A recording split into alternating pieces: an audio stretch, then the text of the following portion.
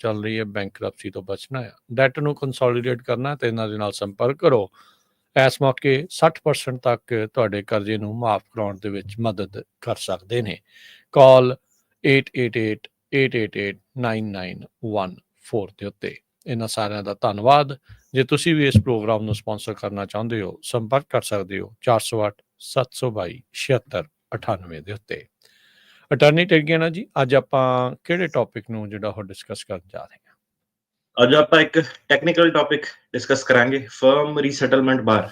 ਜਿਹੜੇ ਲੋਕੀ ਕਿਸੇ ਹੋਰ ਦੇਸ਼ ਦੇ ਵਿੱਚ ਰਹਿ ਕੇ ਆਏ ਆ, ਸਿੱਧੇ ਅਮਰੀਕਾ ਨਹੀਂ ਆਏ, ਕਿਸੇ ਹੋਰ ਦੇਸ਼ ਚੋਂ ਗੁਜ਼ਰ ਕੇ ਆਏ ਆ। ਕੀ ਚੀਜ਼ ਸੀਗੀ ਕਿ ਟਰੰਪ ਐਡਮਿਨਿਸਟ੍ਰੇਸ਼ਨ, ਜਿਹਨਾਂ ਨੂੰ ਨਹੀਂ ਪਤਾ, ਜਿਹੜੇ ਕੈਨੇਡਾ ਤੋਂ ਹੁਣ ਨਵੇਂ ਆਏ ਆ ਜਾਂ ਜਿਹੜੇ ਆਪਣੇ ਇੰਡੀਆ ਤੋਂ ਜਿਹੜੇ ਲੋਕ ਹੁਣ ਆਏ ਆ ਸਾਲ 2 ਸਾਲਾਂ ਦੇ ਵਿੱਚ ਪਿਛਲਿਆਂ 'ਚ, ਉਹਨਾਂ ਨੇ ਕੀ ਵੇਖਿਆ ਕਿ ਬਾਰਡਰ ਖੁੱਲ੍ਹਾ ਮਿਲਿਆ ਉਹਨਾਂ ਨੂੰ ਤੇ ਕੋਈ ਬਿਆਨ ਵੀ ਨਹੀਂ ਹੋਏ ਤੇ ਉਹ ਆ ਗਏ ਸਿੱਧੇ ਹੀ, ਹਨਾ। ਤੇ ਖੂਬ ਜਿਹੜਾ ਤੁਸੀਂ ਕਹਿ ਲਓ ਕਿ ਰੌਲਾ ਰੱਪਾ ਅਮਰੀਕਾ ਦਾ ਰਿਹਾ ਕਿ ਆਲਮੋਸਟ ਉਹਨਾਂ ਨੇ ਕਿਹਾ ਕਿ ਤੁਸੀਂ ਵੈਲਕਮ ਹੀ ਹੈ ਇੱਕ ਤਰ੍ਹਾਂ ਦੀ, ਜਿਹੜੀ ਬਾਈਡਨ ਸਰਕਾਰ ਸੀਗੀ। ਅੰਨੇਵਾਹੀ ਲੋਕੀ ਆਈ ਜਾਣ, ਬਸ ਜਿਹੜਾ ਮਰਜ਼ੀ, ਕੋਈ ਬੈਕਗਰਾਉਂਡ ਚੈੱਕ ਨਹੀਂ, ਕੁਛ ਨਹੀਂ। ਸੋ ਇਹ ਤੋਂ ਪਹਿਲਾਂ ਜਿਹੜਾ ਜਦੋਂ ਟਰੰਪ ਐਡਮਿਨਿਸਟ੍ਰੇਸ਼ਨ ਸੀਗੀ, 4 ਸਾਲ ਜਦੋਂ ਟਰੰਪ ਹੁਣੀ ਲਗਾ ਕੇ ਗਏ ਆ, ਇਹਨਾਂ ਨੂੰ ਉਹ ਨਹੀਂ ਪਤਾ ਕਿ ਉਹ 4 ਸਾਲਾਂ ਦੇ ਵਿੱਚ ਕੀ ਹੋਇਆ ਜੀ।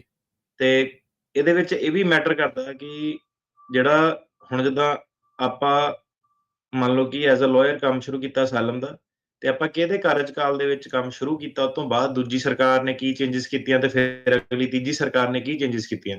ਜੀ।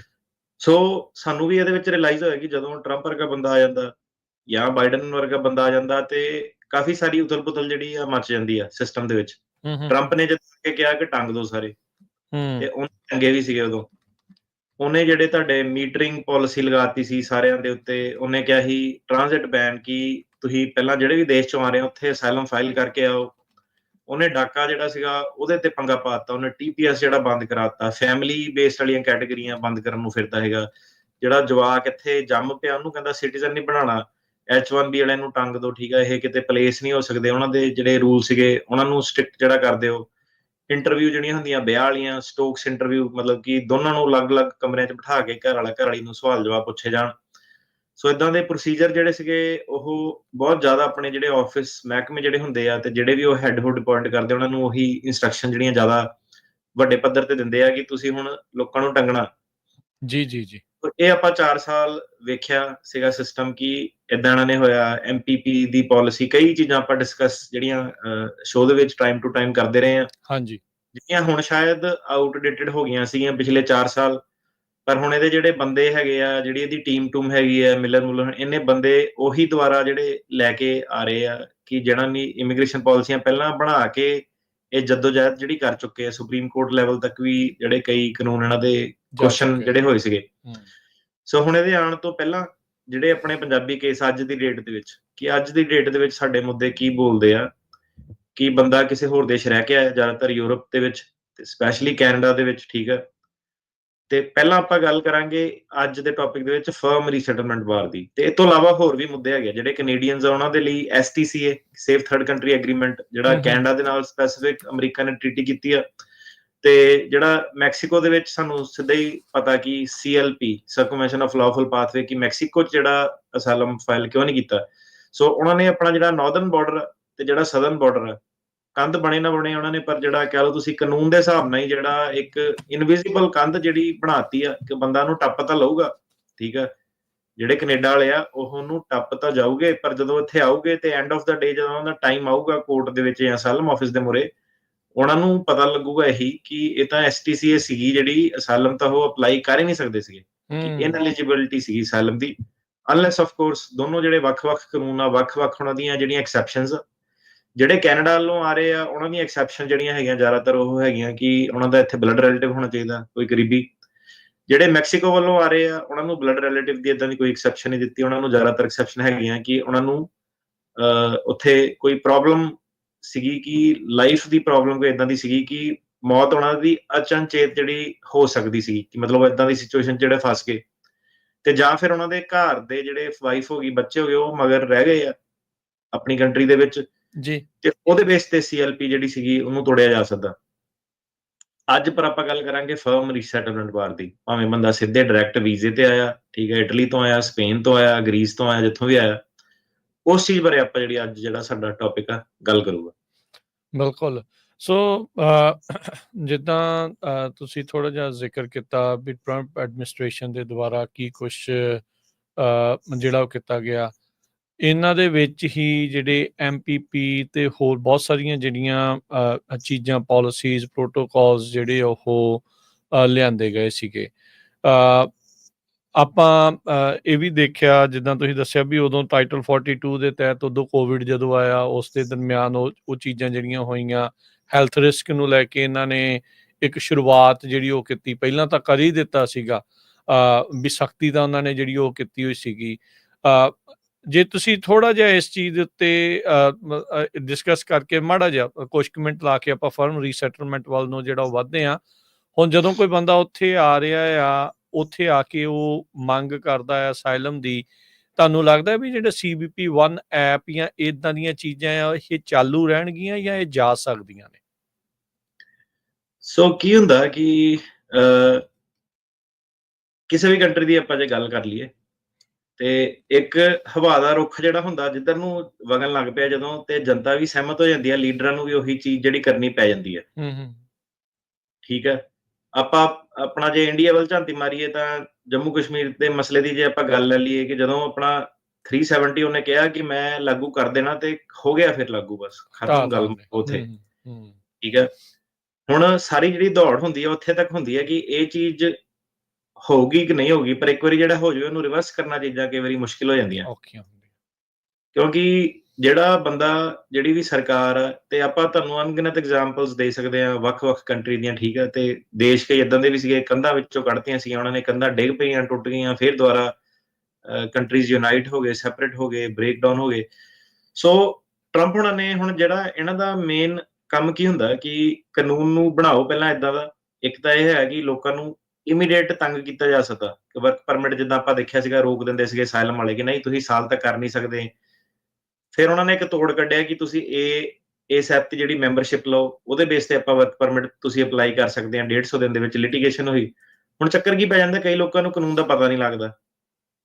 ਆਬਵੀਅਸਲੀ ਜਦ ਤੱਕ ਪੈਰਾਲੀਗਲ ਹੋਣਾ ਨੂੰ ਪਤਾ ਲੱਗਣਾ ਤਦ ਤੱਕ ਸਾਲ ਹੋ ਜਾਣਾ ਉਹ ਚੀਜ਼ ਨੂੰ, ਰਾਈਟ। ਤੇ ਇੱਕ ਚੀਜ਼ ਤਾਂ ਉਹ ਇਹ ਹੈ ਕਿ ਉਹ ਪਹਿਲਾਂ ਪੰਗਾ ਲੈ ਕੇ ਦੇਖ ਲੈਂਦੇ ਆ, ਉਹ ਕਹਿੰਦੇ ਆਪਣਾ ਟਾਈਮ ਆਇਆ ਪੰਗੇ ਲਓ, ਤੇ ਦੂਜੇ ਜਿਹੜਾ ਚੈਲੰਜਰ ਹੈਗਾ ਉਹ ਆਪੇ ਕੋਰਟ ਚ ਨਿਪਟੂਗੇ, ਜਦ ਤੱਕ ਉਹ ਆਪਣੇ 2 ਸਾਲ 2.5 ਸਾਲ ਨਿਕਲ ਜਾਣੇ ਏਦਾਂ ਹੀ ਛੋਟੀਆਂ ਮੋਟੀਆਂ ਬੈਟਲਸ ਦੇ ਵਿੱਚ ਹੀ। ਤੇ ਦੂਸਰੀ ਚੀਜ਼ ਇਹ ਹੁੰਦੀ ਹੈ ਕਿ ਉਹ ਕਾਨੂੰਨ ਜਿਹੜਾ ਇਸ ਹਿਸਾਬ ਨਾਲ ਪਾਸ ਕਰਦੇ ਆ, ਜਿੱਦਾਂ ਇਹਨਾਂ ਨੇ ਮੰਨ ਲਓ ਕਿ ਕਾਨੂੰਨ ਆ ਗਿਆ ਕਿ ਤੁਸੀਂ ਆਲ ਜਿਹੜਾ ਅਸਾਈਲਮ ਉਹਨੂੰ ਬੈਨ ਨਹੀਂ ਕਰ ਸਕਦੇ। ਠੀਕ ਹੈ, ਪਹਿਲਾਂ ਇਹਨਾਂ ਨੇ ਟ੍ਰੀਟੀ ਵਗੈਰਾ ਆਪਣੀ ਸਾਈਨ ਕੀਤੀ ਹੋਈ ਆ। ਹੁਣ ਕੀ ਚੱਕਰ ਪੈ ਗਿਆ ਕਿ ਜਿੱਦਾਂ ਕੈਨੇਡਾ ਦਾ ਇਹਨਾਂ ਨੇ ਰੂਲ ਬਣਾਇਆ, ਉਹ ਚ ਇਹਨਾਂ ਨੂੰ ਐਕਸੈਪਸ਼ਨ ਦੇਣੀ ਪੈਣੀ ਸੀ ਕਿ ਜੇ ਆਹ ਵਾਲੀ ਐਕਸੈਪਸ਼ਨ ਹੈਗੀ ਆ, ਜਦ ਤੱਕ ਉਹ ਐਕਸੈਪਸ਼ਨਸ ਦਿੰਦੇ ਆ ਤੇ ਜਿਹੜਾ ਜੱਜ ਸਾਹਿਬ ਹੈਗੇ ਜਿਨ੍ਹਾਂ ਦੇ ਮੂਹਰੇ ਜਾ ਕੇ ਇਹ ਕਾਨੂੰਨ ਚੈਲੰਜ ਕਰਦੀ ਵਿਰੋਧੀ ਪਾਰਟੀ, ਉਹ ਜੱਜ ਸਾਹਿਬ ਨੂੰ ਕਹੋਗੇ ਕਿ ਦੇਖੋ ਸਾਡੀ ਆਹ ਪਾਲਿਸੀ ਸੀਗੀ, ਆਹ ਸਾਡਾ ਰੀਜ਼ਨ ਸੀਗਾ ਇਹਨਾਂ ਨੂੰ ਰੋਕਣ ਦਾ, ਪਰ ਆਪਾਂ ਫੇਅਰ ਰਹੇ ਇਹਨਾਂ ਦੇ ਨਾਲ ਤੇ ਆਪਾਂ ਕੁਝ ਐਕਸੈਪਸ਼ਨਸ ਜਿਹੜੀਆਂ ਦਿੱਤੀਆਂ ਇਹਨਾਂ ਨੂੰ। ਉਹ ਜਿਹੜੀਆਂ ਐਕਸੈਪਸ਼ਨਸ ਹੈਗੀਆਂ ਉਹ ਕਿੰਨੀਆਂ ਕੁ ਫੇਅਰ ਆ, ਨਹੀਂ ਆ, ਡਿਊ ਪ੍ਰੋਸੈਸ ਵਾਇਲੇਟ ਹੋਇਆ ਨਹੀਂ ਹੋਇਆ, ਉਹਦੇ ਬੇਸ ਤੇ ਜਿਹੜੇ ਇਹ ਕਾਨੂੰਨ ਆ ਅੱਗੇ ਸੁਪਰੀਮ ਕੋਰਟ ਤੱਕ ਇਹਨਾਂ ਦੀ ਸੁਣਵਾਈ ਜਿਹੜੀ ਹੁੰਦੀ ਹੈ। ਠੀਕ ਹੈ, ਸੋ ਜਿੰਨਾ ਆਬਵੀਅਸਲੀ ਉਹ ਬਰੋਡ ਰਹੂਗੇ, ਜਿੰਨੀ ਜ਼ਿਆਦਾ ਲੋਕਾਂ ਨੂੰ ਐਕਸੈਪਸ਼ਨਸ ਦੋਗੇ, ਉਨਾ ਜ਼ਿਆਦਾ ਚਾਂਸ ਹੁੰਦਾ ਕਿ ਕੋਰਟ ਉਹਨਾਂ ਦੇ ਕਾਨੂੰਨ ਨਾਲ ਸਹਿਮਤ ਹੋਵੇ। ਤੇ ਹੁਣ ਇਹ ਜਿਹੜਾ ਮਿਕਸ ਬੈਗ ਇੱਕ ਜਿਹੜਾ ਤੁਸੀਂ ਕਹ ਲਓ ਆਉਂਦਾ, ਜਿਹੜਾ ਟ੍ਰਾਂਜ਼ਿਟ ਬੈਨ ਸੀਗਾ ਤੇ ਉਹ ਨਹੀਂ ਬਾਅਦ ਚ ਅਲਟੀਮੇਟਲੀ ਕਾਮਯਾਬ ਨਹੀਂ ਹੋਇਆ ਸੀਗਾ, ਰੋਕ ਟੋਕ ਉੱਤੇ ਲੱਗ ਗਈ ਸੀਗੀ ਕਿ ਨਹੀਂ ਇਹਦੇ ਟੋਟਲ ਅਸਾਈਲਮ ਬੈਨ ਹੈਗਾ। ਹੁਣ ਕੀ ਹੈ ਕਿ ਉਹੀ ਜਿਹੜੀਆਂ ਆਰਗੂਮੈਂਟਸ ਵਗੈਰਾ, ਤੁਹਾਡਾ ਕਿਹੜੇ ਜੱਜ ਦੇ ਮੂਹਰੇ ਕੇਸ ਜਾਣਾ, ਕਿਹੜੇ ਪੈਨਲ ਦੇ ਮੂਹਰੇ ਕੇਸ ਜਾਣਾ, ਠੀਕ ਹੈ, ਕੰਜ਼ਰਵੇਟਿਵ ਆ, ਲਿਬਰਲ ਆ, ਕਿੱਦਾਂ। ਤੇ ਟਰੰਪ ਐਡਮਿਨਿਸਟ੍ਰੇਸ਼ਨ ਨੇ ਉਤੋਂ ਪੁਰਾਣੀਆਂ ਗਲਤੀਆਂ ਤੋਂ ਆਪਣਾ ਕੀ ਸਿੱਖਿਆ ਕਿ ਜੇ ਹੁਣ ਦੁਬਾਰਾ ਆਪਾਂ ਡਾਕਾ ਨੂੰ ਚੈਲੰਜ ਕਰਨਾ ਤਾਂ ਕਿੱਦਾਂ ਚੈਲੰਜ ਕਰਨਾ, ਜੇ ਆਪਾਂ ਦੁਬਾਰਾ ਟ੍ਰਾਂਜ਼ਿਟ ਬੈਨ ਪੂਰਾ ਹੀ ਲੈ ਕੇ ਆਣਾ ਕਿ ਮੈਕਸੀਕੋ ਤੇ ਉਹਨੂੰ ਜੇ ਛੱਡ ਦਈਏ ਤੇ ਪੂਰਾ ਜਿਹੜਾ ਅਸਾਈਲਮ ਬੈਨ ਆ ਕਿੱਦਾਂ ਲੈ ਕੇ ਆਈਏ, ਕਿ ਆਪਾਂ ਗੁਆਟੇਮਾਲਾ ਤੇ ਵੀ ਟ੍ਰਾਂਜ਼ਿਟ ਬੈਨ ਲਾ ਦਿੰਨੇ, ਆਪਾਂ ਬਾਕੀ ਕੰਟਰੀਆਂ ਐਲ ਸੈਲਵਾਡੋਰ ਤੇ ਵੀ ਲਾ ਦਿੰਨੇ ਆ। ਸੋ ਅੱਜ ਦੀ ਡੇਟ ਦੇ ਵਿੱਚ ਜਿਹੜਾ ਹੈਗਾ ਸਿਰਫ ਤੇ ਸਿਰਫ ਕੈਨੇਡਾ ਤੇ ਮੈਕਸੀਕੋ, ਇੱਧਰ ਉਹਨਾਂ ਨੇ ਬਾਰਡਰ ਜਿਹੜੇ ਆਪਣੇ ਸਿਕਿਉਰ ਕਰਨ ਲਈ ਬੜੀ ਸਟ੍ਰੈਟਜੀ ਦੇ ਨਾਲ, ਚਲਾਕੀ ਦੇ ਨਾਲ ਜਿਹੜੇ ਬਾਈਡਨ ਸਰਕਾਰ ਨੇ ਇਹ ਜਿਹੜੇ ਪੇਸ਼ ਕਰਤੇ ਸੀਗੇ ਬਿੱਲ ਕਿ ਵਿਵਾਦ ਵੀ ਜ਼ਿਆਦਾ ਨਾ ਪਵੇ ਤੇ ਲੋਕੀ ਰੁਕ ਵੀ ਜਾਣ। ਹੁਣ ਜਿਹੜੀ ਡੈਮੋਕ੍ਰੈਟਿਕ ਪਾਰਟੀ ਆ, ਅਗੇਨ ਹਰੇਕ ਦੀ ਆਪਣੀ ਆਪਣੀ ਅੰਡਰਸਟੈਂਡਿੰਗ ਹੁੰਦੀ ਆ। ਹੁਣ ਮਤਲਬ ਉਹਨਾਂ ਨੂੰ ਵੀ ਨਹੀਂ ਕੋਈ ਹੈਗਾ ਕਿ ਲੋਕੀ ਪੱਕੇ ਹੋਣ ਜਾਂ ਕੱਚੇ ਹੋਣ, ਉਹਨਾਂ ਨੂੰ ਮਤਲਬ ਇਹ ਹੈ ਕਿ ਲੋਕੀ ਆਣ ਇੱਥੇ, ਤੇ ਭੜਥੂ ਪੈ ਜਾਵੇ ਤੇ ਵੈਲਫੇਅਰ ਸਟੇਟ ਵੱਲ ਜਿਹੜਾ ਇੱਕ ਸਟੈਪ ਵੱਧ ਜਾਵੇ, ਟੈਕਸ ਦਾ ਰਿਚ ਵਾਲੀ ਜਿਹੜੀ ਤੁਸੀਂ ਕਹਿ ਲਓ ਕਿ ਜੇ ਥਿਊਰੀ ਜਿਹੜੀ ਉਹਨਾਂ ਦੀ ਹੈਗੀ ਆ। ਜਿਹੜੇ ਰਿਪਬਲਿਕਨ ਹੈਗੇ ਆ ਉਹ ਕਹਿੰਦੇ ਆ ਕਿ ਬੰਦਾ ਜਿਹੜੇ ਐਕਸਟ੍ਰੀਮ ਰਾਈਟ ਵਿੰਗ ਵਾਲੇ ਆ ਉਹ ਤਾਂ ਕਹਿੰਦੇ ਆ ਕਿ ਬੰਦਾ ਕੋਈ ਆਵੇ ਹੀ ਨਾ। ਜਿੱਦਾਂ ਤੁਸੀਂ ਹੁਣ H1B ਵਾਲੀ ਖਬਰ ਸੁਣੀ ਹੋਣੀ ਹੈ ਕਿ ਬੰਦਾ ਕੋਈ ਭਾਵੇਂ ਇੰਜੀਨੀਅਰ ਆ ਭਾਵੇਂ ਸਾਇੰਟਿਸਟ ਆ, ਸਾਨੂੰ ਨਹੀਂ ਚਾਹੀਦਾ, ਆਪਾਂ ਏਦਾਂ ਹੀ ਵਧੀਆ ਹੈਗੇ। ਤੇ ਇਹ ਚੀਜ਼ ਜਿਹੜੀ ਹੁਣ ਇਹ ਚੀਜ਼ ਦਾ ਜਿਹੜਾ ਸੀਗਾ ਪੋਲਿਟਿਕਸ ਦੇ ਵਿੱਚ ਇਹ ਚੀਜ਼ ਦਾ ਵਿਵਾਦ ਸੀਗਾ ਇਮੀਗ੍ਰੇਸ਼ਨ ਦਾ। ਜਿਹੜਾ ਹੁਣ ਐਵਰੇਜ ਬੰਦਾ ਵਾ, ਠੀਕ ਆ, ਜਿਹਨੂੰ ਕਈ ਵਾਰੀ ਲੋਕੀ ਰੈਡਨੈਕ ਵੀ ਕਹਿ ਦਿੰਦੇ ਆ, ਠੀਕ ਆ, ਜਿੱਦਾਂ ਆਪਣੇ ਇੰਡੀਆ ਦੇ ਵਿੱਚ ਹੁੰਦਾ ਜੱਟ ਭਾਊ, ਕਿ ਉਹਨੇ ਆਪਣੇ ਜਿਹੜੇ ਲੋਕਲ ਏਰੀਏ ਦੀ ਖੇਤ ਦੀ ਆਪਣਾ ਜਿਹੜਾ ਲੋਕਲ ਉਹਦਾ ਕਲਚਰ ਆ, ਪੁਰਾਣੇ ਜਿਹੜੇ ਸਿਸਟਮ ਚੱਲਦੇ ਆ ਰਹੇ ਆ, ਉਹਨਾਂ ਨੂੰ ਉਹਦੇ ਵਿੱਚ ਰਹਿ ਕੇ ਮਜ਼ਾ ਵਾ ਕਿ ਉਹੀ ਪ੍ਰੀਜ਼ਰਵ ਹੋਣਾ ਚਾਹੀਦਾ। ਸੋ ਏਦਾਂ ਜਿਹੜੇ ਉਰੇ ਦੇ ਲੋਕ ਆ, ਹਰੇਕ ਜਾਣੇ ਨੂੰ ਇੰਜੀਨੀਅਰਿੰਗ ਨਾ, ਸਿਲੀਕਨ ਵੈਲੀ ਨਾ, LA ਦੇ ਵਿੱਚ ਫੈਸ਼ਨ ਇੰਡਸਟਰੀ ਆ, ਨਿਊਯਾਰਕ ਦੇ ਵਿੱਚ ਇੰਡਸਟਰੀ ਆ, ਉਹਨਾਂ ਨੂੰ ਕੋਈ ਮਤਲਬ ਨਹੀਂ ਉਹਨਾਂ ਨਾਲ। ਉਹਨਾਂ ਨੂੰ ਜੇ ਤੁਸੀਂ ਕਈ ਜਾਣੇ ਟਰੱਕਿੰਗ ਵਾਲਿਆਂ ਦੇ ਵਿੱਚ ਜਾ ਕੇ ਪੁੱਛੋ, ਉਹਨਾਂ ਨੇ ਉਹਦੇ ਵਿੱਚ ਵੀ ਆਪਣਾ ਓਪੀਨੀਅਨ ਦੇ ਦੇਣਾ ਕਿ ਇਮੀਗ੍ਰੈਂਟ ਦੇ ਆਉਣ ਨਾਲ ਇਹ ਵਧੀਆ ਹੋਈ ਆ, ਮਾੜੀ ਹੋਈ ਆ, ਕਿੱਦਾਂ ਆਉਣੇ ਚਾਹੀਦੇ, ਨਹੀਂ ਆਉਣੇ ਚਾਹੀਦੇ। ਸੋ ਇੱਕ ਸੈਗਮੈਂਟ ਜਿਹੜੀ ਹੈਗੀ ਆ ਉਹ ਚਾਹੁੰਦੀ ਆ ਕਿ ਕੋਈ ਲੋਕੀ ਆਵੇ ਨਾ।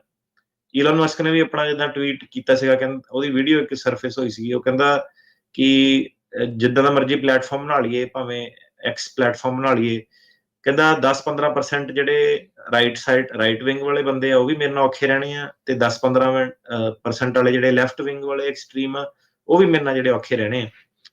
ਤੇ ਹੁਣ ਜਿਹੜਾ ਗੱਲ ਉਹੀ ਆ ਜਾਂਦੀ ਹੈ ਕਿ ਹੁਣ ਟਰੰਪ ਹੁਣ ਜਿੱਤ ਗਏ ਆ ਤੇ ਕਿੱਧਰਲੇ ਪਾਸੇ ਦੀ ਹਵਾ ਜਿਹੜੀ ਚੱਲਦੀ ਆ ਉਹ ਵੇਖਣਾ ਬਾਕੀ ਹੈ। ਜੀ ਜੀ। ਸੋ ਹੁਣ ਆਪਾਂ ਫਰਮ ਰੀਸੈਟਲਮੈਂਟ ਬਾਰ ਦੇ ਉੱਤੇ ਆਈਏ। ਇਹ ਕਾਨੂੰਨ ਹੈ ਕੀ ਆ, ਜੇ ਆਪਾਂ ਇਸ ਤੋਂ ਹੀ ਸ਼ੁਰੂਆਤ ਕਰਦੇ ਹਾਂ? ਇਹ ਲਾਅ ਆ ਜਾਂ ਇੱਕ ਜਿੱਦਾਂ ਮੈਮੋ ਚੋਂ ਨਿਕਲੀ ਹੋਈ ਚੀਜ਼ ਆ, ਜਾਂ ਕੀ ਹੈਗੀ ਹੈ ਫਰਮ ਰੀਸੈਟਲਮੈਂਟ ਬਾਰ? ਸੋ ਇਹ ਜਿਹੜਾ ਸੀਗਾ ਰਿਫਿਊਜੀ ਲਾਅ ਦਾ ਜਿਹੜਾ ਪਾਰਟ ਸੀਗਾ 1940 ਦੇ ਦਹਾਕਿਆਂ ਚ, ਵਰਲਡ ਵਾਰ ਦੇ 1 ਤੋਂ ਬਾਅਦ ਜਿਹੜੇ ਇਵੈਂਟ ਹੋਏ, ਉਦੋਂ ਦਾ ਜਿਹੜਾ ਇਹ ਰਿਫਿਊਜੀ ਲਾਅ ਜਿਹੜਾ ਉਦੋਂ ਦਾ ਚੱਲਦਾ ਆ ਰਿਹਾ, ਠੀਕ ਹੈ, ਹੈਗਾ ਉਹ ਤੋਂ ਵੀ ਪੁਰਾਣਾ। ਕਈ ਮਤਲਬ ਆਪਾਂ ਬੈਕ ਕਈ ਗੱਲਾਂ ਕਰ ਸਕਦੇ ਹਾਂ, ਪਰ ਆਪਣੇ ਪਰਪਸ ਦੇ ਵਾਸਤੇ 1971 ਦੇ ਵਿੱਚ ਜਿਹੜਾ US ਸੁਪਰੀਮ ਕੋਰਟ ਸੀਗਾ ਉਹਨੇ ਰੈਕਗਨਾਈਜ਼ ਕੀਤਾ ਸੀਗਾ ਕਿ ਫਰਮ ਰੀਸੈਟਲਮੈਂਟ ਇੱਕ ਚੀਜ਼ ਹੈਗੀ ਆ, ਪਰ ਇਹ ਸਟੈਚੂਟਰੀ ਬਾਰ ਨਹੀਂ ਸੀਗੀ, ਮਤਲਬ ਕਿ ਕਾਨੂੰਨ ਦੇ ਹਿਸਾਬ ਨਾਲ ਇਹ ਬਾਰ ਨਹੀਂ ਸੀਗੀ। ਪਰ ਸੁਪਰੀਮ ਕੋਰਟ ਇਹਨੂੰ ਰੈਕਗਨਾਈਜ਼ ਕਰਦਾ ਸੀਗਾ ਕਿ ਜੇ ਤੁਸੀਂ ਕਿਤੇ ਹੋਰ ਪੱਕੇ ਹੋ ਗਏ ਆ ਤੇ ਇਹ ਜਿਹੜਾ ਆਪਾਂ ਇਹ ਵੀ ਵੇਖਣਾ ਕਿ ਤੁਹਾਨੂੰ ਕਿਤੇ ਹੋਰ ਸਿਟੀਜ਼ਨਸ਼ਿਪ ਜਾਂ ਪਰਮਨੈਂਟ ਰੈਜ਼ੀਡੈਂਸ ਤਾਂ ਨਹੀਂ ਮਿਲੀ। ਸੋ ਇਹ 1971 ਤੋਂ ਸ਼ੁਰੂ ਜਿਹੜਾ ਹੋ ਗਿਆ ਸਿਲਸਿਲਾ, ਉਦੋਂ ਇਹ ਕਾਨੂੰਨ ਨਹੀਂ ਸੀਗਾ। ਉਸ ਤੋਂ ਬਾਅਦ ਜਿਹੜਾ ਰਿਫਿਊਜੀ ਐਕਟ ਬਣਿਆ 1980 ਦਾ, ਉਹਦੇ ਵਿੱਚ ਫਰਮ ਰੀਸੈਟਲਮੈਂਟ ਬਾਰ ਨੂੰ ਉਹਨਾਂ ਨੇ ਇੱਕ ਕਾਨੂੰਨ ਬਣਾਤਾ, ਸਟੈਚੂਟਰੀ ਬਾਰ ਬਣਾਤੀ। ਸਟੈਚੂ ਹੁੰਦਾ ਜਿਹੜਾ ਕਾਨੂੰਨ, ਉਹਨੂੰ ਸਟੈਚੂ ਕਹਿੰਦੇ ਆ, ਤੇ ਬਾਰ ਦਾ ਮਤਲਬ ਕਿਸੇ ਚੀਜ਼ ਨੂੰ ਰੋਕਣਾ। ਸਟੈਚੂਟਰੀ ਬਾਰ ਮਤਲਬ ਕਿ ਹੁਣ ਕਾਨੂੰਨ ਬਣ ਗਿਆ ਜਿਹੜਾ ਤੁਹਾਨੂੰ ਰੋਕਦਾ, ਠੀਕ ਹੈ। ਸੋ ਪਹਿਲਾਂ ਸੁਪਰੀਮ ਕੋਰਟ ਨੇ ਕਿਹਾ ਸੀਗਾ 71 ਦੇ ਵਿੱਚ, 1980 ਦੇ ਵਿੱਚ ਲਾਅ ਬਣਾਤਾ ਉਹਨਾਂ ਨੇ, ਤੇ 1990 ਦੇ ਵਿੱਚ ਜਿਹੜਾ ਅਟਰਨੀ ਜਨਰਲ ਸੀਗਾ ਉਹਨੇ ਰੈਗੂਲੇਸ਼ਨ ਸਾਰੇ ਅਮੈਂਡ ਕਰਤੇ, ਤੇ ਉਹਨਾਂ ਨੇ ਕਿਹਾ ਕਿ ਜਿਹੜੀ ਫਰਮ ਰੀਸੈਟਲਮੈਂਟ ਬਾਰ ਹੈਗੀ ਆ ਇਹ ਹੁਣ ਅਸਾਈਲਮ ਕੇਸਿਸ ਤੇ ਵੀ ਲੱਗੂਗੀ। ਪਹਿਲਾਂ ਕਾਨੂੰਨ ਸੀਗਾ ਉਹ ਕਹਿੰਦਾ ਸਿਰਫ ਰਿਫਿਊਜੀਆਂ ਤੇ ਲੱਗਦੀ ਹੈ, ਕਹਿੰਦੇ ਹੁਣ ਜਿਹੜੇ ਅਸਾਈਲਮ ਕੇਸ ਆ ਉਹਨਾਂ ਤੇ ਵੀ ਲੱਗੂਗੀ। ਉਸ ਤੋਂ ਬਾਅਦ ਕਾਂਗਰਸ ਨੇ 1996 ਦੇ ਵਿੱਚ ਇੱਕ ਇਲੀਗਲ ਇਮੀਗ੍ਰੇਸ਼ਨ ਰਿਫਾਰਮ ਤੇ ਇਮੀਗ੍ਰੇਸ਼ਨ ਰਿਸਪੌਂਸਿਬਿਲਟੀ ਐਕਟ ਜਿਹੜਾ ਫਾਈਲ ਕੀਤਾ ਸੀਗਾ 1996 ਦੇ ਵਿੱਚ, ਤੇ ਕਾਫੀ ਚੇਂਜਸ ਉਹਦੇ ਵਿੱਚ ਆਈਆਂ ਸੀਗੀਆਂ। ਤੇ ਉਹਨੇ ਜਿਹੜਾ ਸੀਗਾ ਸਟੈਚੂਟਰੀ ਬਾਰ ਜਿਹੜਾ ਅੱਜ ਮਾਡਰਨ ਡੇ ਦੇ ਵਿੱਚ ਤੁਹਾਡਾ ਕਾਨੂੰਨ ਜਿਹੜਾ ਵੇਖ ਰਿਹਾ ਉਹ ਸਾਹਮਣੇ ਆਇਆ, INA ਸੈਕਸ਼ਨ 208 ਜਿਹੜਾ ਕਿ ਫਰਮ ਰੀਸੈਟਲਮੈਂਟ ਬਾਰ ਨੂੰ ਡਿਫਾਈਨ ਕਰਦਾ। ਹੁਣ ਕੀ ਆ ਕਿ ਇੱਕ ਆਪਣਾ ਟਾਈਮ ਸੀਗਾ ਰਾਜਕਰਨ ਜੀ, ਆਪਾਂ ਟੈਕਨੀਕਲ ਗੱਲਬਾਤ ਜਿਹੜੀ ਕਰਦੇ ਸੀਗੇ, ਤੇ ਸਾਨੂੰ ਪਤਾ ਸੀਗਾ ਕਿ ਕਈ ਵੀਵਰ ਨੂੰ ਨਹੀਂ ਗੱਲ ਸਮਝ ਲੱਗਣੀ, ਇੰਨੀ ਟੈਕਨੀਕ ਚ ਜਾਣਾ ਨਹੀਂ ਚਾਹੁੰਦੇ ਜੀ। ਹੁਣ ਆਪਣਾ ਜਿਹੜਾ ਟਰੰਪ ਵਾਲਾ ਟਾਈਮ ਆ ਗਿਆ, ਆਪਾਂ ਬੈਕ ਟੂ ਆਪਣਾ ਜਿਹੜਾ ਸੀਗਾ ਪ੍ਰੋਗਰਾਮ ਓਰੀਜਨਲ, ਠੀਕ ਆ, ਕਿ ਰੈਗੂਲੇਸ਼ਨਸ ਕੀ ਆ, ਟੈਕਨੀਕੈਲਿਟੀ ਕੀ ਆ, ਤੇ ਅਗੇਨ ਜਿਹੜਾ ਬੰਦਾ ਕੈਚਅਪ ਕਰ ਸਕਦਾ ਉਹ ਕੈਚਅਪ ਕਰੇ, ਕਿਉਂਕਿ ਲਾਅ ਬੜੀ ਤਰੀਕੇ ਨਾਲ ਚੇਂਜ ਹੋਣਾ, ਤੇ ਇਤੋਂ ਸਿੰਪਲ ਸ਼ਬਦਾਂ ਦੇ ਵਿੱਚ ਇਹ ਨਹੀਂ ਸਮਝਾਇਆ ਜਾਣਾ, ਕਿਉਂਕਿ ਟਾਈਮ ਵੀ ਨਹੀਂ ਹੋਣਾ ਆਪਣੇ ਕੋਲ, ਤੇ ਇੰਨੀ ਤੇਜ਼ੀ ਦੇ ਨਾਲ ਜਿਹੜੇ ਪਹਿਲੇ 6 ਮਹੀਨਿਆਂ ਚ ਉਹਨਾਂ ਨੇ ਚੇਂਜਸ ਕਰਨੀਆਂ ਕਿ ਬਹੁਤ ਜ਼ਿਆਦਾ ਚੀਜ਼ ਸਾਨੂੰ ਕਵਰ ਜਿਹੜੀ ਕਰਨੀ ਪੈਣੀ ਹੈ। ਸੋ ਹੁਣ ਆਪਾਂ ਸੈਕਸ਼ਨ 208 ਇਹਦੀ ਜਿਹੜੀ ਤੁਹਾਨੂੰ ਐਕਸਪਲੇਨੇਸ਼ਨ ਜਿਹੜੀ ਦਵਾਂਗੇ ਕਿ ਇਹ ਚੀਜ਼ ਹੈ ਕੀ ਆ, ਠੀਕ ਆ। ਲੋਕੀ ਹੁਣ ਯੂਰਪ ਤੋਂ ਆ ਤਾਂ ਰਹੇ ਆ, ਪਰ ਉਹਨਾਂ ਨੂੰ ਸਮਝ ਨਹੀਂ ਲੱਗ ਰਹੀ। ਉਹ ਕਹਿੰਦੇ ਯਾਰ ਤੁਸੀਂ ਵਿੱਚੇ ਵੀਡੀਓ ਪਾਈ ਜਾ ਰਹੇ ਆ ਕਿ ਕੇਸ ਪਾਸ ਹੋ ਗਿਆ ਯੂਰਪ ਵਾਲਾ, ਤੇ ਵਿੱਚੇ ਤੁਸੀਂ ਕਹਿ ਰਹੇ ਆ ਕਿ ਇਹ ਮੁੱਦਾ ਹੈਗਾ ਉਰੇ ਨਾ ਆਓ, ਹਨਾ। ਤੇ ਇਹ ਜਿਹੜੀ ਇਹਦੀ ਸੱਚਾਈ ਹੈ ਕੀ ਆ ਕਿ ਲਾਈਨ ਜਿਹੜਾ ਬੈਲੈਂਸ ਆਫ ਪਾਵਰ ਉਹ ਕਿੱਥੇ ਲਾਈ ਕਰਦਾ, ਕਿ ਰੈਗੂਲੇਸ਼ਨ ਕੀ ਕਹਿੰਦੀ ਆ ਕੀ ਤੁਹਾਨੂੰ ਪ੍ਰੋਬਲਮ ਆ ਸਕਦੀ ਹੈ, ਕੀ ਪ੍ਰੋਬਲਮ ਨਹੀਂ ਆ ਸਕਦੀ ਹੈ, ਕਿਹੜਾ ਬੰਦਾ ਇਹ ਤੋਂ ਬਚ ਸਕਦਾ ਜਾਂ ਨਹੀਂ ਬਚ ਸਕਦਾ, ਉਹਦੇ ਬਾਰੇ ਫਿਰ ਆਪਾਂ ਜਿਹੜੀ ਅੱਜ ਗੱਲ ਕਰਾਂਗੇ। ਜੀ, ਸੋ ਠੀਕ ਹੈ। ਸੋ ਇਹ ਜਿਹੜੀ ਹੁਣ ਫਰਮ ਰੀਸੈਟਲਮੈਂਟ ਬਾਰ ਦੀ ਆ, ਸੋ ਇਹਦੀ ਡੈਫੀਨੇਸ਼ਨ ਜੇ ਤੁਸੀਂ ਕਰਨੀ ਹੋਵੇ, ਕਿਹਨੂੰ ਮੰਨਿਆ ਜਾਂਦਾ ਹੈ ਜਿਹੜਾ ਫਰਮ ਰੀਸੈਟਲਡ ਆ? ਕੀ ਆ ਇਹ ਜਿਹੜਾ ਰੌਲਾ ਆ, ਕਿਹੜੇ ਸੈਕਸ਼ਨ ਅੰਡਰ ਇਹ ਚੀਜ਼ ਜਿਹੜੀ ਉਹ ਆ ਰਹੀ ਆ? ਜਿੱਦਾਂ ਤੁਸੀਂ ਦੱਸਿਆ ਵੀ ਇਹ ਇਵੈਂਚੁਅਲੀ ਸੁਪਰੀਮ ਕੋਰਟ ਤੋਂ ਜਿਹੜਾ ਇਹ ਕਰਿਆ ਸਟੈਚੂਟਰੀ ਬਾਰ ਜਿਹੜੀ ਆ ਉਹ ਲੱਗੀ ਆ, ਸੋ ਹੁਣ ਹਰ ਇੱਕ ਚੀਜ਼ ਦੇ ਉੱਤੇ ਲੱਗ ਜਾਂਦੀ ਆ। ਸੋ ਕੀ ਹੈਗੀ ਆ ਇਹ, ਕਿਹੜੇ ਸੈਕਸ਼ਨ ਦੇ ਅੰਡਰ ਆ ਰਹੀ ਹੈ ਚੀਜ਼?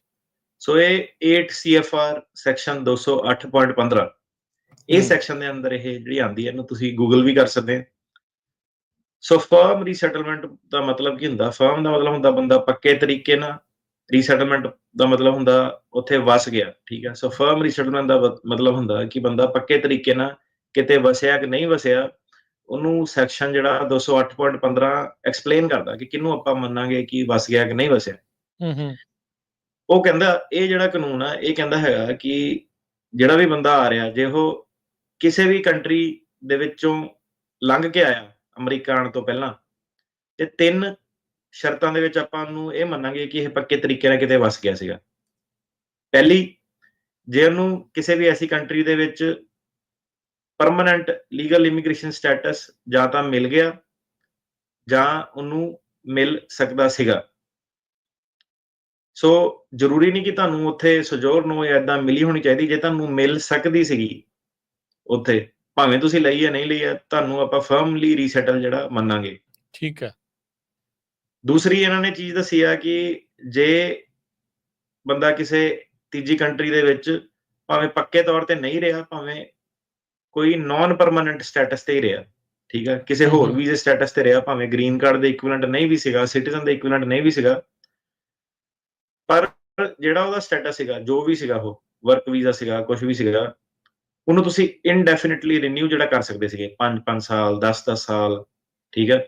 ਇਹਦੇ ਵਿੱਚ ਟੂਰਿਸਟ ਨਹੀਂ ਕਾਊਂਟ ਹੁੰਦਾ, ਪਰ ਬਾਕੀ ਸਾਰੇ ਜਿਹੜੇ ਵਰਕ ਵੀਜ਼ੇ ਦੇ ਇਕੁਇਵਲੈਂਟ ਆ ਉਹ ਕਾਊਂਟ ਹੋ ਜਾਂਦੇ ਆ। ਸੋ ਇਹ ਲੋਕਾਂ ਨੂੰ ਥੋੜਾ ਜਿਹਾ ਭੁਲੇਖਾ ਕਿ ਜੇ ਮੈਨੂੰ ਸੋਜੋਰਨ ਮਿਲੀ ਆ ਜਾਂ ਮੈਨੂੰ ਪਰਮਾਨੈਂਟ ਜਿਹੜਾ ਰੈਜ਼ੀਡੈਂਸ ਮਿਲਿਆ ਤਾਂ ਹੀ ਮੇਰਾ ਕਾਊਂਟ ਹੋਣਾ। ਜਿਹੜੇ ਸਾਰੇ ਟੈਂਪਰੇਰੀ ਲੀਗਲ ਸਟੇਟਸ ਆ, ਟੈਂਪਰੇਰੀ ਰੈਜ਼ੀਡੈਂਟ, TR ਕਾਰਡ ਵਗੈਰਾ ਜਿਹੜੇ ਹੁੰਦੇ ਆ, ਲੌਂਗ ਟਰਮ ਜਿਹੜੇ ਵਰਕ ਪਰਮਿਟ ਹੋ ਗਏ, ਉਹ ਸਾਰੇ ਵੀ ਇਹਦੀ ਚਪੇਟ ਦੇ ਵਿੱਚ ਆ ਜਾਂਦੇ ਆ ਜੇ ਬੰਦਾ ਉੱਥੇ ਲੰਬੇ ਸਮੇਂ ਤੱਕ ਇਨਡੈਫੀਨਿਟਲੀ ਰਿਨਿਊਏਬਲ ਇਮੀਗ੍ਰੇਸ਼ਨ ਸਟੇਟਸ ਦੇ ਵਿੱਚ ਰਹਿ ਸਕਦਾ ਹੋਵੇ। ਠੀਕ ਹੈ। ਤੇ ਇਹਦੇ ਵਿੱਚ ਉਹਨਾਂ ਨੇ ਦੱਸਿਆ ਕਿ ਟੂਰਿਸਟ ਨਹੀਂ ਆਪਾਂ ਇਹਦੇ ਵਿੱਚ ਕਾਊਂਟ ਕਰਾਂਗੇ, ਟੂਰਿਸਟ ਕਿਉਂਕਿ ਹੁੰਦਾ ਟੈਂਪਰੇਰੀ ਆ। ਤੀਜੀ ਚੀਜ਼ ਉਹਨਾਂ ਨੇ ਇਹ ਦੱਸੀ ਆ ਕਿ ਤੁਸੀਂ ਇਸ ਤੀਜੀ ਕੰਟਰੀ ਦੇ ਵਿੱਚ ਐਸਾ ਸਟੇਟਸ ਅਪਲਾਈ ਕਰ ਸਕਦੇ ਸੀਗੇ। ਹੁਣ ਭਾਵੇਂ ਤੁਹਾਨੂੰ ਮਿਲਿਆ ਜਾਂ ਤੁਹਾਨੂੰ ਮਿਲਣ ਵਾਲਾ, ਉਹ ਵੀ ਨਹੀਂ ਮੈਟਰ ਕਰਦਾ। ਜੇ ਤੁਸੀਂ ਅਪਲਾਈ ਕਰ ਸਕਦੇ ਸੀਗੇ ਤੇ ਉਹ ਕਹਿੰਦੇ ਇਨਫ ਹੈਗਾ। ਮਤਲਬ ਕਿ ਬੰਦਾ ਹੁਣ ਜੇ ਤੁਸੀਂ ਲਾ ਲਓ ਕਿ ਕਿਸੇ ਐਸੇ ਦੇਸ਼ ਰਹਿ ਕੇ ਆਇਆ ਜਿੱਥੇ ਸਰਕਾਰ ਸ਼ੋਅ ਕਰ ਦੇਵੇ ਕਿ ਯਾਰ ਇਹ ਤਾਂ ਆਵਲੀ ਐਪਲੀਕੇਸ਼ਨ ਭਰਦਾ, ਇਹਨੇ ਪੱਕਾ ਹੋ ਜਾਣਾ ਸੀਗਾ, ਜਾਂ ਨਾ ਵੀ ਪੱਕਾ ਹੁੰਦਾ, ਲੌਂਗ ਟਰਮ ਰਹਿ ਸਕਦਾ ਸੀਗਾ, ਇਹ ਆਪਣਾ ਸਟੂਡੈਂਟ ਵੀਜ਼ਾ ਐਕਸਟੈਂਡ ਕਰ ਸਕਦਾ ਹੈਗਾ, ਇਹ ਆਪਣਾ ਵਰਕ ਪਰਮਿਟ ਐਕਸਟੈਂਡ ਕਰ ਸਕਦਾ ਹੈਗਾ। ਤੇ ਉਹ ਕਹਿੰਦੇ ਕਿ ਇਹਨਾਂ ਲੋਕਾਂ ਨੂੰ ਆਪਾਂ ਫਰਮਲੀ ਰੀਸੈਟਲ ਜਿਹੜਾ ਉਹ ਮੰਨਾਂਗੇ। ਠੀਕ ਹੈ। ਉਹਦੇ ਵਿੱਚ ਅੱਗੇ ਜਿਹੜਾ ਇਹ ਸੈਕਸ਼ਨ ਹੈਗਾ, ਇਹ ਕੀ ਕਹਿੰਦਾ ਹੈਗਾ ਕਿ ਜਿਹੜੀ ਤੀਜੀ ਕੰਟਰੀ ਹੈਗੀ ਜਿੱਥੇ ਵੀ ਤੁਸੀਂ ਰਹਿੰਦੇ ਆ, ਮੰਨ ਲਓ ਜੇ ਉਹ ਐਲ ਸੈਲਵਾਡੋਰ ਆ ਜਾਂ ਕੋਈ ਪ੍ਰੋਬਲਮੈਟਿਕ ਕੰਟਰੀ ਆ ਗਈ ਜਿਹਦੇ ਵਿੱਚ ਕੀ ਕ੍ਰਾਈਮ ਸਿਚੁਏਸ਼ਨ ਆ ਜਾਂ ਕੁਝ ਵੀ ਆ, ਉਹ ਕਹਿੰਦੇ ਕਿ ਤੁਸੀਂ ਇਹ ਕੰਟਰੀ ਦੇ ਵਿੱਚ ਪਹਿਲਾਂ ਆਪਣੀ ਮਰਜ਼ੀ ਨਾਲ ਗਏ ਸੀਗੇ। ਠੀਕ, ਇਹ ਚੀਜ਼ ਯਾਦ ਰੱਖੋ ਕਿ ਮਰਜ਼ੀ ਨਾਲ ਗਏ ਸੀਗੇ, ਇਹ ਵਰਡ ਹੈਗਾ। ਇਹ ਨਹੀਂ ਕਿ ਡੌਂਕਰਾਂ ਨੇ ਤੁਹਾਨੂੰ ਧੱਕੇ ਨਾਲ ਲੈ ਕੇ ਗਏ ਆ, ਤੁਸੀਂ ਆਪਣੀ ਮਰਜ਼ੀ ਨਾਲ ਗਏ ਸੀਗੇ। ਇਹ ਜਿਹੜਾ ਮੇਨ ਇਸ ਲਾਅ ਦਾ ਸਿਧਾਂਤ ਹੈਗਾ। ਤੇ ਇਸ ਕੰਟਰੀ ਦੇ ਵਿੱਚ ਤੁਸੀਂ ਸਹੀ ਤਰੀਕੇ ਨਾਲ ਰਹਿ ਸਕਦੇ ਸੀਗੇ ਬਿਨਾਂ ਕਿਸੇ ਪਰਸੀਕਿਊਸ਼ਨ ਜਾਂ ਟੌਰਚਰ ਤੋਂ, ਕਿ ਮਤਲਬ ਇੱਥੇ ਤੁਹਾਨੂੰ ਕੋਈ ਪ੍ਰੋਬਲਮਸ ਜਿਹੜੀਆਂ ਨਹੀਂ ਆਈਆਂ। ਸੋ ਇਹ ਬੜੀ ਵੱਡੀ ਚੀਜ਼ ਆ ਜਾਂਦੀ ਹੈ ਕਿ ਤੁਸੀਂ ਆਪਣੀ ਮਰਜ਼ੀ ਨਾਲ ਸੀਗੇ ਉੱਥੇ, ਤੁਹਾਨੂੰ ਕੋਈ ਪ੍ਰੋਬਲਮ ਨਹੀਂ ਆਈਆਂ, ਤੇ ਘੱਟੋ ਘੱਟ ਤੁਸੀਂ 1 ਸਾਲ ਜਾਂ ਤੋਂ ਜ਼ਿਆਦਾ ਇੱਥੇ ਰਹਿਣੇ ਚਾਹੀਦੇ ਆ। ਜੇ ਤੁਸੀਂ 1 ਸਾਲ ਤੋਂ ਘੱਟ ਸੀਗੇ ਤਾਂ ਤੁਹਾਡੇ ਫੇਵਰ 'ਚ ਉਹ ਗੱਲ ਜਾਂਦੀ ਆ। ਫਿਰ ਉਹ ਫਰਮ ਜਿਹੜੀ ਰੀਸੈਟਲਮੈਂਟ ਬਾਰ ਆ, ਉਹ ਤੁਸੀਂ ਚੈਲੰਜ ਕਰ ਸਕਦੇ ਆ ਕਿ ਮੈਂ 1 ਸਾਲ ਤੋਂ ਘੱਟ ਸੀਗਾ। ਸੋ 1 ਸਾਲ ਦਾ ਟਾਈਮ ਪੀਰੀਅਡ ਉਹਨਾਂ ਨੇ ਜਿਹੜਾ ਦਿੱਤਾ। ਠੀਕ ਹੈ। ਤੇ ਇਹਦੇ ਵਿੱਚ ਜਿਹੜਾ ਮੈਕਸੀਕੋ ਤੇ ਹੁਣ ਕੈਨੇਡਾ ਵਾਲਾ ਆਪਾਂ ਪਹਿਲਾਂ ਹੀ ਗੱਲ ਕਰ ਲਈ ਹੈ ਕਿ ਇਹ ਦੋ ਜਿਹੜੇ ਦੇਸ਼ ਆ, ਇਹਦੇ ਵਿੱਚ ਕਾਨੂੰਨ ਜਿਹੜੇ ਟੋਟਲੀ ਚੇਂਜ ਹੋ ਗਏ ਆ। ਇਹਦੇ ਵਿੱਚ ਭਾਵੇਂ ਤੁਸੀਂ ਪੱਕੇ ਸੀਗੇ, ਕੱਚੇ ਸੀਗੇ, 2 ਨੰਬਰ 'ਚ ਸੀਗੇ, ਕਿੱਦਾਂ ਸੀਗੇ, ਇਹਦੇ ਵਿੱਚ ਇਹਨਾਂ ਨੇ ਸਿਆਪਾ ਮੁਕਾਤਾ। ਇੱਥੇ ਉਹ ਕਹਿੰਦੇ ਕਿ ਤੁਸੀਂ ਅਸਾਈਲਮ ਜਿਹੜੀ ਹੈਗੀ ਆ ਫਾਈਲ ਕਰਨੀ ਹੀ ਕਰਨੀ ਆ। ਜੇ ਤੁਸੀਂ ਨਹੀਂ ਕਰਕੇ ਆਉਂਦੇ ਆ ਤੇ ਤੁਹਾਨੂੰ ਕੈਨੇਡਾ ਵੱਲੋਂ ਤੁਹਾਨੂੰ ਰਿਸ਼ਤੇਦਾਰਾਂ ਲਈ ਐਕਸੈਪਸ਼ਨ ਚਾਹੀਦੀ ਹੈ, ਹੂੰ ਤੇ ਮੈਕਸੀਕੋ ਵੱਲੋਂ ਜੇ ਤੁਸੀਂ ਆ ਰਹੇ ਆ ਤੇ ਤੁਹਾਨੂੰ ਉੱਥੇ ਦਾ ਐਸਟੈਬਲਿਸ਼ ਕਰਨਾ ਪੈਣਾ ਕਿ ਕੀ ਪੰਗੇ ਜਿਹੜੇ ਪੈ ਜਾਂਦੇ ਆ। ਠੀਕ ਆ, ਜੀ ਇਹਦੇ ਵਿੱਚ ਜਿਹੜੇ ਸਾਡੇ ਵਿਊਅਰ ਸੁਣ ਰਹੇ ਆ, ਹੂੰ ਹੁਣ ਕੀ ਹੋ ਰਿਹਾ, ਇਹ ਹੁਣ ਇੱਕ ਮੈਂ ਐਜ਼ ਅ ਲਾਇਰ ਤੁਹਾਨੂੰ ਦੱਸ ਰਿਹਾ ਕਿ ਕੀ ਪ੍ਰੋਬਲਮ ਜਿਹੜੀ ਲਾਇਰ ਨੂੰ ਆ ਰਹੀ ਹੈ।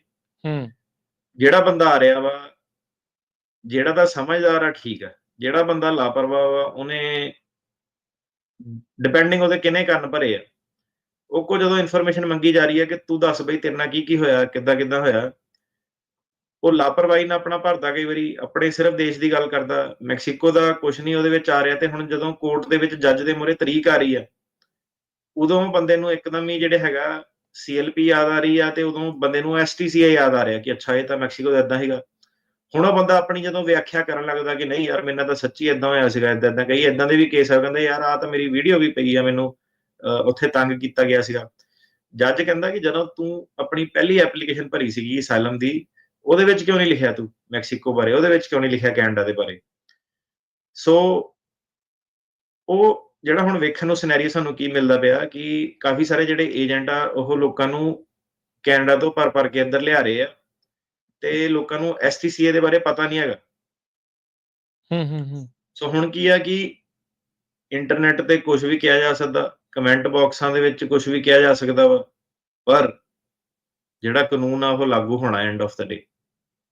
ਤੇ ਕਾਨੂੰਨ ਦੇ ਵਿੱਚ ਜਿਹੜਾ ਮਸਲਾ ਇਹ ਆ ਜਾਣਾ ਕਿ ਜੱਜ ਨੇ ਕਹਿਣਾ ਕਿ ਜੇ ਤੁਹਾਡੇ ਨਾਲ ਹੋਰ ਦੇਸ਼ਾਂ 'ਚ ਪ੍ਰੋਬਲਮ ਜਿਹੜੀ ਆਈ ਸੀਗੀ, ਉਹ ਤੁਸੀਂ ਪੈਂਦੀ ਸੱਟੇ ਕਿਉਂ ਨਹੀਂ ਆਪਣੇ ਵਕੀਲ ਨੂੰ ਲਿਖਾਈ, ਉਹ ਬਾਅਦ ਦੇ ਵਿੱਚ ਕਿਉਂ ਆ ਰਹੀ ਹੈ, 2 ਸਾਲ ਦੇ ਬਾਅਦ ਕਿਉਂ ਜਿਹੜੀ ਗੱਲਬਾਤ ਆ ਰਹੀ ਹੈ। ਸੋ ਇਹ ਚੀਜ਼ ਦਾ ਜਿਹੜਾ ਉਹ ਦੇਖ ਰਿਹਾ ਕਿ ਹੁਣ ਜੱਜ ਕਹਿੰਦਾ ਕਿ ਹੁਣ ਕਹਿੰਦਾ ਹਰੇਕ ਬੰਦਾ ਹੀ ਕਹੀ ਜਾਂਦਾ ਮੈਕਸੀਕੋ 'ਚ ਪ੍ਰੋਬਲਮ ਆ ਰਹੀ ਹੈ। ਸੋ ਉਹ ਜਿਹੜੇ ਹੈਗੇ ਆ ਕਾਫੀ ਜਿਹੜੇ ਵਧੀਆ ਜੱਜ ਵੀ ਸੀਗੇ, ਉਹ ਕਾਫੀ ਜਿਹੜੇ ਇਹ ਚੀਜ਼ ਤੋਂ ਹੁਣ ਦੁਖੀ ਆ ਗਏ ਆ ਕਾਈਂਡ ਆਫ। ਤੇ ਜੱਜ ਦਾ ਜਿਹੜਾ ਕੰਮ ਕੀ ਹੁੰਦਾ, ਭਾਵੇਂ ਜੱਜ ਦਾ ਜਿਹੜਾ ਮਰਜ਼ੀ ਸੁਭਾਅ ਹੋਵੇ, ਭਾਵੇਂ ਸਟ੍ਰਿਕਟ ਹੋਵੇ, ਭਾਵੇਂ ਈਜ਼ੀ ਜੱਜ ਹੋਵੇ, ਪਰ ਜਿਹੜਾ ਕਾਨੂੰਨ ਆ, ਲਾਅ ਜਿਹੜਾ ਹੈਗਾ ਉਹਨੂੰ ਇਨਫੋਰਸ ਜਿਹੜਾ ਕਰਨਾ ਪੈਂਦਾ। ਜੇ ਜੱਜ ਦੀ ਜੌਬ ਇਹ ਆ ਕਿ ਮੈਕਸੀਕੋ ਦਾ ਲਾਅ ਇਹ ਆ, ਤੂੰ ਇਹ ਚੈੱਕ ਕਰਕੇ ਦੱਸ ਕਿ ਇਹ ਕਲੈਪ ਇਹਦੇ ਉੱਤੇ ਲੱਗਦਾ, CLP ਲੱਗਦਾ ਕਿ ਨਹੀਂ ਲੱਗਦਾ, STCA ਲੱਗਦਾ ਕਿ ਨਹੀਂ ਲੱਗਦਾ। ਸੋ ਇਹ ਜਿਹੜਾ ਮਸਲਾ ਵਾ ਇਹ ਹੁਣ ਬਹੁਤ ਜ਼ਿਆਦਾ ਗੰਭੀਰ ਜਿਹੜਾ ਬਣ ਜਾਣਾ। ਆਪਾਂ ਨੂੰ ਕਾਫੀ ਦੇਰ ਰਾਜਕਰਨ ਜੀ ਇਸ ਟੌਪਿਕ ਬਾਰੇ ਗੱਲ ਕਰਦੇ ਹੋ ਗਏ ਆ। ਜੀ ਬਿਲਕੁਲ। ਏਦਾਂ ਕਿ ਹੁਣ ਇਹਨੂੰ ਸੀਰੀਅਸਲੀ ਲਓ ਤੁਸੀਂ ਸਾਰੇ ਜਿਹੜੇ, ਠੀਕ ਆ।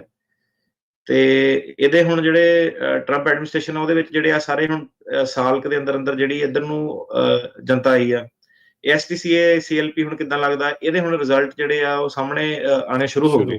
ਤੇ ਫਿਰ ਹੌਲੀ ਕਰਕੇ ਇਹ BIA 'ਚ ਜਾਊਗਾ ਕੇਸ, ਸਰਕਿਟ ਕੋਰਟ 'ਚ ਜਾਊਗੇ ਕੇਸ ਹੌਲੀ, ਤੇ ਫਿਰ ਆਪਾਂ ਨੂੰ ਉੱਥੇ ਜਾ ਕੇ ਜਿੱਦਾਂ ਆਪਣਾ RKK ਵਾਲਾ ਸੀਗਾ, ਸੋ ਦੇਖਦੇ ਹਾਂ ਉੱਥੇ ਫਿਰ ਦੁਬਾਰਾ ਮੌਕਾ ਬਣਦਾ ਨਹੀਂ ਬਣਦਾ ਇਹਦੇ ਉੱਤੇ ਫਾਈਟ ਕਰਨ ਦਾ, ਜਾਂ ਟਰੰਪ ਐਡਮਿਨਿਸਟ੍ਰੇਸ਼ਨ ਕਾਨੂੰਨ ਹੀ ਹੋਰ ਹਿਸਾਬ ਦਾ ਬਣਾ ਦਿੰਦੀ ਹੈ। ਸੋ ਇਹ ਸਾਰੀਆਂ ਚੀਜ਼ਾਂ ਨਹੀਂ ਦੇਖਣ ਵਾਲੀਆਂ ਜਿਹੜੀਆਂ ਹੋਣਗੀਆਂ। ਇਹ ਹੁਣ ਜਿਹੜਾ ਫਰਮ ਰੀਸੈਟਲਮੈਂਟ ਬਾਰ ਆ, ਸੋ ਬੇਸਿਕਲੀ ਹੁਣ ਜਿਹੜਾ ਬੰਦਾ ਕੋਈ ਕੈਨੇਡਾ ਜਾਂ ਮੈਕਸੀਕੋ ਥਾਣੀ ਆ ਗਿਆ, STCA ਤੇ CLP ਉਹ ਤਾਂ ਉਹਨਾਂ ਦੇ ਉੱਤੇ ਲੱਗ ਹੀ ਗਈ, ਡਜ਼ ਨਾਟ ਮੈਟਰ ਉਹ ਕਿਹੜੇ ਮੁਲਕ ਤੋਂ ਪਿੱਛੋਂ ਜਿਹੜੇ ਉਹ ਹੁੰਦੇ ਹੋਏ ਜਿਹੜੇ ਉਹ ਆਏ ਆ। ਸੋ ਮੋਸਟਲੀ ਫਿਰ ਜਿਹੜੀ ਫਰਮ ਰੀਸੈਟਲਮੈਂਟ ਬਾਰ ਵਾਲਾ ਜਿਹੜਾ ਮੁੱਦਾ ਆ, ਜਿਹੜਾ ਕੋਈ ਇਹਨਾਂ ਮੁਲਕਾਂ ਚੋਂ, ਯੂਰਪੀਅਨ ਮੁਲਕਾਂ ਚੋਂ ਜਾਂ ਇਹਨਾਂ 2 ਮੁਲਕਾਂ ਤੋਂ ਛੱਡ ਕੇ ਕਿਸੇ ਹੋਰ ਥਾਣੀ ਆ ਰਿਹਾ ਆ, ਐਜ਼ ਏ ਵਿਜ਼ਟਰ ਵੀਜ਼ਾ ਹੀ ਆਇਆ ਹੋਊਗਾ, ਉਹ ਤਾਂ ਹੀ ਇੱਥੇ ਸਿੱਧਾ ਹੋਇਆ ਆ, ਤੇ ਫਿਰ ਉਹਨਾਂ ਦੇ ਉੱਤੇ ਜ਼ਿਆਦਾ ਕੁਐਸਚਨ ਆਊਗਾ ਫਰਮ ਰੀਸੈਟਲਮੈਂਟ ਦਾ। ਨਹੀਂ ਦੇਖੋ, ਫਰਮ ਰੀਸੈਟਲਮੈਂਟ ਦਾ ਕੁਐਸਚਨ ਉਹ ਨਹੀਂ ਮੈਟਰ ਕਰਦਾ ਕਿ ਤੁਸੀਂ ਇੱਥੇ ਵੀਜ਼ੇ ਤੇ ਆਏ ਆ, ਅਮਰੀਕਾ ਕਿੱਦਾਂ ਆਏ ਆ। ਠੀਕ ਆ। ਜਿਹੜਾ ਫਰਮ ਰੀਸੈਟਲਮੈਂਟ ਦਾ ਹੈਗਾ ਕਿ ਉਹਨਾਂ ਨੇ ਇਹ ਦੱਸਣਾ ਹੁੰਦਾ ਸਰਕਾਰ ਨੇ ਕਿ ਇਹ ਬੰਦਾ ਕਿਤੇ ਹੋਰ ਪੱਕੇ ਤੌਰ ਤੇ ਰਹਿ ਸਕਦਾ ਹੈਗਾ। ਠੀਕ ਹੈ।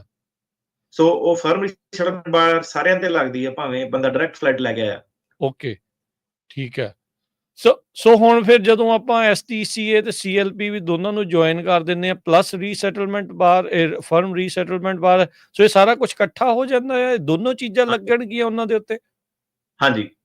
ਸੋ ਅੱਛਾ, ਸੋ ਜਿਹੜਾ ਵੀ ਕੋਈ ਆ ਰਿਹਾ ਆ ਉਹਨੂੰ ਇਹ ਦੋਨਾਂ ਚੀਜ਼ਾਂ ਦਾ ਜਿਹੜਾ ਹੁਣ ਸਾਹਮਣਾ ਜਿਹੜਾ ਉਹ ਕਰਨਾ ਜਿਹੜਾ ਉਹ ਪਊਗਾ। ਅਤੇ ਜਿੱਦਾਂ ਤੁਸੀਂ ਦੱਸਿਆ ਵੀ ਹੁਣ ਹੌਲੀ ਚੀਜ਼ਾਂ ਦਾ ਸਾਹਮਣੇ ਆ ਰਹੀਆਂ, ਕੀ ਤੁਹਾਡੇ ਸਾਹਮਣੇ ਜਿਹੜੇ STCA ਦੇ ਜਾਂ CLP ਦੇ ਕੇਸ ਆ, ਜਾਂ ਉਹਨੂੰ ਲੈ ਕੇ ਜਿਹੜੇ ਸਵਾਲ ਜਵਾਬ ਸਰਕਾਰੀ ਵਕੀਲਾਂ ਦੇ ਤੁਹਾਡੇ ਕਿਸੇ ਕਲਾਇੰਟ ਦੇ ਨਾਲ ਸਾਹਮਣੇ ਆਏ ਆ, ਜਾਂ ਤੁਹਾਨੂੰ ਆਪਣੇ ਕੋਈ ਨਾਲ ਦੇ ਆਲੇ ਦੁਆਲੇ ਹੋਰ ਵਕੀਲਾਂ ਤੋਂ ਪਤਾ ਲੱਗ ਰਿਹਾ ਆ ਵੀ ਇਹ ਮੁੱਦਾ ਹੁਣ ਇਸ ਟਾਈਮ ਸਰਗਰਮ ਆ ਇਮੀਗ੍ਰੇਸ਼ਨ ਕੋਰਟਸ ਦੇ ਵਿੱਚ?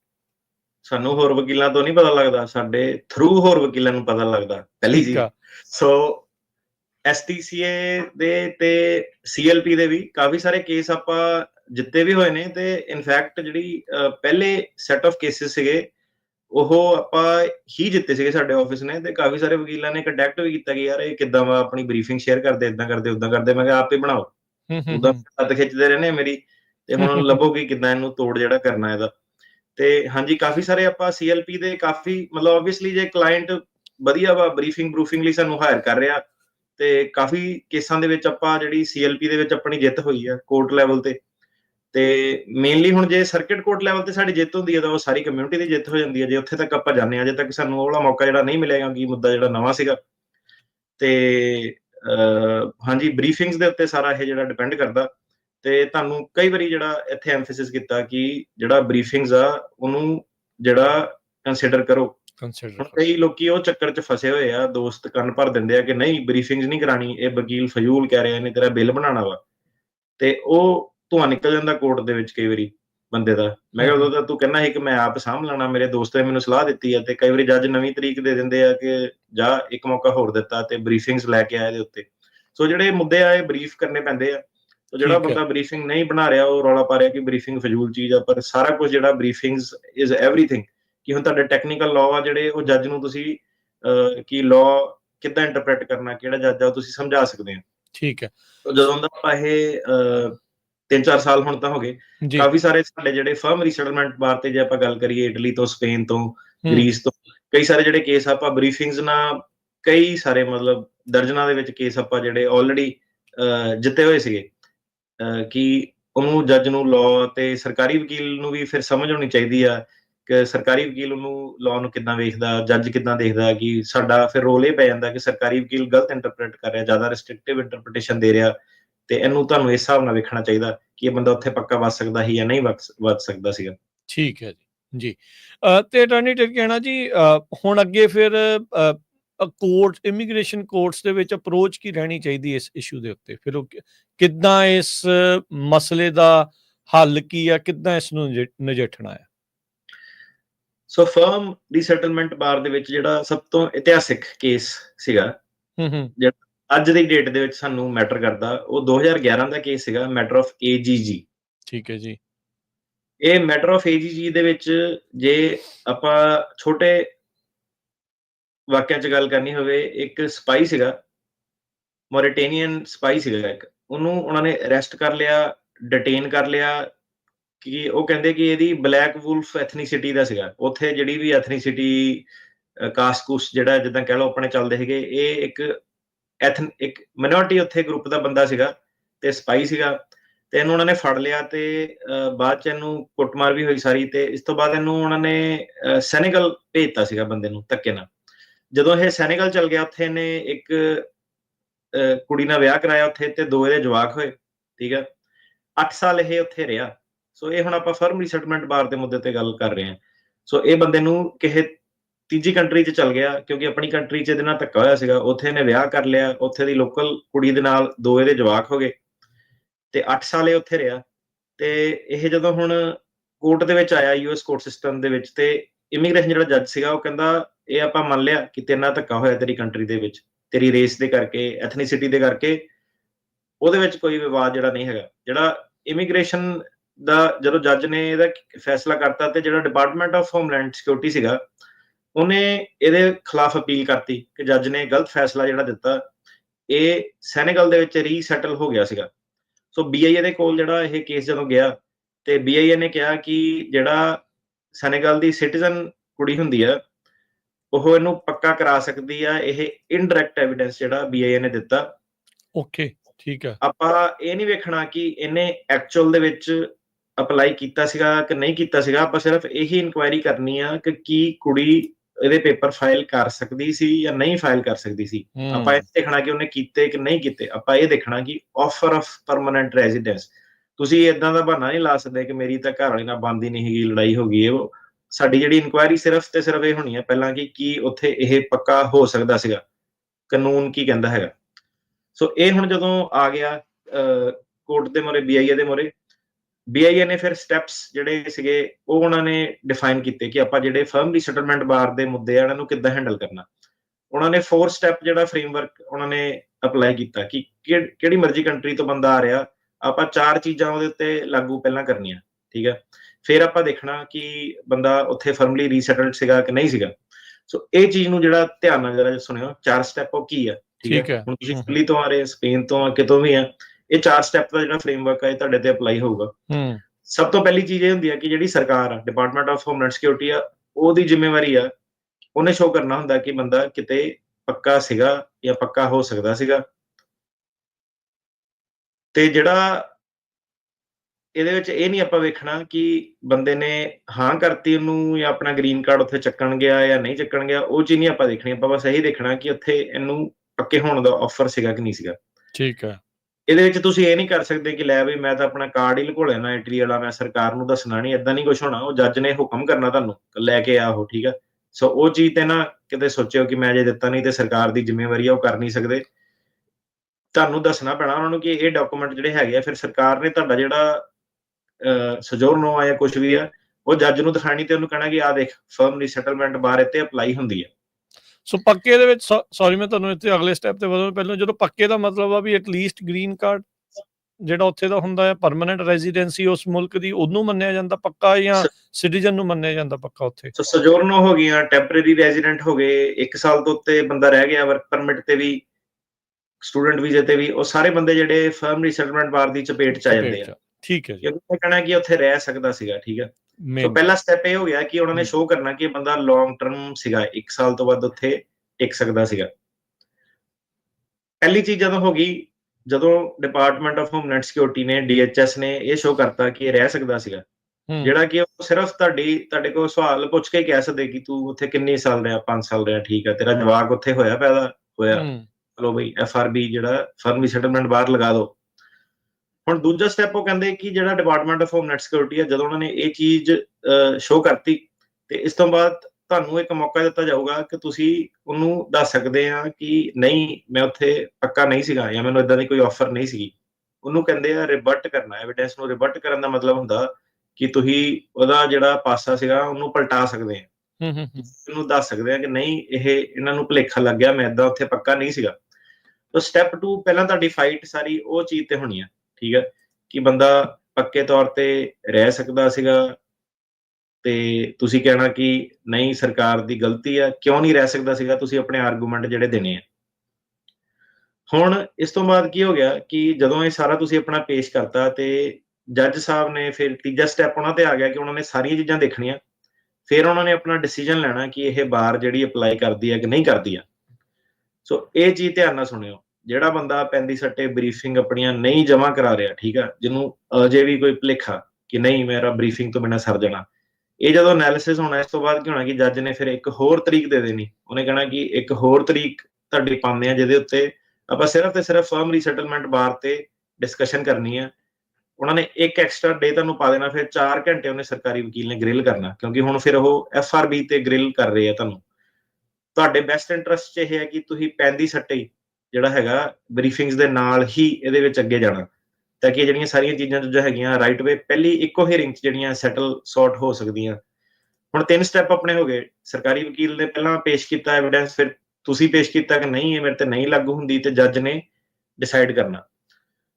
ਹੁਣ ਜੇ ਜੱਜ ਨੇ ਡਿਸਾਈਡ ਕਰ ਲਿਆ ਕਿ ਤੁਹਾਡੇ ਤੇ ਫਰਮ ਰੀਸੈਟਲਮੈਂਟ ਬਾਰ ਲੱਗਦੀ ਆ, ਠੀਕ ਆ, ਤੇ ਤੁਹਾਡੇ ਕੋਲ ਫਿਰ ਜਿਹੜੀ ਰੱਸੀ ਆ ਉਹ ਟਾਈਟ ਹੋ ਜਾਂਦੀ ਹੈ ਤੁਹਾਡੇ ਗਲੇ ਦੇ ਦੁਆਲੇ, ਤੇ ਤੁਹਾਡੇ ਕੋਲ ਸਿਰਫ 2 ਚਾਂਸ ਜਿਹੜੇ ਤੁਹਾਡੇ ਕੋਲ ਹੋਰ ਹੁੰਦੇ ਆ, ਠੀਕ ਆ।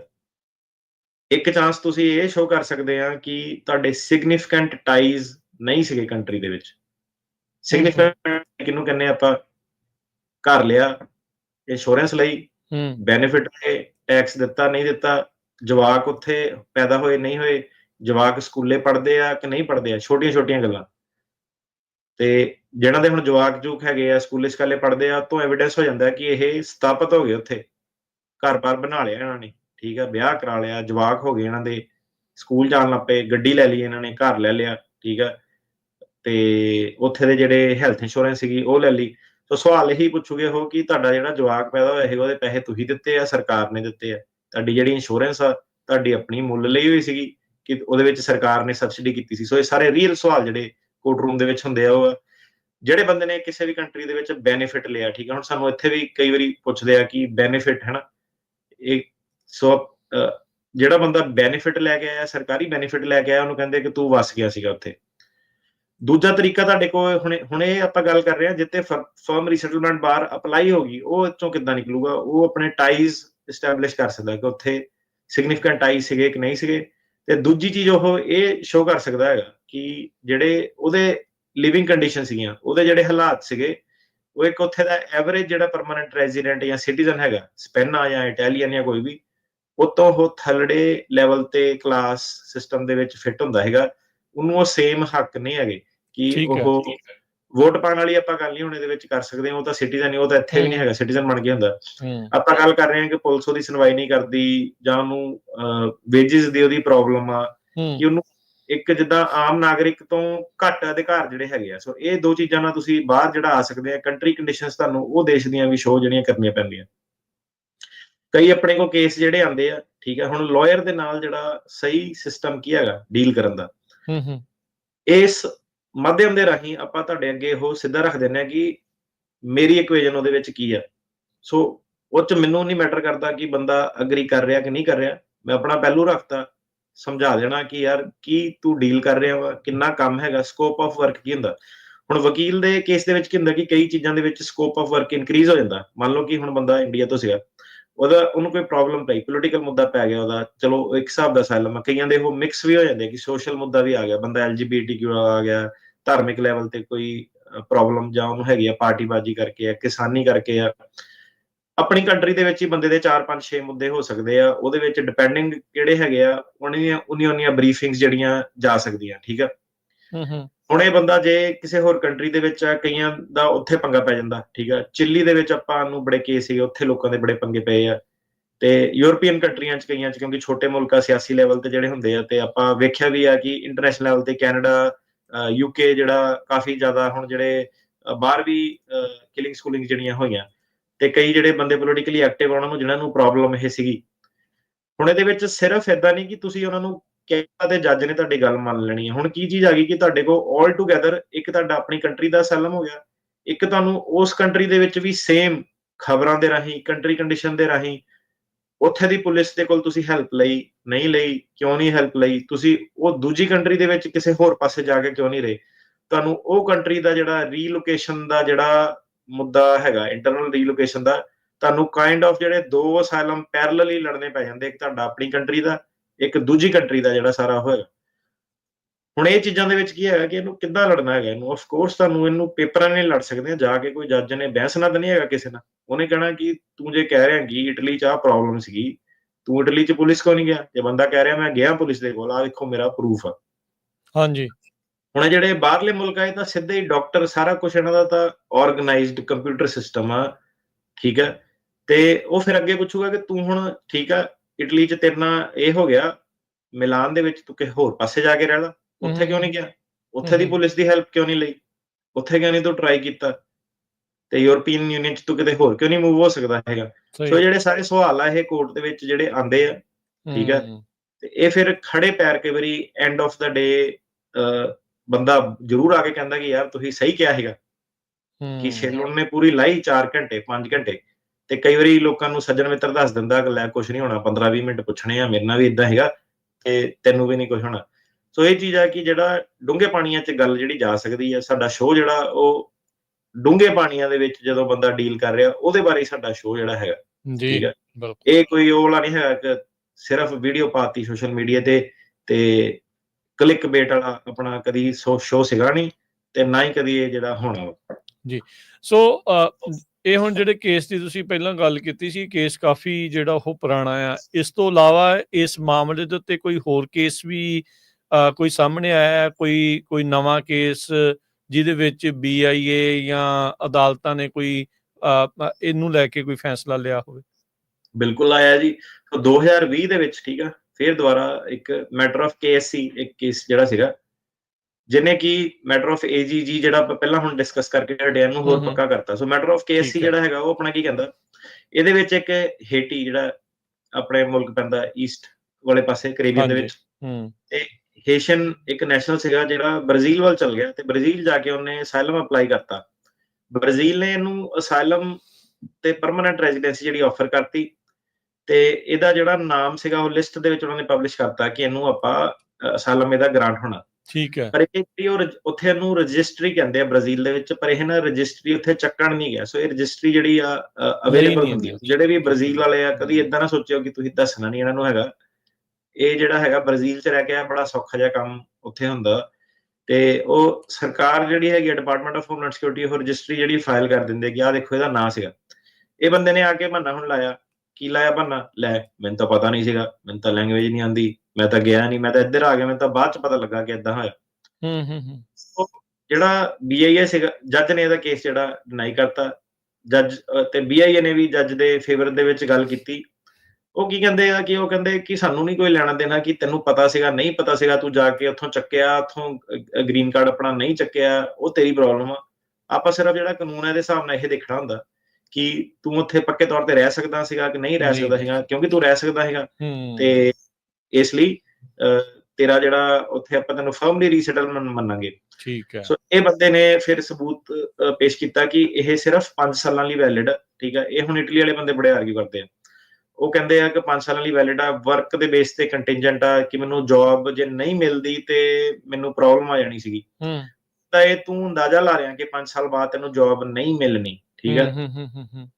ਇਹ ਆਪਾਂ ਹੋ ਸਕਦਾ ਤੈਨੂੰ ਮਿਲੇ ਜੌਬ। ਠੀਕ ਆ। ਤੇਰੇ ਕੋਲ ਕਿਹੜਾ ਕੋਈ ਪ੍ਰੂਫ ਆ ਤੈਨੂੰ ਜੌਬ ਤੋਂ ਕੱਢਤਾ ਹੀ ਜਾਂ ਕੁਛ ਸੀਗਾ ਜਾਂ ਏਦਾਂ ਸੀਗਾ। ਤੇ ਤੂੰ ਜਿਹੜੀ ਇਹ ਆਰਗੂਮੈਂਟ ਦੇ ਰਿਹਾ ਕਿ ਇਹ 5 ਸਾਲ ਬਾਅਦ ਜੌਬ ਤੇ ਡਿਪੈਂਡ ਕਰਦਾ ਸੀਗਾ ਤੇਰਾ ਵਰਕ ਵੀਜ਼ਾ ਸਾਰਾ ਕੁਛ, ਆਪਾਂ ਉਹ ਆਰਗੂਮੈਂਟ ਨਹੀਂ ਮੰਨ ਸਕਦੇ ਕਿਉਂਕਿ ਉਹ ਸਪੈਕੂਲੇਟਿਵ ਆ। ਤੂੰ ਤੁੱਕਾ ਲਾ ਰਿਹਾ ਕਿ ਤੇਰੀ ਨੌਕਰੀ ਚੱਲ ਜਾਣੀ ਆ, ਹਾਲਾਤ ਬੁਰੇ ਹੋ ਜਾਣੇ। ਸੋ ਜਿੱਦਾਂ ਪਹਿਲੇ ਸਟੈਪ ਦੇ ਵਿੱਚ ਵੀ ਤੁਸੀਂ ਦੱਸਿਆ ਸੀਗਾ ਵੀ ਉਹਨਾਂ ਨੇ ਇਹ ਨਹੀਂ ਉਹਨਾਂ ਨੂੰ ਆ ਵੀ ਤੇਰੇ ਕੋਲ ਰਾਹ ਸੀਗਾ ਕਿ ਨਹੀਂ ਸੀਗਾ। ਜੇ ਸੀਗਾ ਪੱਕੇ ਹੋਣ ਦਾ ਜਾਂ ਉੱਥੇ ਰਹਿਣ ਦਾ, ਸਾਲ ਤੋਂ ਵੱਧ ਰਹਿ ਗਏ ਤਾਂ ਉਹ ਫਿਰ ਤੇਰੇ ਤੇ ਜਿਹੜੀ ਉਹ ਰੀਸੈਟਲਮੈਂਟ ਬਾਰ ਲੱਗ ਜਾਂਦੀ ਆ। ਐਕਸੈਪਸ਼ਨਸ ਵੀ ਹੁੰਦੀਆਂ ਇਸ ਦੇ ਵਿੱਚ ਫਰਮ ਰੀਸੈਟਲਮੈਂਟ ਬਾਰ ਨੂੰ ਲੈ ਕੇ? ਕੋਈ ਹੈ ਐਕਸੈਪਸ਼ਨਸ? ਕੋਈ ਦਿੰਦੇ ਢਿੱਲ ਦਿੰਦੇ ਕਿਸੇ ਪਾਸੇ?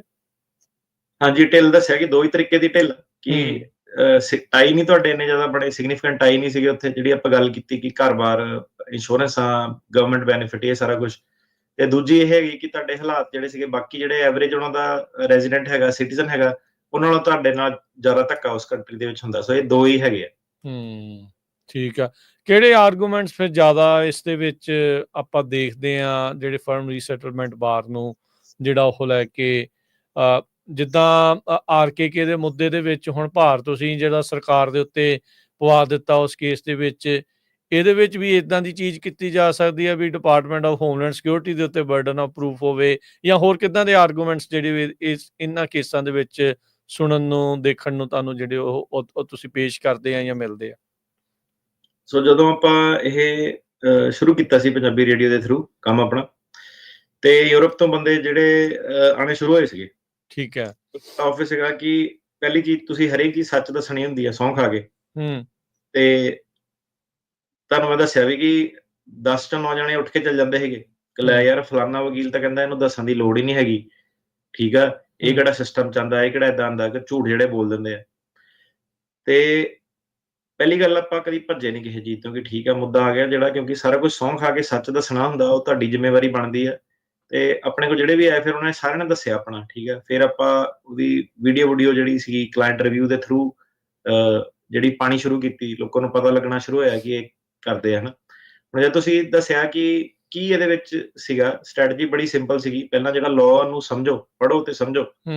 ਤੇ ਕਿਉਂਕਿ ਆਪਣੀ ਕਮਿਊਨਿਟੀ ਦੇ ਵਿੱਚ ਤੁਹਾਨੂੰ ਪਤਾ ਹੈ ਏਦਾਂ ਹੁੰਦਾ ਨਹੀਂ ਕਿ ਇੱਕ ਚੀਜ਼ ਜਿਹੜੀ ਹੈਗੀ ਆ ਉਹੀ ਹਿਸਾਬ ਪਟਾ ਕੇ ਲੋਕੀ ਉਹੀ ਪੈਰਾਲੀਗਲ ਆ ਗਿਆ, ਉਹਨੇ ਇੱਕ ਫਾਰਮ ਭਰਨੇ ਸਿੱਖ ਲਏ, ਇੱਧਰੋਂ ਦੀ ਆਹ ਇਨਫੋਰਮੇਸ਼ਨ ਉੱਧਰੋਂ ਦੀ ਲੈ ਲਈ ਤੇ ਏਦਾਂ ਕਰ ਕੇ ਜਿਹੜੀ ਧੱਕੇ ਜਿਹੇ ਨੇ ਗੱਡੀ ਆਪਣੀ ਚਲਾਈ ਜਾਂਦੇ ਆ। ਉਹਨਾਂ ਨੂੰ ਪਤਾ ਕਿ ਲੋਕਾਂ ਨੂੰ ਵੀ ਬਾਹਲੀ ਸਮਝ ਨਹੀਂ ਹੈਗੀ ਕਿ ਉਹ ਲਾਅ ਲੂ ਆ ਪੜ੍ਹ ਸਕਦੇ ਆ ਤੇ ਇਹਨਾਂ ਨੂੰ ਕੁਛ ਵੀ ਜਿਹੜਾ ਦੱਸੀ ਜਾਓ। ਠੀਕ ਆ। ਅੱਧੀ ਪਚੱਧੀ ਦੀ ਖਬਰ ਵਕੀਲ ਆਹ ਬੋਲਦਾ, ਇੱਕੋ ਸੁਣ ਕੇ ਕੁਛ ਕਹਿਤਾ, ਉੱਤੋਂ ਸੁਣ ਕੇ ਕੁਛ ਕਹਿਤਾ ਤੇ ਕਿਸੇ ਨੇ ਵੀ, ਠੀਕ ਆ, ਕਿਸੇ ਨੇ ਵੀ ਇਹਦੇ ਵਿੱਚ ਇਹ ਹੈਂਡਲ ਨਹੀਂ ਕੀਤਾ ਸੀਗਾ।